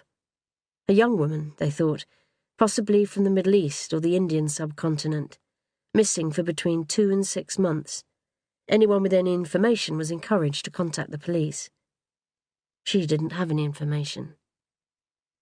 In the busy shop on the high street, she found the sunscreen. Be sure to get factor 50, Gabrielle had said. You have to take into account the effect of the sun bouncing off the water. It wasn't unusual to pull a body from the Thames, Gabrielle had told her. Most didn't even make it onto the news, just the ones needing identification, or those who drowned in suspicious circumstances, only when the police were appealing for information. She didn't have any information. She had to get back. Chapter 23. Dana. Helen, it's like shopping on eBay, only without pictures. Hang on, let me find the same site. OK, I'm logging on. Dana closed her eyes and pictured Helen in her home office in Dundee. She'd have taken off the suit she'd have been wearing all day, would be in jeans or maybe jogging clothes. With a sudden need to see Helen's face, Dana reached behind her, found the framed photograph that she kept on the bookshelf, and placed it just to the left of the monitor. She'd taken it herself, Helen in the garden, not long back from a run. Long blonde hair messy, face red and damp, and a light in her eyes that seemed to say something different every time Dana looked at the picture. Sometimes this picture calmed her when the tightness in her chest was starting to hurt. Not always. "How was the flight?" she asked. "Busy," replied Helen. "Right, London Sperm Bank. Christ, it's a whole new world, isn't it?" The London Sperm Bank was a central bank of donated sperm that supplied most of the fertility clinics in London and the South East. Since accessing its website, Dana had been getting flashbacks to a brief period in her life, years ago, when after inheriting money, she had almost become a shopping addict. Online sales had been the worst, with the impression they gave of there being only a limited time to find and grab the best bargains. She'd get hot and jumpy as a caffeine addict, flicking from one screen to the next, spending recklessly and unable to stop. She hadn't had this feeling in years. "Find the page where you select a donor," she told Helen. "I'm there." "Oh my God, you actually have a trolley." "It says my trolley is currently empty." "Well, I suppose in a way. Will you focus for a second?" Dana waited for Helen to catch up, her eyes tennis-balling from the photograph of her partner to the drop-down list of men who could father her child. Each entry was identified by a simple icon of a male figure and accompanied by the most basic of details: race, sometimes nationality, eye colour, hair colour, height, skin tone, education, and occasionally religion. The icons were in different colours. So, did she want a fondant pink, citrus yellow, or lime green donor? Helen in the picture was amused, not taking it seriously. "I cannot choose the father of my child, of our child, on the basis of this information," Dana said, when Helen in real life was finally looking at the same screen. "These guys could be child molesters, drug pushers. They might hang around at Waterloo Station on Sunday mornings taking down train numbers. God help us, they might play golf. Just as long as none of them are ginger." Silence. The photograph had that look she always hated, that "so I've made a joke at your expense, get over it" look. Dana wondered if she might be about to cry. "We're supposed to be able to pick the father of our children," she said. "We choose the man we most love and admire in the whole world, and if we're lucky he feels the same way and we make a family together. Other women, normal women," said the voice in the back of her head, "spend years making this decision. They have a world of data available. We, have fewer than a dozen words." "It's what we signed up for, hun," said Helen.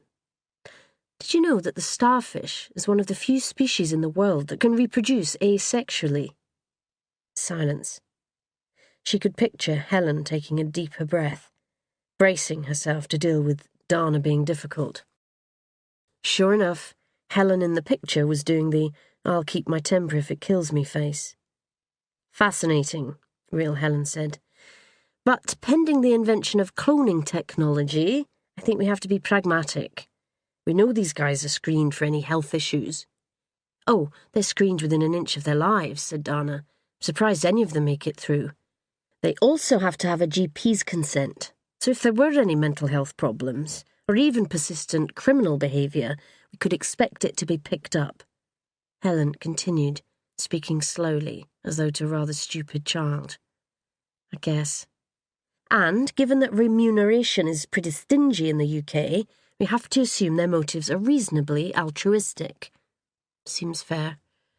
"OK, so these are a bunch of healthy, decent guys who are prepared to put themselves through considerable inconvenience, not to mention embarrassment, in order to help others.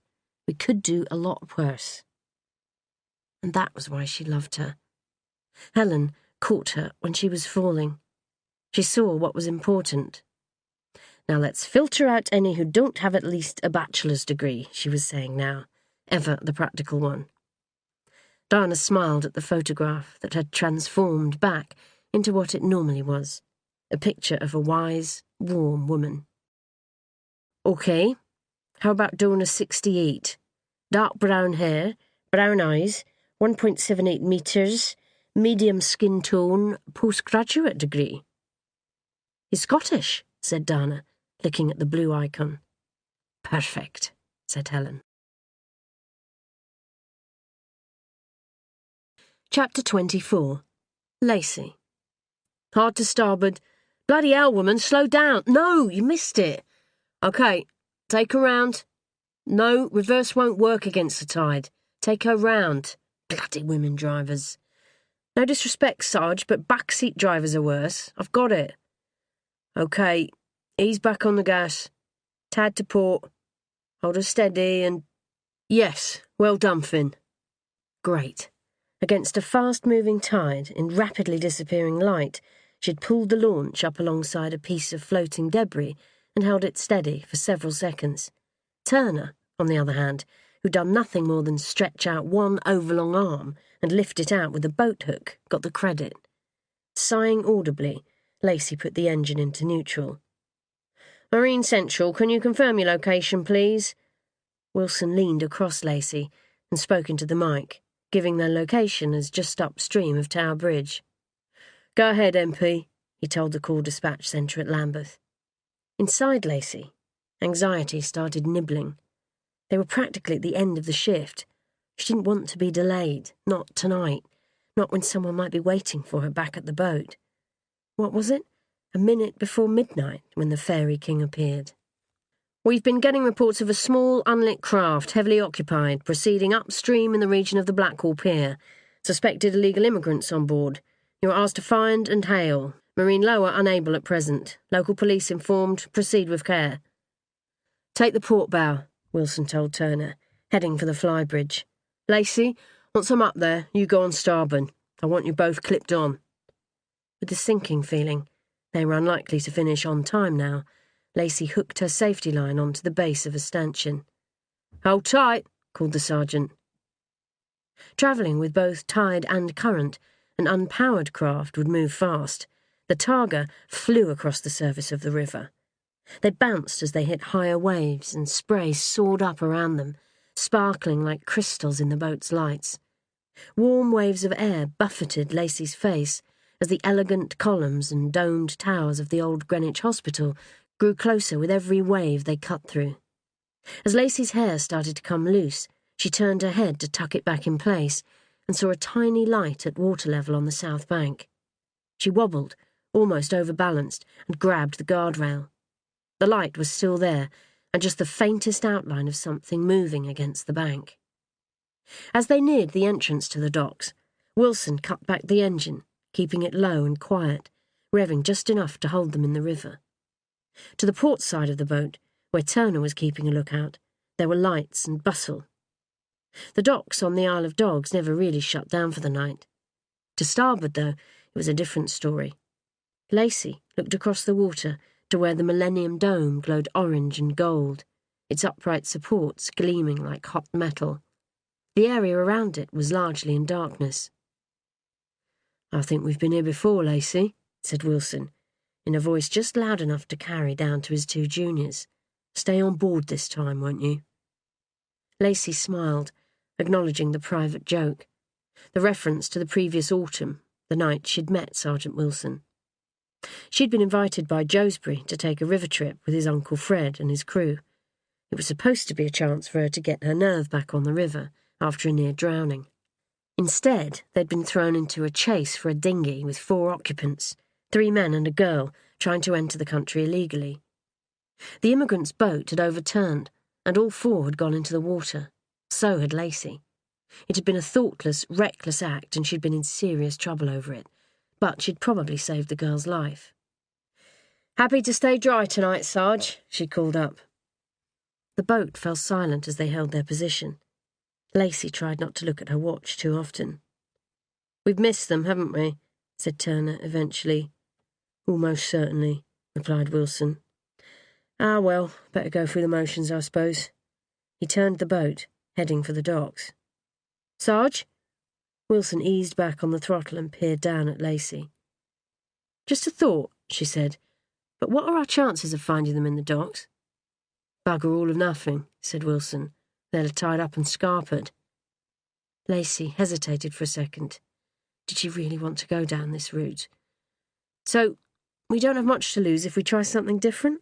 she said, mentally kicking herself even as the words came out.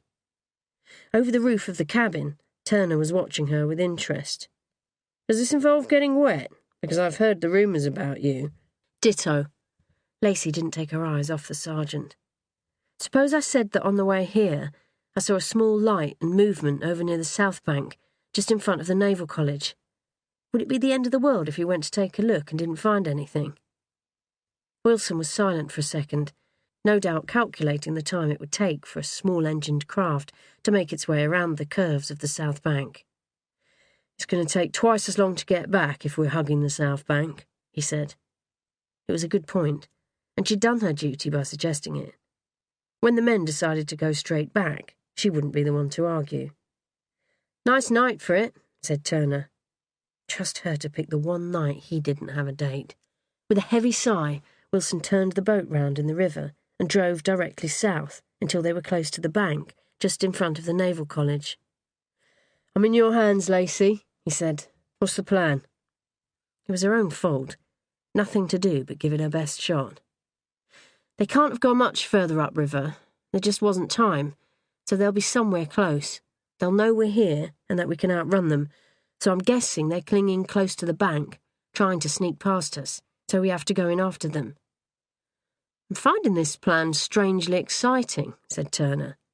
"They may even have tried to pull up on a beach," said Lacey. "If there are any cars around Greenwich town centre, they could usefully go on standby." As Wilson spoke into the radio, Lacey joined Turner on the port bow. He crouched beside her, and they peered into the gloom beneath the river walls. "I'm not running this boat aground, Lacey," said Wilson. "You two will have to keep your eyes peeled." Slowly, the Targa made its way upriver. No one spoke. The grandeur of the Regency buildings fell away, and as they steered around Greenwich Pier, Lacey and Turner leaned out over the water, searching its depths. "There's a police car on Thames Street," said Wilson, "just waiting for instructions. As am I, incidentally." "Can you cut the engine for a second, Sarge?" asked Turner. "Not for long," said Wilson, as the engine died. "What is it?" Turner held his forefinger up to his lips. "What's the depth here?" Wilson glanced at the instrument panel. "1.5 meters. Not enough. If I run this thing aground, I'll never hear the end of it." "Lacey, you got the light?" Lacey held the torch close to her chest, watching Turner's face. "What have you seen?" she asked. He didn't reply, but his eyes didn't leave the south bank. "They'll be looking for a ladder," he said. "They're closer than we are, so they'll see it sooner. Sarge, is there any chance you can—" "No." "Is there a reason you're no longer clipped to the boat?" Lacey asked Turner. "I'm relying on you for light in the right place at the right time," he replied. "And possibly a brisk rub-down in a warm room later." "Dream," Lacey began. 10 o'clock. Turner jumped to his feet and over the side. "What the bugger?" Wilson pulled the boat into reverse, clearly terrified at the thought of catching one of his officers in the propeller. "Lacey, where is he? Get that light on him." "Keep the light on the wall," shouted Turner from somewhere in the water. Lacey flicked the beam onto him, making sure he was on his feet and moving forward, then aimed it back at the wall, where she was pretty sure at least one dark-clad figure was trying to climb up from the beach. She found Turner again, just steps away from the shore, and shone the beam at the water's edge to give him something to aim at. Then up at the wall again, more than one figure trying to climb the ladder. Behind her, she could hear Wilson on the radio, informing the car up on Thames Street that 1, 2, possibly more suspects were climbing the river wall and would appear just east of the Victoria-Norway wharf. "1 male, 1 female, called Lacey, watching dark hair fly out around the head of a slender form.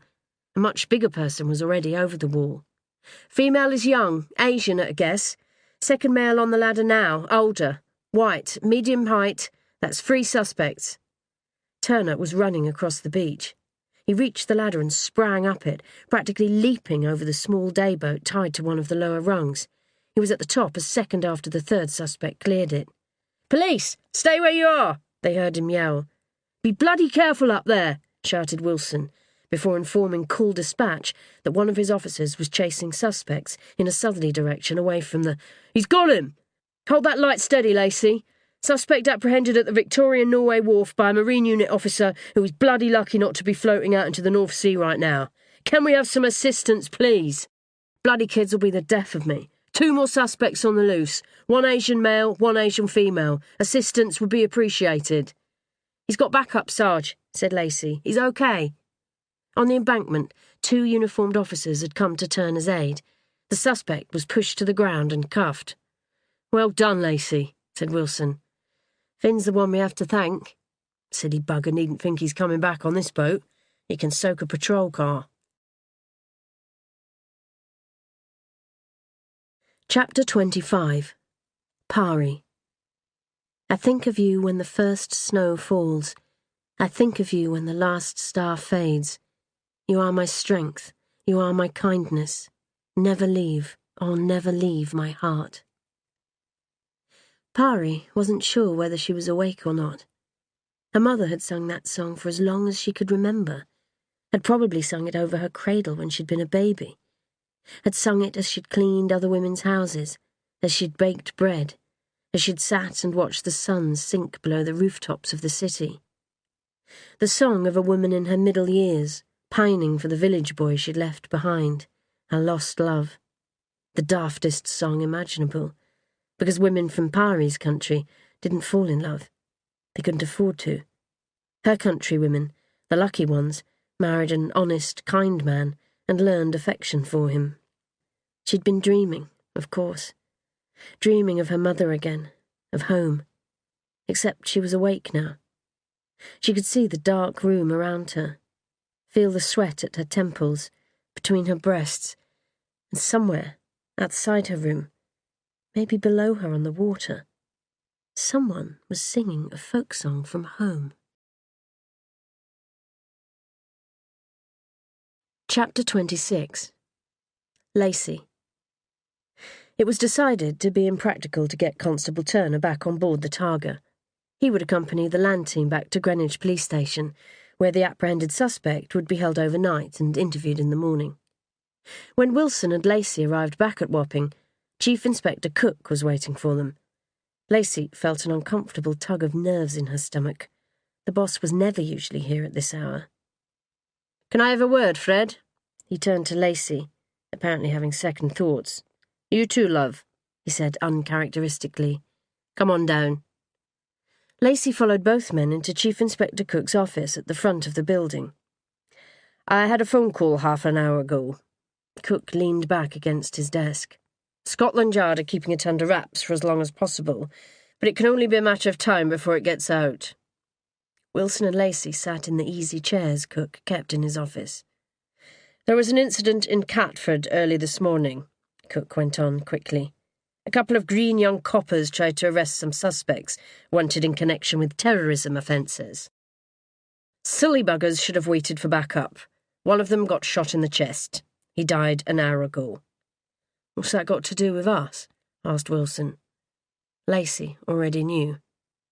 "The other constable recognised the shooter. He's been working with him for the last 3 months. A uniformed sergeant at Catford, supposedly." Lacey tried to remember how far away the lavatories were and whether she'd make it there before she threw up. Cook handed Wilson a photograph. "Sergeant Mick Jackson," he told him. Lacey didn't need to look. She knew the alias Joesbury used on undercover jobs. "He was undercover," she said, to no one in particular. "Pretending to be a bent copper." "Undercover or not, you don't shoot a fellow officer." Cook's look of sympathy had gone now. "The 2 arresting officers weren't armed. I'm sorry, both of you, but there's a warrant out for Mark Joesbury's arrest."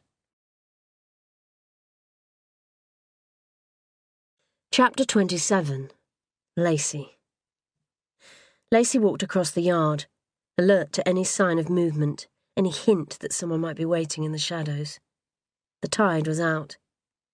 Sometime in the last couple of hours, her boat had settled in the mud, making that sound somewhere between a squelch and a sigh. She always liked to hear it in the middle of the night, found it soothing, restful. Next time, though, it might sound like someone suffocating. He'd shot someone. Killed a young constable who'd had the nerve to attempt an arrest, and this just hours before showing up on her boat. Had she missed him washing the blood off his hands? She had a long climb down to the first boat. It was late, not far off midnight. All the lights were out on this boat, and the next one. There was no coming back, not when you killed a fellow officer. He told her he was innocent. He'd looked her in the eyes and lied. Or had he just said the minimum he thought he'd get away with? Had he only come to her rather than to Dana or any of his mates because he knew she was the one who wouldn't ask questions, the one most anxious to believe whatever he told her? Her phone ringing. Joesbury. There'd be some explanation. There had to be. "Lacey, it's Dana. I don't believe it." Too loud. She was on someone else's boat. She had to be quiet. She had to watch where she was walking or she'd fall overboard. Are you okay? No, I'm not okay. I don't believe it. Lacey, calm down. Where are you? She stepped onto her own boat and leaned against the forestays. I'm home. I just got back. It isn't true, is it? The sound of Dana catching her breath. I'll tell you what I know, and that's not much. The operation Mark was involved in was something to do with national security. It was a joint initiative with MI5. What, like a terrorist threat? Al-Qaeda or something? Possibly. I think some sort of attack on London was being planned, and Mark was supposed to be an enabler, someone who oiled the wheels. Half of this is what I've surmised myself, you understand? Go on. He was spotted last night by some uniformed officers. Doing what, I haven't been able to find out. He resisted arrest and shot one officer in the chest. Emergency services got to the kid pretty quickly, but the bleeding into his chest was too extensive. Scotland Yard are trying to keep it quiet, to give themselves time to find him, or for him to give himself up. If he gets in touch, you have to make him do that, Lacey. Dana muttered good night and hung up. Lucy! Lacey looked up at the woman who'd appeared on the next boat. Ray's wife, Eileen, appeared to believe that names she'd never heard before couldn't possibly be real, and that the young woman who'd been her neighbour for the past few months must be called something more conventional than Lacey. Lucy was her favourite, Lizzie sometimes, even Stacey or Tracy occasionally. Eileen had been in bed and was wearing a quilted purple dressing gown around her ample frame. Lacey could never see her and Ray together without thinking of the old nursery rhyme about Jack Sprat eating no fat and his wife eating no lean. She was bigger than her husband, taller, with a greater body weight. With wheezy, asthmatic breathing and a smoker's cough, she struggled with simple actions like getting around the boat and climbing ashore. In her day, though, according to Ray, she'd been an excellent swimmer, far stronger and faster than he. Were you here a few hours ago? She asked Lacey. Around 7 o'clock? On your boat? No, I've just got back. Eileen frowned. Well, someone was. Expecting visitors? Yes, she had been expecting visitors. One in particular. Had he been, after all? Not especially, she said. Calm. She had to act calm. Did you see who it was? I didn't see anything. Eileen glanced uneasily over at Lacey's boat. I felt your boat move against ours, the way it does when someone steps on it, and I heard clattering around in the cockpit. It didn't sound like you, so I came up for a look. No one around. It couldn't have been Joesbury. He wouldn't come back. Not when the news of what he'd done was out. Lacey carried on, heading for her own boat. Hang on a minute, called Eileen. Whoever it was, they didn't come across our boat first. They must have done. There isn't another way. Eileen pointed emphatically at the bow of her boat. Nobody walks over my boat without me hearing it. Whoever it was must have come by water. Lacey turned to look at the creek. There's no boat there now, she said. Didn't see a boat. Eileen sounded annoyed. Or hear one. I came up top pretty quick. Didn't take more than a minute or two. There wasn't time for a boat to turn the corner. Silence. A train passed overhead. Lacey looked towards the point where the theatre arm met the main creek. A small, fast boat would probably turn the corner in a couple of minutes, but a fast boat would have an audible engine, unless it had coincided with a train going past. "Where's Ray?" asked Lacey. "In the pub. Want me to call him?" "Let me just have a look." Lacey stepped onto her own boat. It had been Joesbury. There was his calling card on the floor of the cockpit. She counted quickly. 3 shells, 2 pieces of green glass, 1 piece of blue, all polished smooth by the water. A broken fragment of a teacup, still bearing the pattern of a tiny pink flower, and several smooth white pebbles. 13 small objects arranged in the shape of a heart. "It all looks okay," she called back over her shoulder. "Cabin's locked up. Thanks for waiting up. You sure you don't want me to call Ray?" Lacey glanced towards the pub.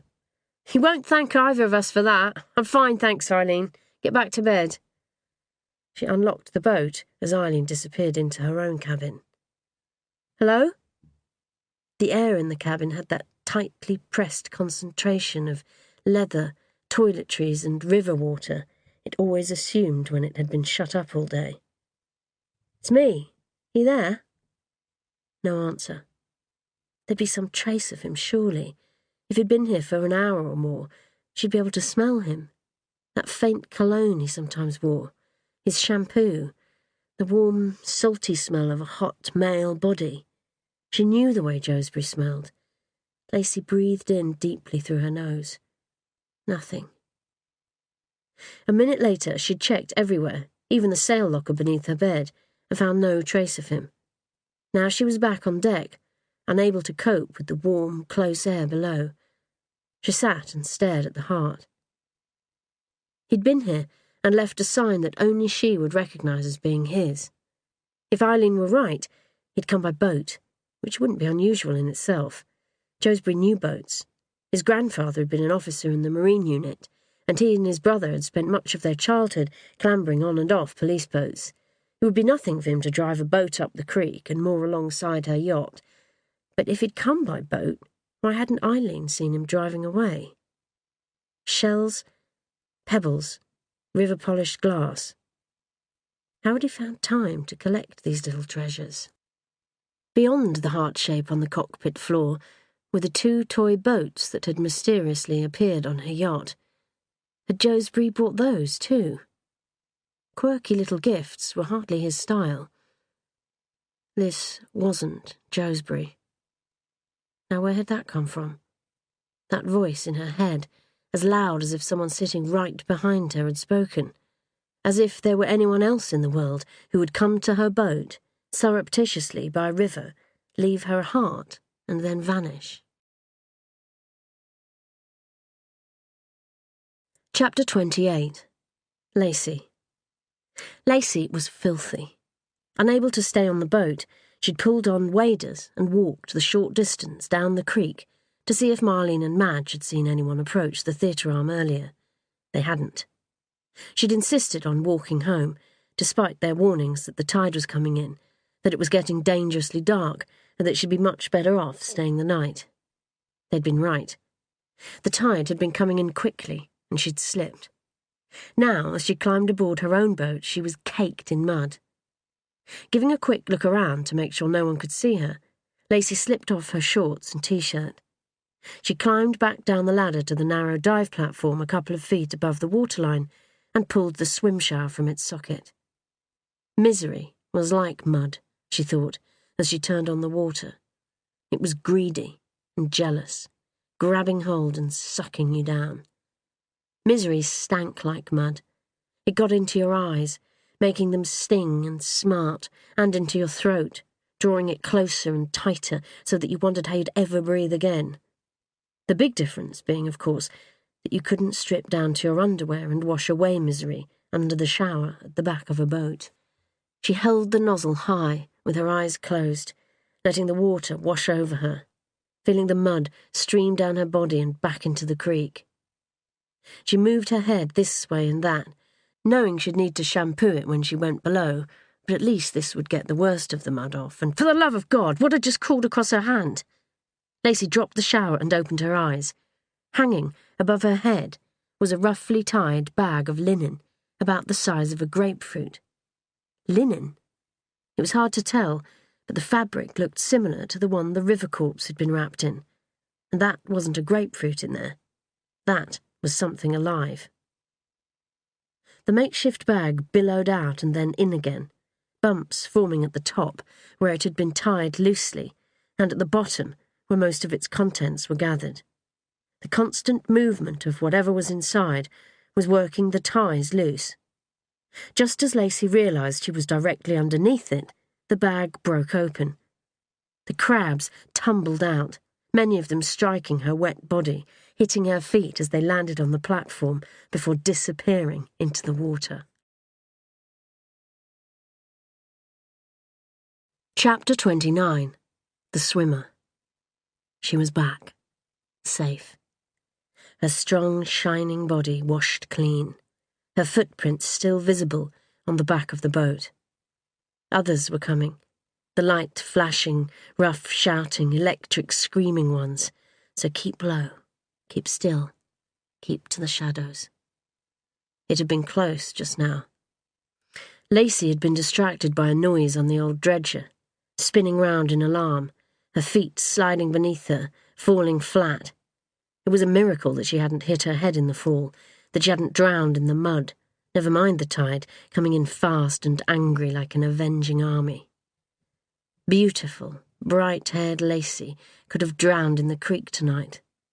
Her body could have been picked up and washed out into the river. And what a waste that would have been. Because there were other plans for Lacey. Other plans entirely.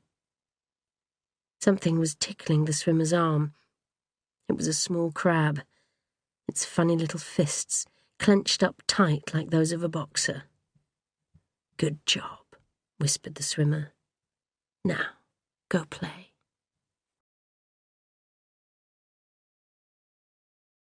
Sunday, the 23rd of March, 13 weeks earlier. Chapter 30. Samira. "I'm going to get a job in a carpet shop," says Samira, by way of an experiment, to see if she will be hushed again. No reply. They must be far enough away now. "That's my plan," she goes on, encouraged by the silence at the stern of the boat. "Carpets are what I know. It was my job at home, making carpets with my mother, since I was 5 or 6 years old." The driver of the boat doesn't reply, but the engine revs and they pick up speed. To Samira, it feels encouraging. Not that she ever needs encouragement to talk, but she sees in the gathering speed, the growing bubble of water at the bow, the trail of white at the stern, a means of getting to her new life faster. The river surges over the bow and she feels a pang of alarm. She isn't used to boats. There are no oceans in her country, and her home was nowhere near a lake. Not counting the night, several months ago now when she arrived, she's never been in a boat before. She looks back, but the house she crept out of minutes earlier can no longer be seen. The keys that were thrown to her lie gleaming in the bottom of the boat, close to the driver's feet. "When I got here, I thought they wouldn't like me. I have this thing with my spine, you see. It's round when it should be straight, and they kept asking if I was born with it, if it was a problem in my family. And I told them it was, but we weren't born with it. It comes from leaning over the looms all day. None of the men have it, just the women. The men have better lungs than we do, too, because they're not breathing in carpet dust all day long. I told them that, and then they were worried about my lungs. They did all sorts of tests. That's why I had to stay there so long, I guess. They had to do the tests." She's talking too much. She always does when she's excited, or when she's nervous, or bored. All the time, really. "Samira, stop talking for just a few minutes," her mother would beg. "My ears are hurting." "Where are we going?" she asks, suddenly conscious that they've moved much closer to the river's edge and that the wall beside them seems immeasurably high and dark. "Not far now," says the driver, steering them directly into the wall. Samira clamps one hand over her eyes. With the other, she holds the boat tightly, bracing herself for the shock of a collision that doesn't come. When she risks looking again, they are beneath the wall, travelling away from the river through a narrow, arched tunnel. Were she to stand up in the boat, she would be able to reach the brick ceiling. Were she to stretch out, plank-like, along its width, her fingers and toes would brush the slime-damp walls. "Where are you taking me?" "To the city. If we don't go in here, we have to travel much further along the river, and that's not safe in this small boat." That makes sense. Samira tells herself to be calm, that it will be over soon. "My sister died," she says, and wonders why she should think of that right now. "That's why my mother sent me away. My baby sister died because my mother gave her too much opium. It's how we keep the babies quiet. We give them the tiniest piece of opium in sugar water so that they sleep and we can work. But she didn't wake up, and my mother said she didn't want that life for me anymore. She said I had the chance of something better and that I should take it." The engine dies. The boat has stopped. The driver is tying it to an iron ring in the tunnel wall. Samira climbs out and walks towards the light. She hears, or maybe just feels, the rush of air behind her. Then nothing. Saturday, 21st of June. Chapter 31. Lacey. Yet another metal gate clanged shut. Sometimes, as she stood in line, Lacey wondered whether it might be the same gate, its hollow, dissonant echo broadcast on endless replay throughout the series of buildings. The sound was symbolic somehow, another reminder that they were leaving the world behind. Another instruction was called, and the queue moved forward again, deeper into the smell of boiled food, engine oil, and industrial-strength disinfectant that was characteristic of every prison Lacey had ever been in. Sometimes it seemed that every step deeper into the high-security facility at Durham seeped a little more of the life force out of those making the journey. Colours faded, voices grew muffled, shoulders slumped. Something in the process of queuing to enter a place that so few would ever choose to visit leached the life out of this crowd of women, children, and a few grey, limp men. More hands probed her, coldly impersonal, less intrusive than the whiff of humanity around her. Another corridor. Another check of bags and pockets. More forms to sign. Another half-hearted protest over an imagined grievance, and they'd reached the visitors' room. As one, the visitors began moving around with the resignation of those who'd done this many times before. Lacey found a table in the centre of the room as the prisoners filed in, each wearing the violet tunic that distinguished them as the crowd that wouldn't be going home any time soon. They were as dull and drab as their surroundings, more shadowy even than the people who'd come to visit them. And then she came, 12th in line, yet separate somehow from the others. She walked with her head held high, her shoulders back, either not seeing or pretending not to notice the sideways glances, the lulled conversations, the nods and whispers. She was the celebrity presence, the one they all talked about, the one they felt they knew, the one they wanted to get closer to, if only they dared. She was young, in her mid-20s. Her long, toffee-coloured hair was clean, although it needed a good trim. She wasn't tall, but was so slim and had such great posture that she gave the impression of being so. Her skin was clear, and her eyes still bright. The notoriously poor prison diet hadn't impacted upon either yet. She was vivid and beautiful, infinitely more alive than everyone around her, and in her presence you never for a moment forgot that she was a killer. Lacey called her Toc, although it wasn't even close to being her real name. She came up to Lacey's table, rested her cheek on either side of Lacey's for a second, then held her tight for a second longer. "Hey, you," she said, before stepping back and smiling. "You need to get off that boat," Toc said sometime later. "Just for a while. Just till this is sorted out." The visitors' room was noisy. It always was.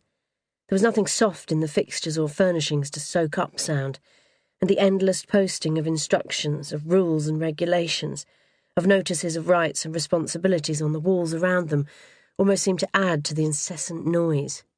They both had to lean forward across the table to speak a little louder than felt comfortable. "I don't know for certain that there is a this yet," Lacey said. "And even if there is a this, the this in question may never be sorted out. I can't just abandon the first home I've ever owned." Toc frowned and blinked. "Give me a minute to process that. We have no proof that the corpse in the river was left specifically for me to find, and no proof that whoever left the bag of crabs on my boat had anything to do with the corpse. The bag was just an old linen napkin, probably somebody's idea of a joke, someone who heard about the examination of the body and knew I jumped when the crabs came scuttling out. Coppers have a very sick sense of humour. It's practically in the job description. And of course, if you move away from the creek, a certain turquoise-eyed DI won't know where to find you." No one knew her better than Toc. "OK, back to crustaceans," said Toc. "What did the police say?" "You did call the police?" "I called Tulloch. It didn't seem serious enough to call out uniform, but of course she disagreed, so the whole of the marina was like a scene from CSI Miami until daybreak." At the mention of Dana Tulloch, Toc's eyes had narrowed. Lacey waited a little nervously. Tulloch had been Tock's arresting officer. So what was the conclusion of the Met's finest? Well, to say she's not happy is putting it mildly. She actually wanted to take me home with her and settled for leaving a couple of uniforms in the yard, so I spent what little was left of the night dreading that you-know-who would emerge from his hiding place and get arrested. If he was there in the first place. Who else would leave me the heart? Why would Josbury leave you a bag of smelly crabs or a couple of toy boats? It's not as though you have a bath to play with them in. Lacey shook her head. He wouldn't, she said. Not the crabs, anyway. I had 2 visitors yesterday. If this keeps up, I'll be complaining about my hectic social life. Tock gave the polite smile the remark seemed to need. OK, she went on. Let's say Loverboy came round, left his calling card and scarpered, and that Crabman, or woman, came later. Crabman is who we should be worrying about. Josbury wouldn't hurt you. Crabman is a different kettle of fish entirely. Lacey couldn't help but smile. I'm loving these mixed seafood metaphors. Tock wasn't about to be distracted. I'm not sure Josbury did leave you that second heart. What time does a man on the run have to go beachcombing? If someone else left the bag of crabs, someone else could have left the heart and the boats. Lacey shook her head. Not possible. The heart was a personal thing, like a secret message. What if someone has been sneaking around your boat, saw the heart that Butch Boy left you in the cabin, and thought it would be funny to play with your head a bit? And I'm really not happy about the floating corpse that in the biggest river in the world just happened to stray directly into your path. Lacey said nothing. And you know what's worrying me more? Because you didn't tell the boys in blue about the second heart. I couldn't. Yeah, but because you didn't, they won't take the whole thing as seriously as they should. They'll go with a coincidence followed by practical joke theory. She was right. She usually was. Lacey dropped her head into her hands. Why me? It has to be someone you know, or rather, someone who knows you. Lacey looked back up. Why'd you say that? Strangers don't come into the yard, Tock said. From what you've told me, those gates are locked half the time. To have seen Josbury's artistic creation in sugar, they'd have had to get into the yard without being challenged, cross at least 3 boats, and then peer down through your cabin window. They'd be conspicuous, to say the least. Lacey said nothing. She could tell Tock most things, but... What? There's a window on the other side, Lacey admitted. The creek side.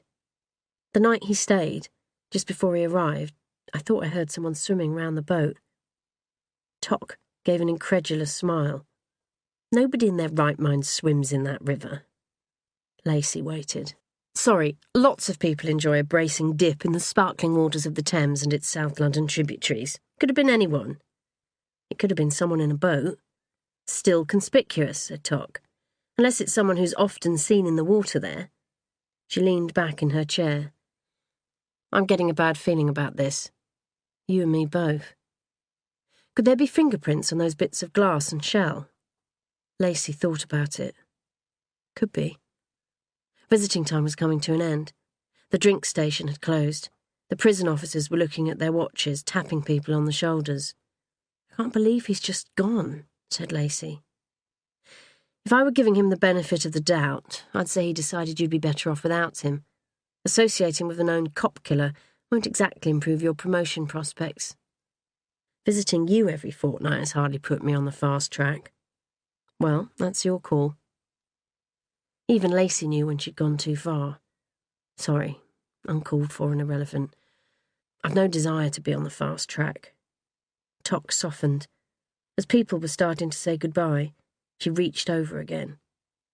I'm really sorry, Lacey, she said, just when everything was starting to work out. For a second, the noise level fell, and then a toddler ran shrieking across the room. Her mother, in a prison tunic, got up to retrieve her. Lacey felt her nose stinging, her jaw starting to ache. She couldn't cry. She never cried. Tock was watching her intently. People kill for all sorts of reasons, you know. Seldom good ones. That's a matter of opinion. No, it's really not. Tock's gentle hazel blue eyes could turn cold in an instant. They couldn't argue. If she lost Tock, she really did have no one. While Lacey waited, not sure what to say to make things better, Tock seemed to force herself to relax. In the 6 months since she'd been sentenced, Lacey had been slowly coming to terms with the knowledge that if you cared for someone deeply enough, you could deal with just about anything they'd done. It was possible to love a killer, and in the circumstances, that might prove to be no bad skill. Sunday, the 22nd of June. Chapter 32. Lacey.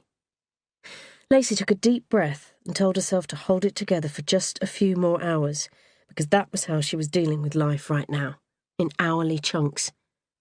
With gloved hands, she emptied the contents of the freezer bag onto the work counter. The day shift was over, and Wapping Police Station had fallen quiet.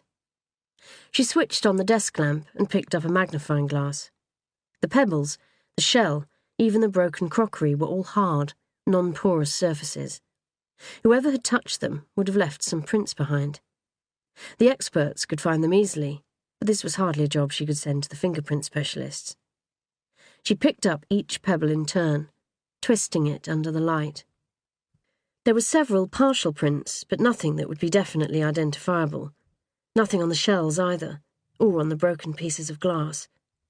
She was in the basement, a room with no external windows. Lacey changed the light configuration and went back to the worktop. There, on a triangular piece of green glass, the ridge pattern of a print was fluorescing in the ultraviolet light. A large print, probably from a man's hand. Lacey studied it carefully, then flicked the overhead lights back on and referred to the reference book she'd found earlier. Patterns in fingerprints were largely referred to as whorls, loops, and arches. Arches were ridge lines that rise in the centre to create a wave-like pattern, and were either plain or tented. Only around 5% of all pattern types were believed to be arches. Loops were made up when one or more ridges doubled back on themselves and were subdivided depending upon whether the ridges flowed towards the thumb or the little finger. About 60% of human fingerprints were made up of loops. Whorls were circular patterns, either concentric circles, like a bullseye, or continuous, like a spiral. 35% of patterns contained some form of whorl. The pattern she'd found on the green glass was a plain arch. The ridgelines ran from left to right of the print, rising slightly towards the tip of the finger and then falling again.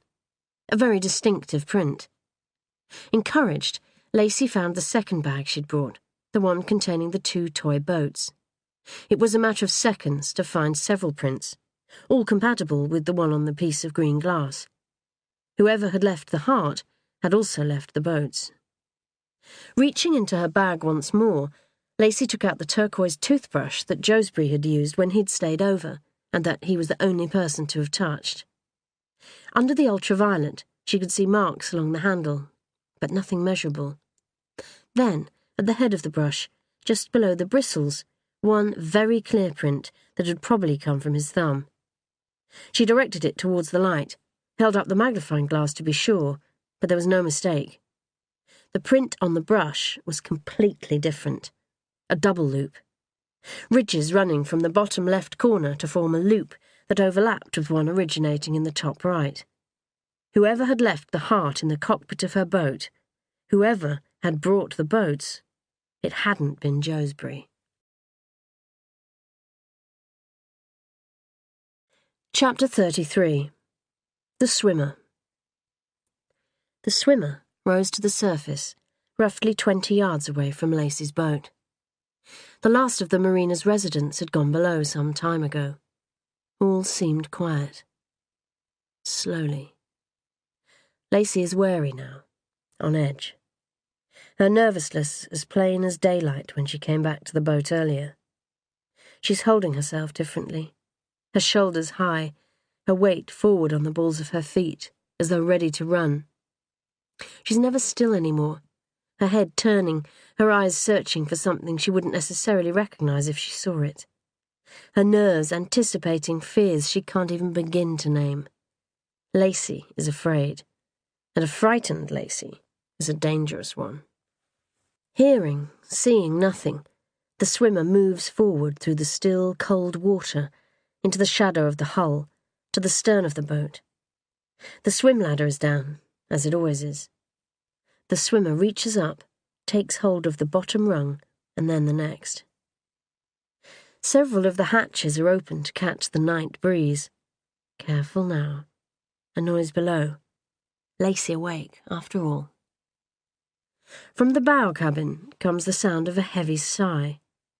It escapes into the night, hovers like mist above the boat before drifting away across the creek. The night it leaves behind has chilled. It was the sound of misery.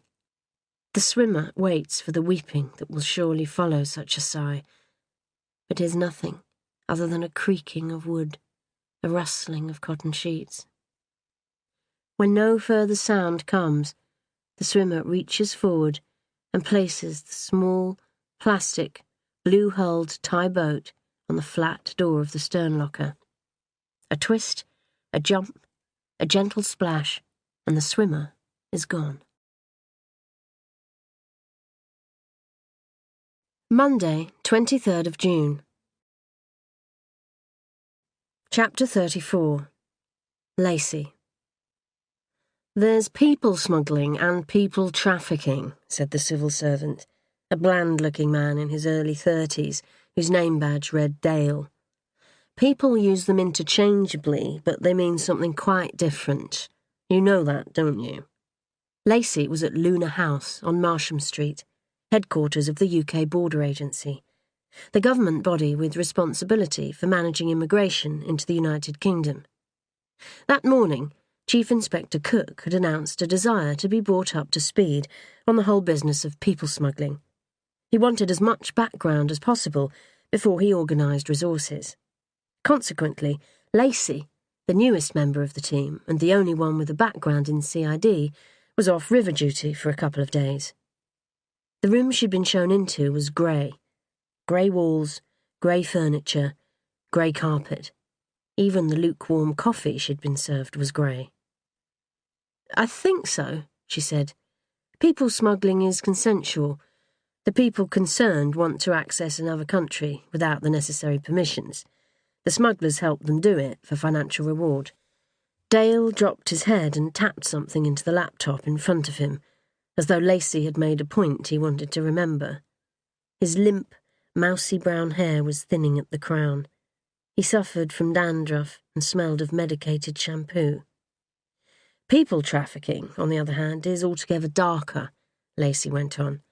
"The people themselves are the commodity, usually women and children. They're brought illegally into a country and then sold. People trafficking is effectively the slave trade." Dale looked up. "You've not been with the Marine Unit long, have you? I just wonder why Chief Inspector Cook assigned you to this." Lacey took a deep breath. "About 3 months." "I suppose it could be your background as a detective," Dale went on. "I'm not sure I've met anyone before who's chosen to go back into uniform. Quite a few who were obliged to, but that's another matter." The question was left hanging in the air, which was exactly where it was going to stay. Lacey spotted a splash of coffee on the table and, without thinking, touched it with her index finger and drew a heart. "So what's puzzling us, Dale," she pressed on, "is why anyone would choose to bring illegal immigrants up the Thames. For one thing, it's an extremely busy patch of water. The chances of being seen are very high." "Yes, you'd think so." Dale's eyes were fixed on the heart she'd drawn. Of all the routes illegal immigrants could take into this country, why this one? "Well, that's another misconception," he drawled. "Most illegal immigrants aren't smuggled in the depths of night. They come into the country perfectly legally, with a work or study visa, and quietly stay behind when the permit runs out. That's the real immigration problem this country faces. Trying to find all these people and send them home. Not the odd boatload sneaking up the Thames." Christ, if this bloke were any more laid back, he'd be asleep under the table. I understand that, but in the last year I've personally witnessed 2 boatloads coming up the Thames. According to records at Wapping and anecdotal evidence, there have been several other sightings. The one I was involved with last October could have ended very badly. The boat the people were travelling in overturned. We had to pull them out of the water. Dale started pressing keys on the laptop again. I've got it, he said after a moment. 1st of October, just east of Greenwich, wasn't it? Now that's interesting. 3 of the occupants weren't illegal immigrants at all. Only the woman was. What happened to them? The 3 men were all known to the police, all had records, said Dale. They were charged, found guilty and sentenced. They're in Wormwood Scrubs, eligible for parole in a couple of months. So that gang's been out of action for nearly a year. Dale shook his head. I wouldn't read anything into that.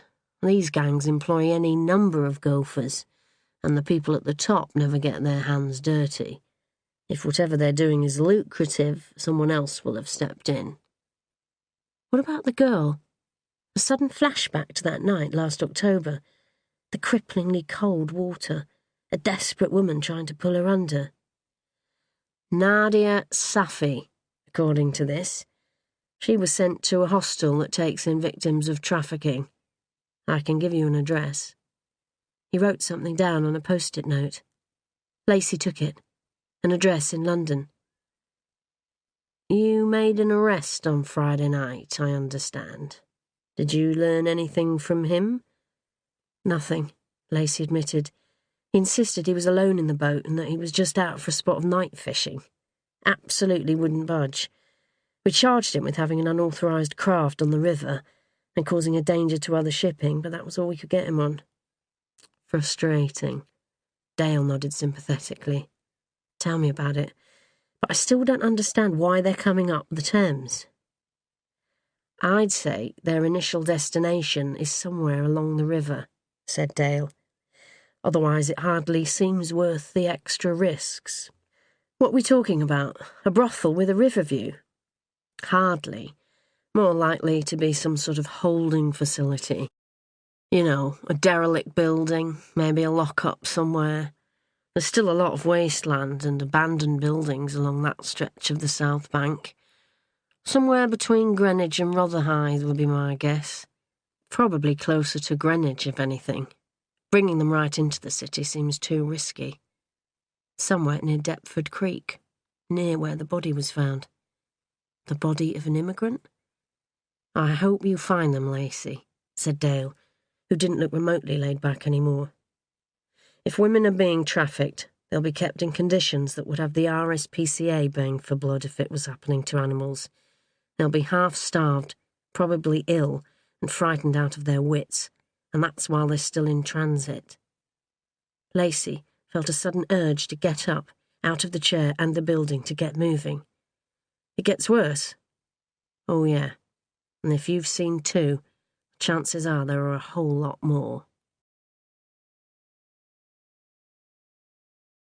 Chapter 35. Pari. Dear Mother, at last I have time to write to you. I've been a little poorly, but I'm much better now.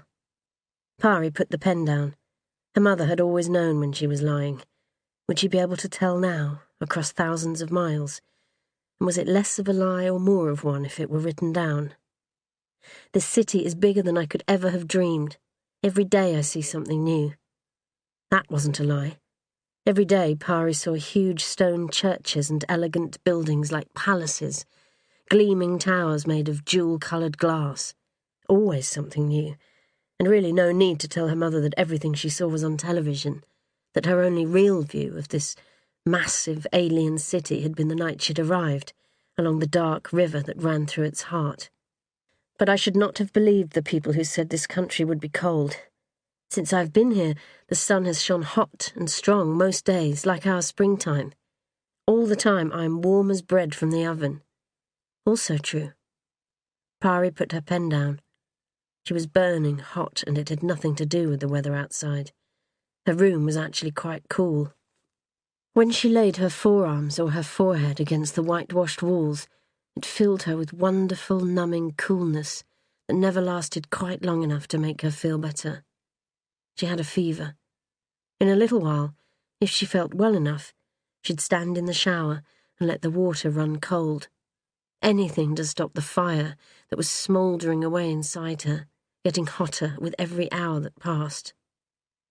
My English is so much better already. I'm talking to lots of people, improving all the time. The different accents can be confusing, but I'm getting used to them. That was true too, or almost true. A few weeks ago, when she'd first arrived, Pari could barely understand the simple sentence construction and continual repetition of the toddlers' TV programs. Some days now, if she wasn't feeling too bad, she could follow the news. I'm sorry I haven't written before now. I've just been so busy.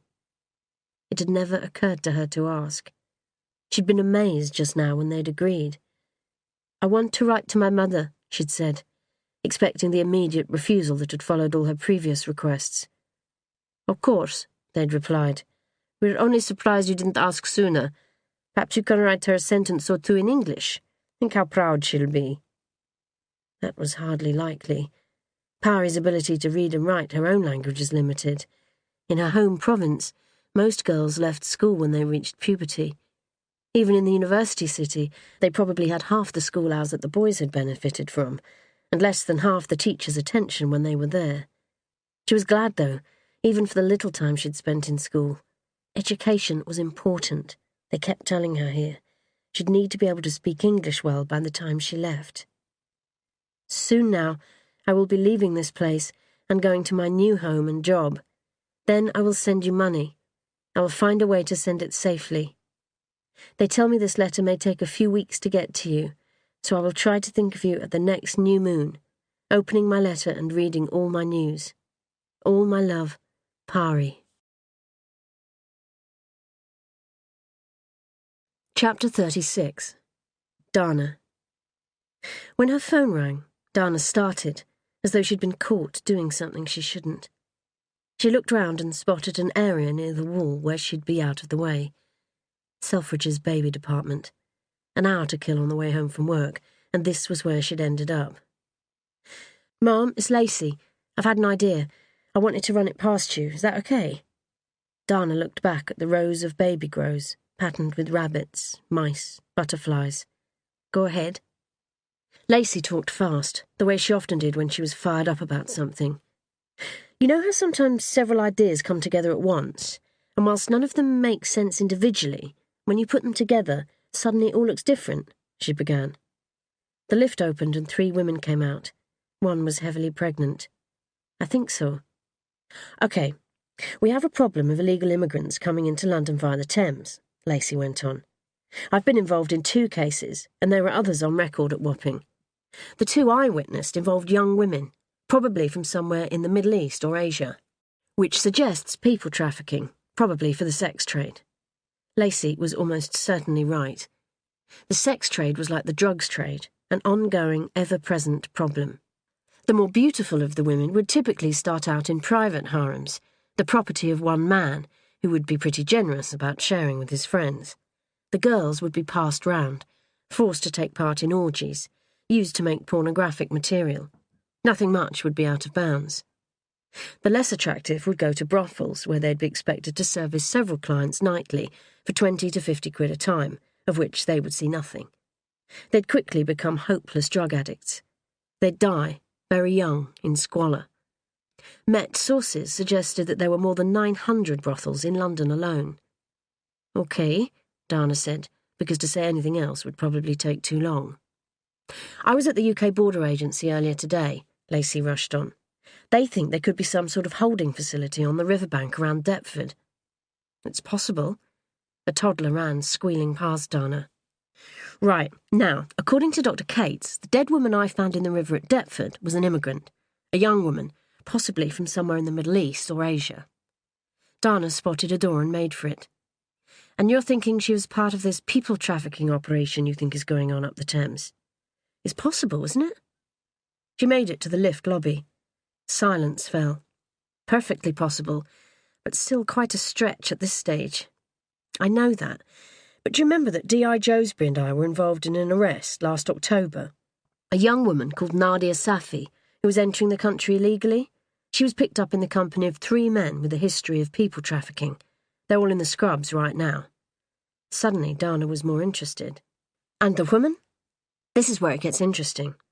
I've just left the hostel where she lived for a few weeks, but as nothing really traumatic had happened to her, well, not that she was admitting to, she was sent to a detention centre in Kent. I just called them. They were cagey about giving me details, but once I started talking about warrants, they did admit that someone had sponsored her. To do what? Run the London Marathon? Illegal immigrants can be released into the care of others for a limited time, as long as they prove they have the means to look after them and agree to put them on a plane home at the end of the given period. This bloke turned up, claiming to be a relative of Nadia's, and agreeing to look after her for a couple of weeks and then take her to the airport. He did. He had photographs of the 2 of them together, including at the airport, and a receipt for her plane ticket back to Iran, which is where he claimed she came from. Trouble is, she never boarded the plane. It was a setup. Probably. But he's claiming ignorance, says he has no idea where his wife's second cousin is, and the border agency have no means of proving otherwise. It seems to me someone went to a lot of trouble to keep her in the country. So why is she worth so much, and to whom? You think she was destined for the same place as the girl you pursued on Friday night? Said Dana. 2 gangs smuggling young women up the Thames, said Lacey. How likely does that seem? Not very. So I'm thinking we need to find this Nadia. Probably easier said than done if she's somewhere in London's underbelly, but I'll get people looking into it tomorrow. Thank you, Lacey. That is actually very helpful. There's something else. Dana smiled to herself. I'm all ears. The same day I found the body, last Thursday, I was talking to Sergeant Wilson. You know? Uncle Fred, I know. And he mentioned finding a young woman's body about a year ago. Lots of women end up in the Thames, Lacey. I know, but what if that's the problem? What if because there are so many we don't see the connections when they're there? The connection being young, female, illegal immigrants who are murdered. Dana, what if there are more of them? Chapter 37. Lacey. What if there are more of them? In the last 5 years, 415 bodies had been pulled from the tidal Thames and taken to the shallow bath not far from where Lacey was sitting. Typing unidentified into the search facility soon reduced the 415 cases down to just 35. 35 people who'd been pulled from the river in the last 5 years remained unidentified. She only needed the women. She ran another search, and the 35 reduced to 14. But God, it was hard to concentrate. The heat wave was showing no sign of abating, and Wapping Police Station was an old building, in which air conditioning meant opening a window or turning on a fan. She stood up, wafted the open neck of her shirt, retied her ponytail, and sat down again.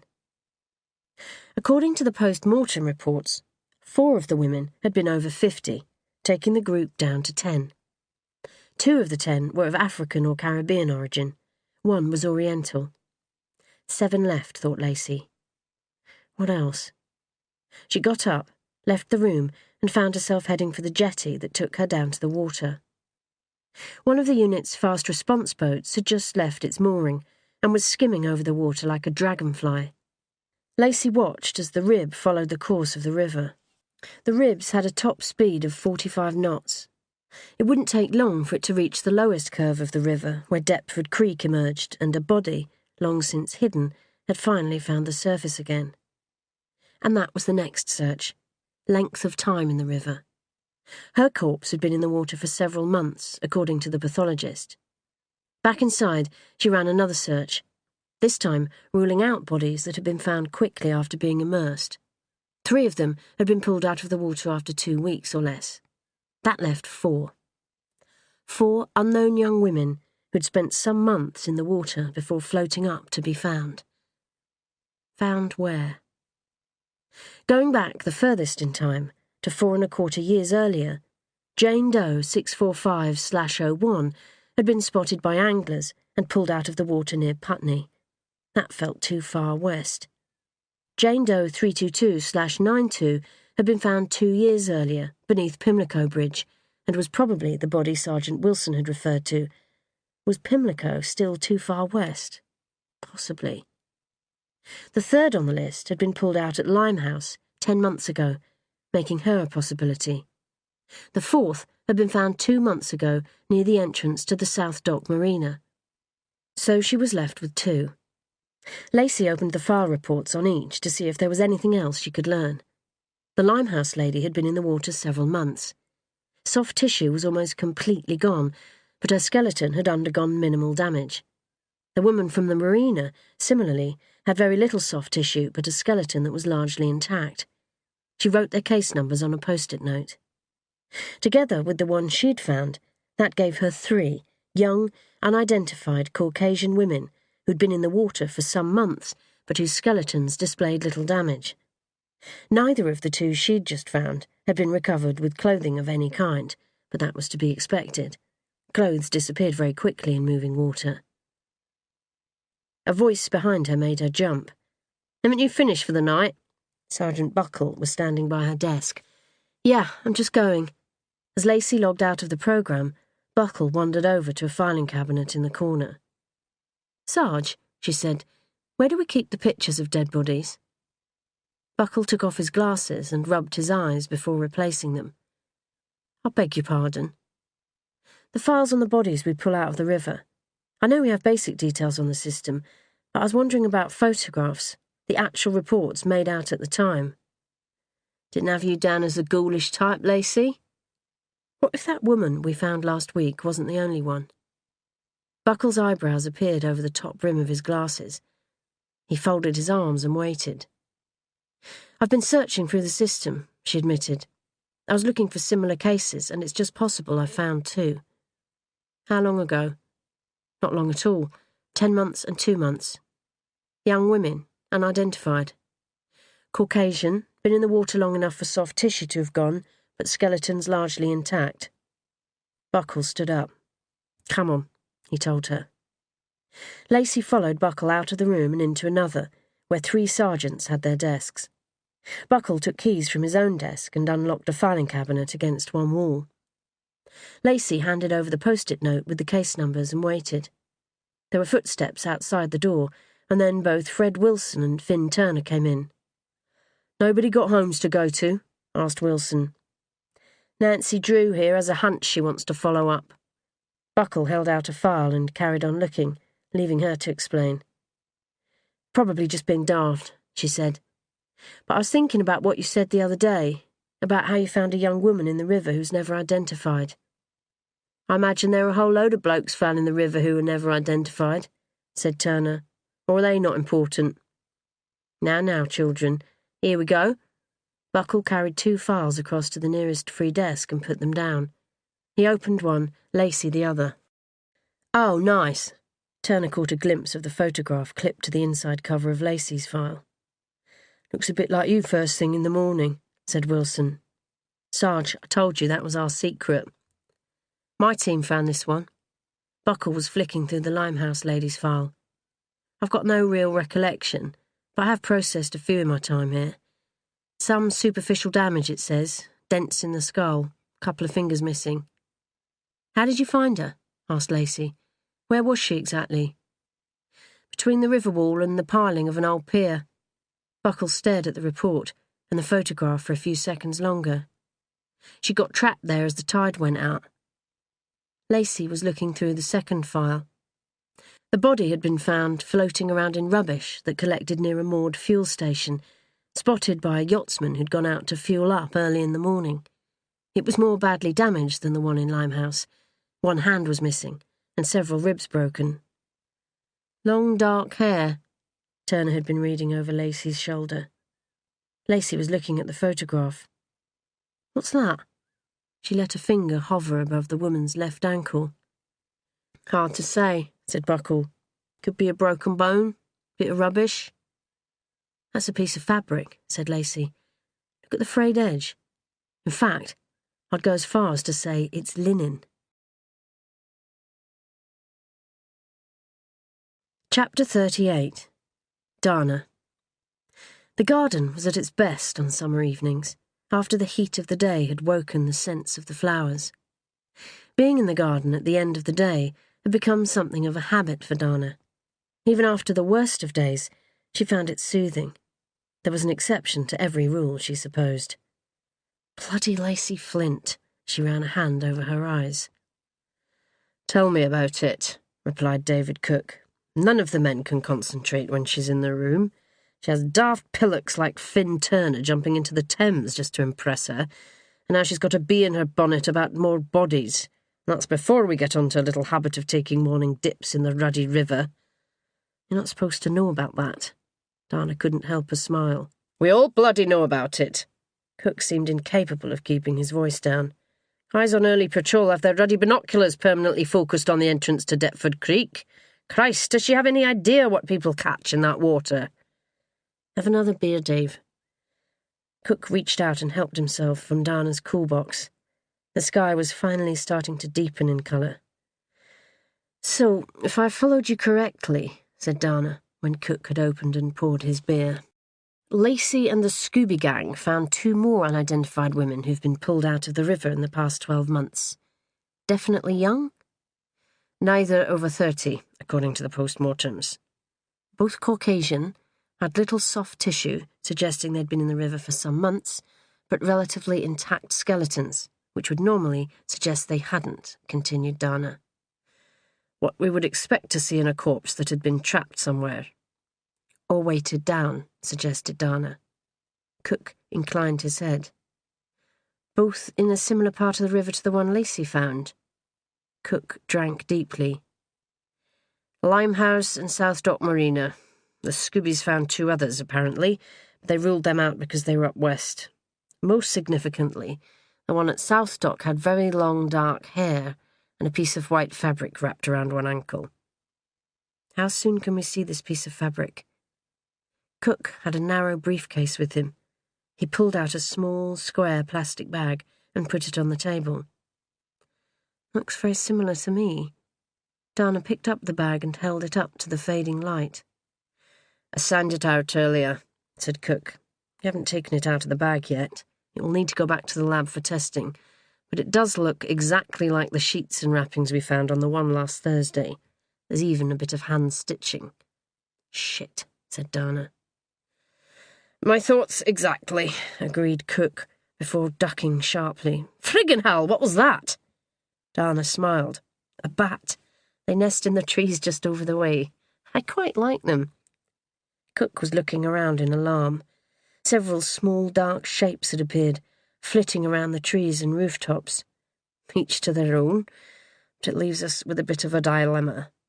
"There's no dilemma, Dave. We have to search." Cook sighed and dug into his bag again. He brought out his laptop and logged on. After a few seconds of delay, he pulled up a map showing a section of the Thames. "Speaking purely hypothetically, if we start at Limehouse and finish just beyond Deptford Creek, we're talking 5 miles of river, Dana. Not far off a 1/4 of a mile wide at that point." "You're just being grumpy because I'm going to blow your underwater search budget out of the water. Pun not intended." Cook got up and walked a few paces into Dana's garden. "These tiles must take some upkeep to keep the moss off." He looked down at the smooth and shiny pale grey stones that covered the patio and the steps down into the lower part of the garden. "There's a chemical for everything these days," said Dana. "Lucky you don't have kids," he said. "They'd break their necks clambering over those concrete boxes." He was coming back. "I can't justify anything until we have the results back on the fabric comparison. If there's no match, that's probably the end of the matter." "Fair enough." He sat back down beside her. "And Lacey thinks there's a connection to our illegal immigrant problem," he said after a second. "So I understand. Is it possible?" "Everything's possible. Whether it makes sense is another matter." "Bringing illegal immigrants up the Thames doesn't make sense," said Dana.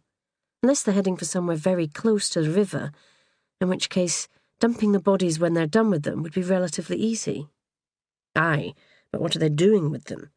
I know the sex trade is the most likely, but if that's the case, these girls have a value. They're not going to have been dumped after a few months' work. Maybe they died on the job, said Dana, thinking back to her conversation with Lacey. Some men have very odd tastes, from what I understand. Proving anything is going to be bloody impossible, said Cook. You'd better start hoping this search never gets approved, and if it is, that we don't find anything. Because if we do, it'll be homicide's budget that gets blown out of the water. Pun very much intended. Friday the 4th of April, 11 weeks earlier. Chapter 39. Anya. She's made a terrible mistake. This isn't a way out. This is the river, vast as an ocean and black as impending death. Water explodes in her face, mountain high, surging with uncontainable power. Everything has turned to water. Anya feels it hit her like a speeding car, throwing her into the wall behind. She cannot see the sky, the lights, her own hand. The storm has come from nowhere. The whole world is sinking. Blows come from all sides. Her eyes burning, she sees nothing but a swirling mass of black, grey, brown. The wall at her back stretches up forever, water pouring down it. Anya rubs her eyes, looks up, left, right, searching for a ladder, for a break in the endless, deadly smooth surface. Movement. Clutching at the weed-slick wall, Anya turns. The boat appears, flying up into the air like a spark in an ice-cold fire.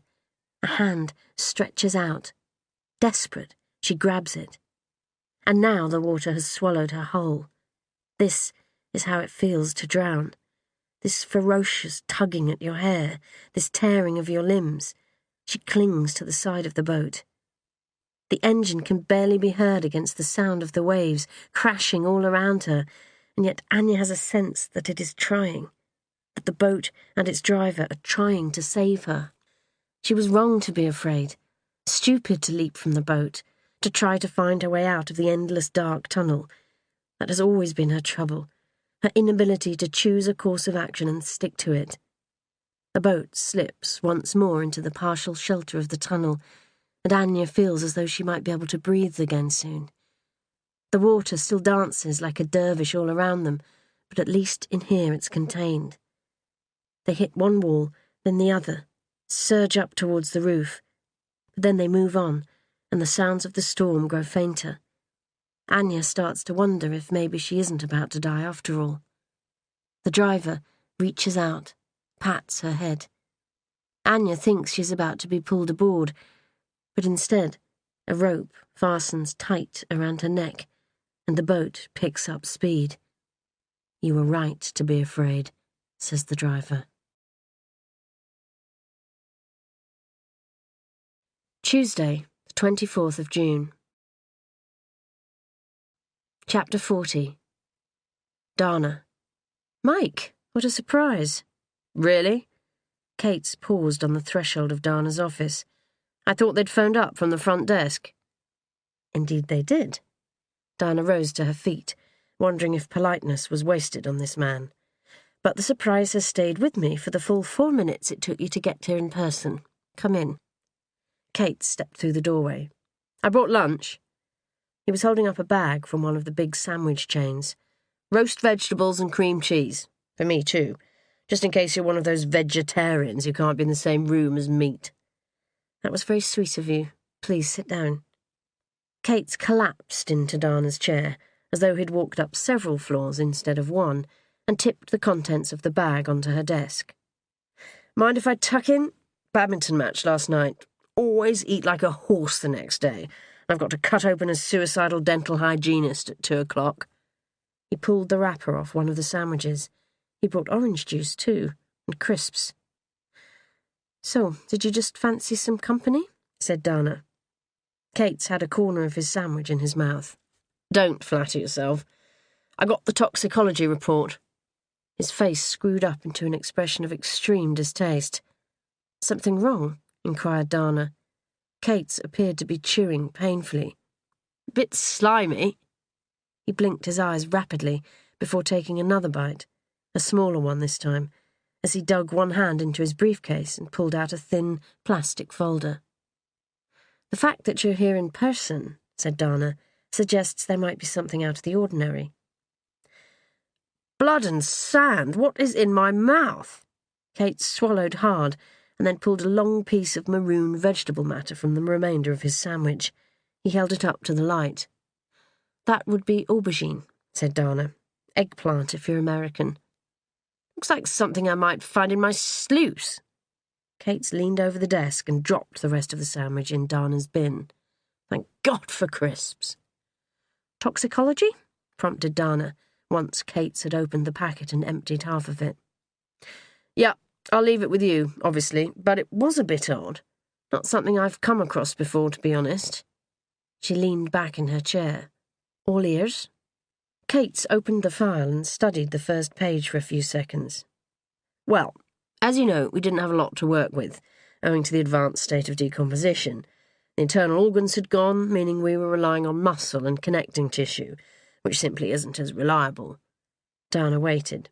"Well, first of all, it was interesting because of what wasn't there," Kates went on. "Of course, they looked for traces of alcohol and the usual range of commonly available drugs, such as amphetamines, barbiturates, benzodiazepines." Dana nodded. Kate's was reeling off the list of substances a toxicology investigation typically tested for. The laboratory would have tried to find traces of cannabis and cocaine, of the opiate drugs, typically morphine and heroin, and the chemically produced ones such as ecstasy. It would also have looked for paracetamol and organic solvents. "Find anything?" she asked. "Not a sausage." Kate's was sprinkling crisp crumbs all over the report.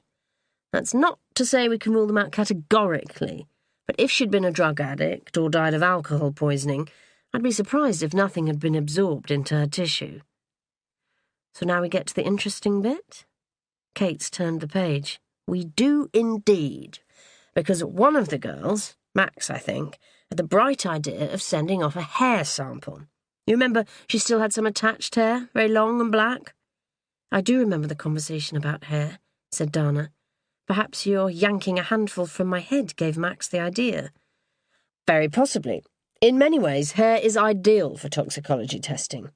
The day may come when it takes over from blood, urine and soft tissue testing completely." "How so?" "Substances disappear from urine quite quickly, from blood after days or weeks, but hair offers a much more permanent record. Every centimetre provides, very roughly, a record of the previous 30 days, and it doesn't deteriorate. So, when you consider that our subject's hair was nearly 2 feet long, that's a long period of history we've got." "And?" "First up, it seemed to confirm everything the tissue analysis had told us. No evidence of substance abuse. The woman was actually pretty healthy. But one bright spark at the lab had a good idea. She'd been reading about the case and had been struck by the notion that it could be an honour killing. She started thinking outside the box about what could lead to a so-called honour killing. Typically, it's sexual misbehaviour on the part of the woman. So she did a few more tests, off her own bat, and found this." Kate's turned the page round to face Dana.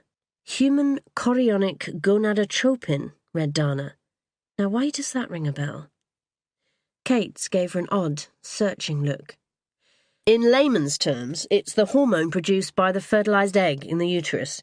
The over-the-counter pregnancy kits are designed to detect the presence of HCG in the urine." "She was pregnant?" "Not necessarily. Without the key internal organs, there's no way to know for sure. HCG can also indicate the presence of some cancerous tumours. But, in a woman of that age, pregnancy seems most likely." Chapter 41. Lacey. Lacey tapped lightly on the door of the incident room at Lewisham and slipped inside. "It's a lead," Tulloch was saying. The large room was largely empty, everyone out enjoying the sunshine. Just Sergeant Anderson, Pete Stenning, Tom Barrett and Gail Misen were gathered around Tulloch, who looked up and smiled. "Good afternoon, Lacey. Thanks for popping in. OK, as I was saying, if our victim was registered with a GP, there will be some record of her pregnancy. We can contact surgeries, asked them about immigrant women who visited in the past 18 months and who have since vanished. Lacey pulled a chair from behind a desk as Tulloch looked at the faces around her.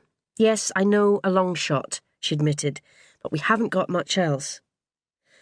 Could have been a pregnancy out of wedlock, said Misen. That wouldn't go down well in some cultures. Or the result of an adulterous liaison. Big drama, family disgrace, death before dishonour. Tulloch was on her feet now. Seems a bit extreme, but I'm not sure we can rule anything out. Gail, can you find out how many surgeries we'd be talking about in London? Maybe talk to one or two, see what sort of reaction you get. I'd like to get going with it today if we can. She looked across at Stenning. How are we doing with tracing Nadia Safi? Her photograph's been sent round every station in the Met. We've got her up on all the People Wanted websites. We know she hasn't left the country officially. No record of her at immigration. Anderson gave Lacey a wink. What about these 2 extra bodies Lacey and the Marine Unit found for us? Lacey sat up a little straighter. This was why she'd been asked to come along. They'd found something. She'd been right. Mike Keats had a look through the post-mortem reports earlier this afternoon, Tulloch told them, mainly to see if they could be immigrants and to see if he could spot any similarities with the woman Lacey found last Thursday. She paused. Don't keep us in suspense, said Anderson. Tulloch seemed to give herself a little shake. Sorry, I find myself needing to take a moment after dealing with him these days. Anyway, it seems Limehouse Lady isn't connected. She was blonde, had some pretty expensive dental work, and the clincher for Dr. Cates, breast implants, one of which was still attached to the body. And frankly, if I could wipe from my memory his comments on that one, I would, believe me. She stopped again, and this time looked directly at Lacey. The other one, though, found at South Dock Marina, is a different matter. Certain similarities between the corpse and the one retrieved last Thursday lead Cates to believe the earlier body is also an immigrant. She glanced down at his notes. Minimum dental work, well-developed bones in the arms, and of course the long black hair. He sent off a hair sample to see if it shows the same trace chemicals as in Lacey's friend, but it'll be a while before we hear. In the meantime, though, it seems a good idea to keep an open mind. Any news on the linen? Asked Misen. Yes, thanks for reminding me. We've had the report back on the fragment found on the body at South Dock Marina, one we think could be connected. Not entirely conclusive, unfortunately. It's linen, of the same style and weave to the shroud covering Lacey's corpse, but not the same batch. So where does that lead us? Asked Anderson. Tulloch found a chair and sat down heavily. We're going to search the Thames. Chapter 42. Pari. Pari wasn't getting any better. Soon, they kept telling her. Soon. These are very powerful drugs we're giving you. They're bound to make you feel a bit worse before you get better, but they are working. Soon you'll be fit as a fiddle. Pari wasn't sure what a fiddle was, or why she would want to be like one. She just wanted to feel well and strong again. But it wasn't just headaches anymore. Her stomach had started to hurt badly. There were pains in her back, and parts of her body had swollen. And she was getting a feeling, more and more often, that the blood in her veins was hotter, moving around faster than it was supposed to. It was even harder to deal with than the headaches and the cramps, this sense that blood was never where it was supposed to be, sometimes up in her head, making it pound with heat and noise, sometimes pooling in her ankles, swelling them to the width of young trees. "Pari, thank God you're not as puny as you look," her mother used to say. "Does nothing wear you out?" Pari was no longer sure whether she'd give anything to see her mother's face again, or whether she'd die of sadness were her mother to see her this ill. "Pari, darling, no one can clean my home like you do. When you leave, it shines like pearls." These last few days her head had been full of voices from the past, of the women she'd worked for, who'd liked her and praised her, of the one woman, rich and educated, who'd set in motion the train of events that brought her here. "It is your right, under the law," she told Pari's mother, whilst Pari had listened in awe to her stories of women's rights, which had seemed as far removed from reality as the fairy stories she'd heard as an infant. Your father's farm should be shared equally between you and your brother. He has no right to it all. You must ask him for your share. For a moment, Pari didn't see her own face in the mirror, but that of her mother. It had been a kind face, a little like a faded rose, before Pari's uncle, enraged by his sister's unreasonable demands, had beaten it to a bloody, blackened mess. It's that girl of yours who's put these ideas into your head. More voices from the past. Pari put her hands up to her ears. That ugly whore of a daughter. I'll kill her with my own hands when I see her. I'll drown her in the trough. Pari had cowered outside, listening to her mother's sobs, knowing he meant it, knowing that if she stayed, she'd die. A sudden cramp bent Pari double. What was happening to her? They told her it was nothing, that the sharp pains, the headaches and dizziness, the swelling were nothing more than a bug, picked up on the long journey, coupled with the effects of unfamiliar food. But she'd never felt this ill in her life before, even when there was barely enough food to keep the family alive. When her mother had gone from house to house in their city, begging for work to feed her children. When Pari had joined her mother, scrubbing and polishing and sweeping for entire days, she'd never felt this bad. And today, hours had been lost. She'd woken in the early evening, able to remember nothing since she'd been brought lunch at noon.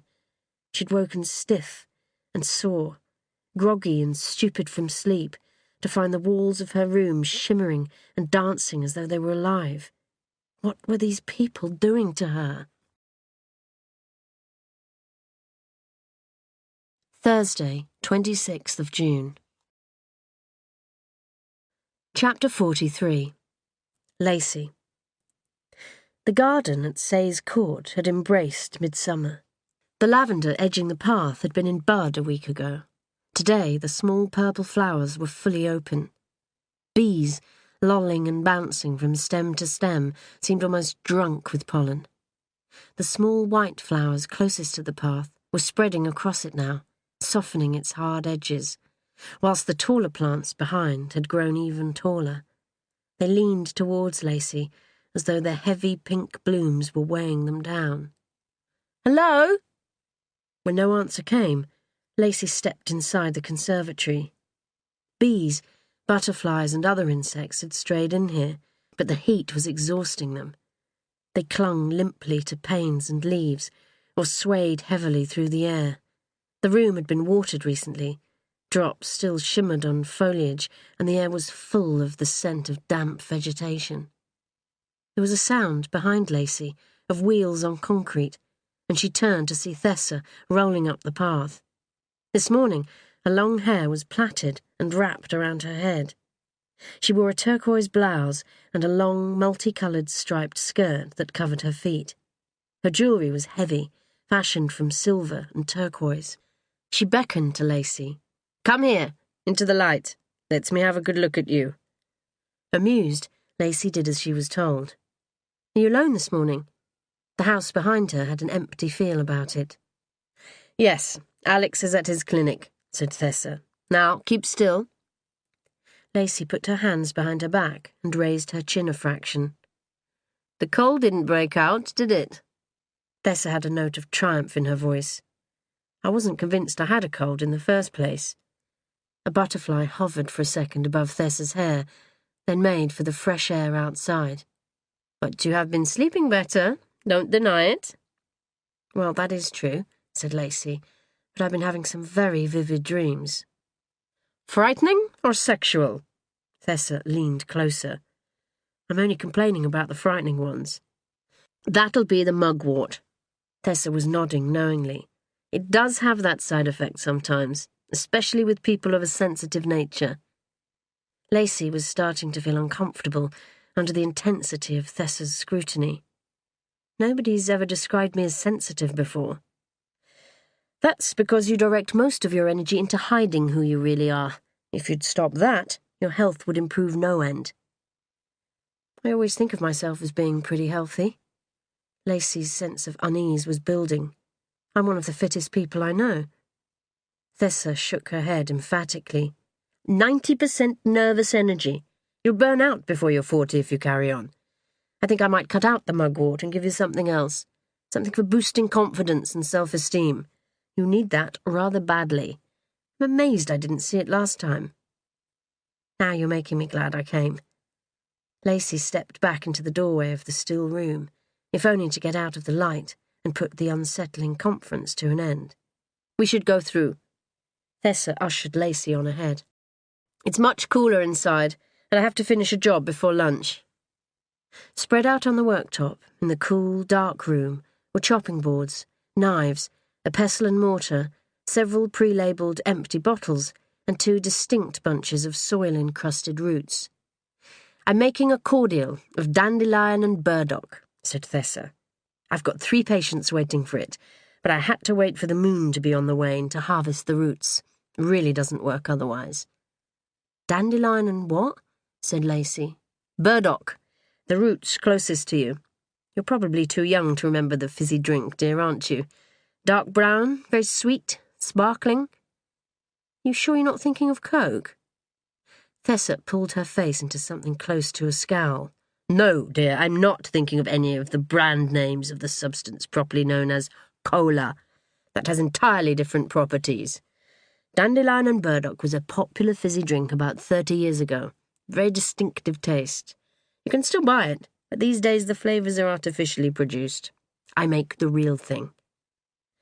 Lacey looked into Thessa's eyes, but if the twinkle was there, she couldn't see it. I'm not sure I'd know a burdock if I saw one. She looked down at the shriveled brown roots, like carrots that had been too long in the bottom of the fridge. Can't miss it, said Thessa. For one thing, it's everywhere, and for another, it's very good at attaching itself to passers-by. It has a sort of thistle head or burr that detaches and clings to clothes and animal fur. It's also known as the Velcro plant, because the chappie who invented Velcro got the idea from looking at the thistles.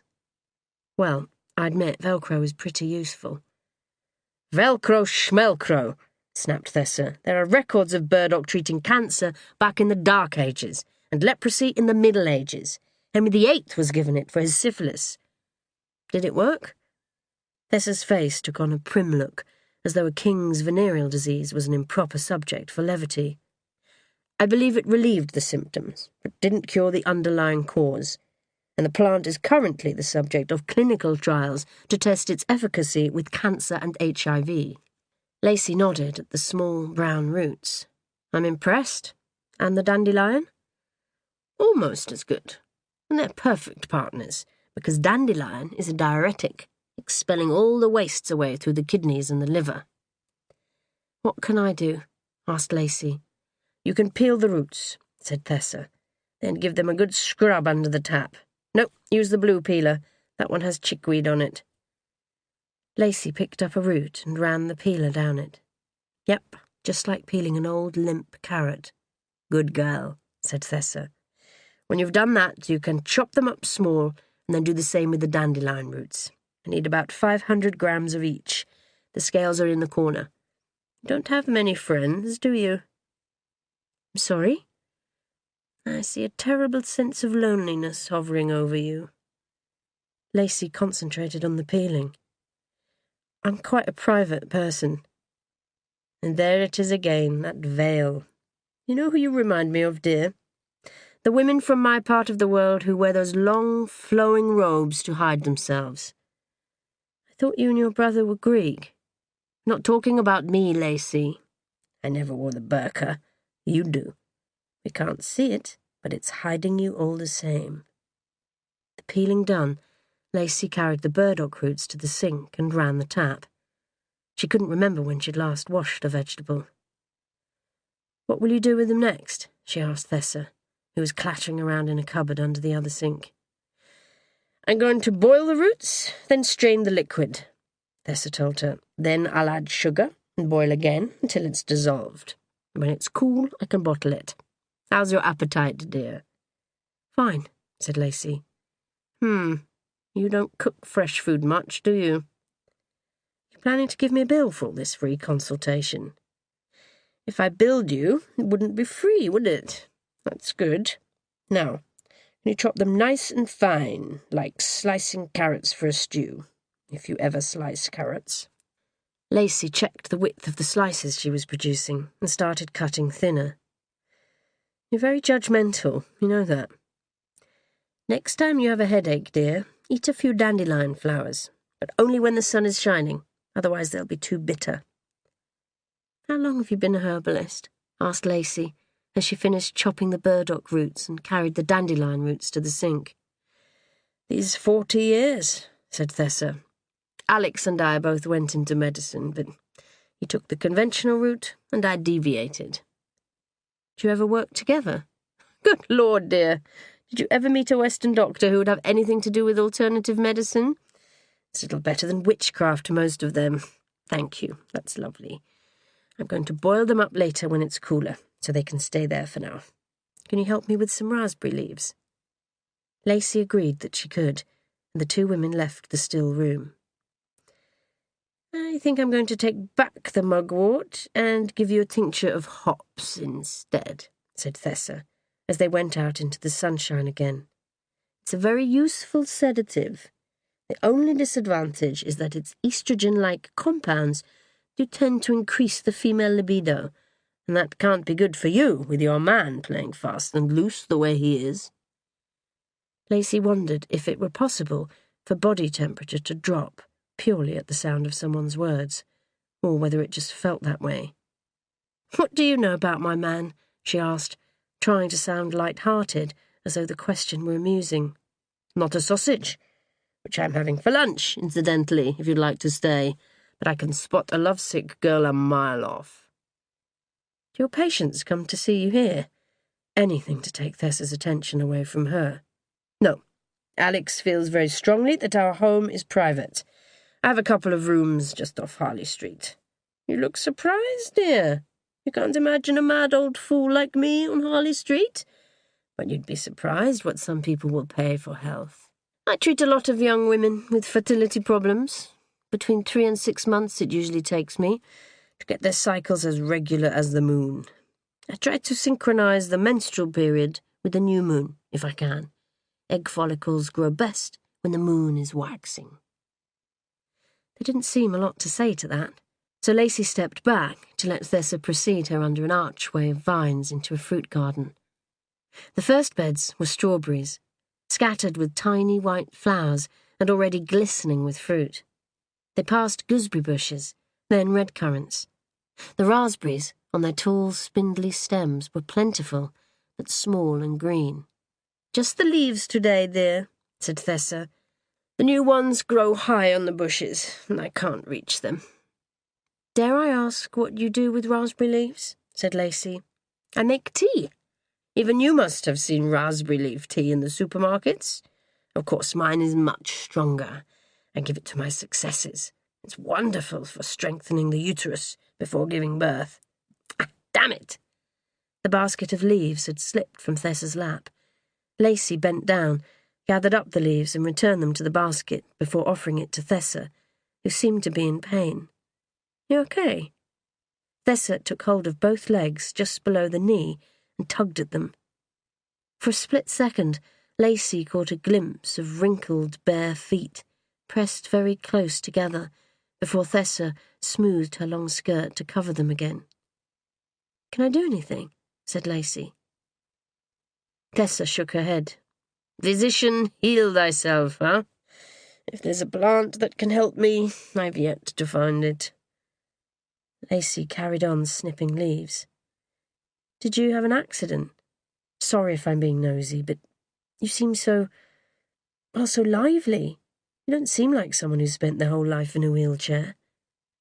That's a very sweet thing to say, dear, but I have. Something went wrong with my legs in the womb. We are twins, Alex and I, so maybe there just wasn't enough room for both of us. I'm sorry. That's why my little boat is important. On the water, I'm the same as everyone else. If we lived in the country, I'd probably ride a horse. As it is, I need my time on the water. It makes me feel normal. But I expect you know all about that, dear. The never-ending effort to appear normal. 17th of May, 5 weeks earlier. Chapter 44. Badre. The small ball of cork comes hurtling through Badre's open window and lands with a noisy clatter on the floor. Badre doesn't move. Somebody would have heard that, surely. She waits. Bad things happen to women in this house. Outside, the sound of a helicopter, but in the distance, traffic on the nearby roads, voices somewhere. The city is never silent. The water is high, lapping softly against the walls of the house and against those across the creek. When she arrived, Badre was hardly able to believe the way the houses grew out of the water. Surely they'd just dissolve, rot away, and crumble down into the river. Those first weeks she had trouble sleeping, expecting to wake at any moment and feel that sickening, landslide-like movement beneath her as the house and all its occupants sank into a wet grave. The house is still. If someone did hear the metallic clatter of the ball and its attached keys landing on her floor, they aren't rushing up here to stop her leaving. They're listening, biding their time, waiting to see what she will do. Nothing. Do nothing. Throw the ball back, close the window, jump into bed and pull the pillow up around your ears. Trust the people who are taking care of you. They say you will leave soon, that there is a job and a home waiting, people who will help you. They say it so many times. As soon as you are well, trust them. Bad things happen to women in this house. Without a sound, Badre crosses to the window and looks out. The boat is just feet below her. The sky is thick with clouds and there is no light in the creek. The boat is no more substantial than a dark shadow on the surface of the water. Only the pale face of the driver is visible. No urgent commands, no gestures, no signs of impatience, no attempts to convince. It has all been said already. Bad things happen to women in this house. Does she believe it? She didn't want to. The room is so clean and comfortable. The food so good. The people taking care of her so kind. But the crying she hears when the house has fallen quiet for the night, the shouting of women whose requests are denied, the locks that are always turned, the pain in her stomach and back which never seems to go away. The boat is waiting. It won't for long. Badre picks up the cork ball. 2 keys. One of which she already knows will fit the door to her room, the other the back door of the house. She lifts the key and slips it into the lock. She listens for as long as she dares. All is still. 5 minutes later, she is stepping down into the boat. The driver smiles. Friday, 27th of June. Chapter 45. Lacey and Dana. Good afternoon. I'm afraid there's an operation in progress ahead. We're going to have to ask you to take a detour. What do you draw? The master of the tugboat gave Lacey the dimensions of his boat. You should be fine, she told him. Can you make for that line of red buoys and steer between them and the shore? At St. George's Stairs, you're clear again. What's going on? Just routine, sir. Thank you for your cooperation. The tugboat moved off upriver, and Sergeant Buckle, up on the flybridge, steered them towards the next boat heading their way. In spite of emails sent out to all craft that regularly use the Thames, in spite of frequent messages on the Thames shipping channels, a lot of vessels didn't seem aware that half the river was closed for much of the day. Any time you want to get involved, just say, she muttered to Turner, who was reading the Daily Mirror in the cockpit. He didn't bother looking up. We both know there'll be a lot more lippy if I try and boss them about. Cute girlie in uniform and they bend over backwards. I'll assume you didn't intend that to sound as obscene as it did. How do you think they're getting on? Turner handed over the binoculars he'd forcibly removed from her 20 minutes earlier, when she hadn't been able to take her eyes away from the operation half a mile upstream. She adjusted the focus and fixed them on Sergeant Wilson's Targa, the lead boat in the operation. It was directly in the middle of the channel, feet away from the lead dive boat. Tulloch and Chief Inspector Cook were in the cockpit, Wilson on the flybridge. On the dive boat, she could see the skipper, the sergeant in charge of the dive, and other team members milling around. One officer, wearing the customary black diving suit, was getting ready to go down, his orange, spaceman-like helmet on the deck close by. He was being hooked up to the multicoloured air supply tube and to the harness that would keep him anchored to the boat all the time he was below. Turner spoke, making her jump. "So where do we think these women are coming from? Middle East covers a big area." Lacey bit back her irritation. She didn't want to talk. She wanted to watch and worry. Could be bigger than that. According to the staff at the hostel I went to, some of the people we see traffic could have come here legally.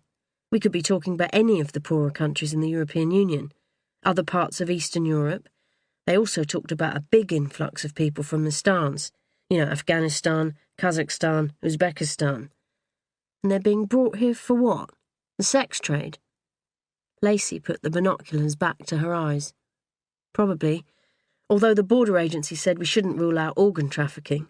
It's very rare in the UK, but not unheard of. Geez, what sort of organs? Turner was actually looking down at his genitals. Nearly always the kidneys. People can manage with only one, so no messy dead bodies to deal with. Yeah, but we do have messy dead bodies, floating about all over the place, so it can't be about kidneys. Turner was looking smug. Unless they took both. Lacey looked at her watch. The operation was planned to last for 6 hours. Given that rainfall had been unusually low throughout the Thames catchment for 3 weeks now, water levels in the river were as low as they were ever likely to get. "If there ever were a good time for such a foolhardy operation, it would be today," David Cook had told them during the briefing earlier. He hadn't tried to hide that he was glaring at her specifically. "How will they do it?" asked Dana. "Basically in circles," Cook told her. "You see that yellow buoy?" Dana turned to the buoy close to the adjacent dive boat. "And the other two, both next to dive boats?" Dana looked and nodded. "Keep watching. Any second now you'll see a diver go down below each of them," said Cook. "The buoys are weighted to the bottom with a straight line coming up to the surface. The weight marks the starting point. The divers will swim around the weight at a 2-metre distance. When they complete the circle, they'll move away and swim around it again at a 4-metre distance, gradually widening out until the 3 of them are practically touching each other. That way we'll cover the whole area before we're done." "Is it dangerous?" Cook shook his head. "They need to know what they're doing, but I'm not unduly worried about safety, not on a day like this." Dana looked up at the sky. The day seemed fractionally cooler than they'd all grown used to. "What sort of depth are we talking about?" "About 7 metres in the middle. Depth's not the problem here, so much as the fast movement of the water and the visibility." "Visibility being?" "With the naked eye, 0. With strong searchlights, they'll be able to see a few inches. Largely they're working on feel. I don't envy them. You never know what you're going to touch next." Dana looked over the side. 7 metres wasn't much deeper than an Olympic diving pool, and yet for well over 1,000 years, people had lived and worked on this river. There could be anything beneath them. "Mom, we've got the visual link up and running. Do you want to come and see?" At the chart table in the cabin, a young constable sat in front of a computer monitor. Dana stepped closer, conscious of Cook directly behind her. The screen showed swirling shapes of a green so deep it was almost black, occasionally interspersed with pinpoints of razor-sharp light. "Does one of the divers have a camera?" she asked. Cook leaned closer.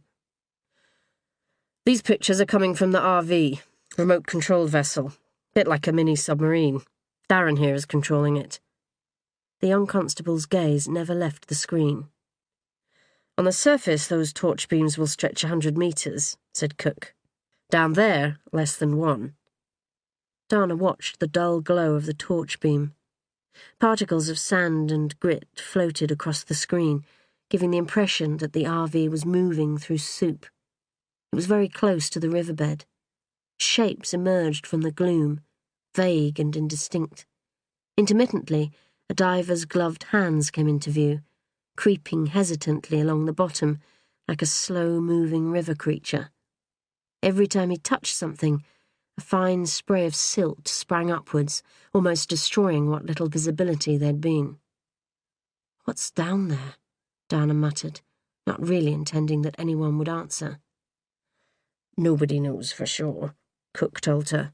"Lots of building material, bricks, stones, stuff that's fallen off bridges or riverside buildings over the years. Anything heavy that's fallen off a boat.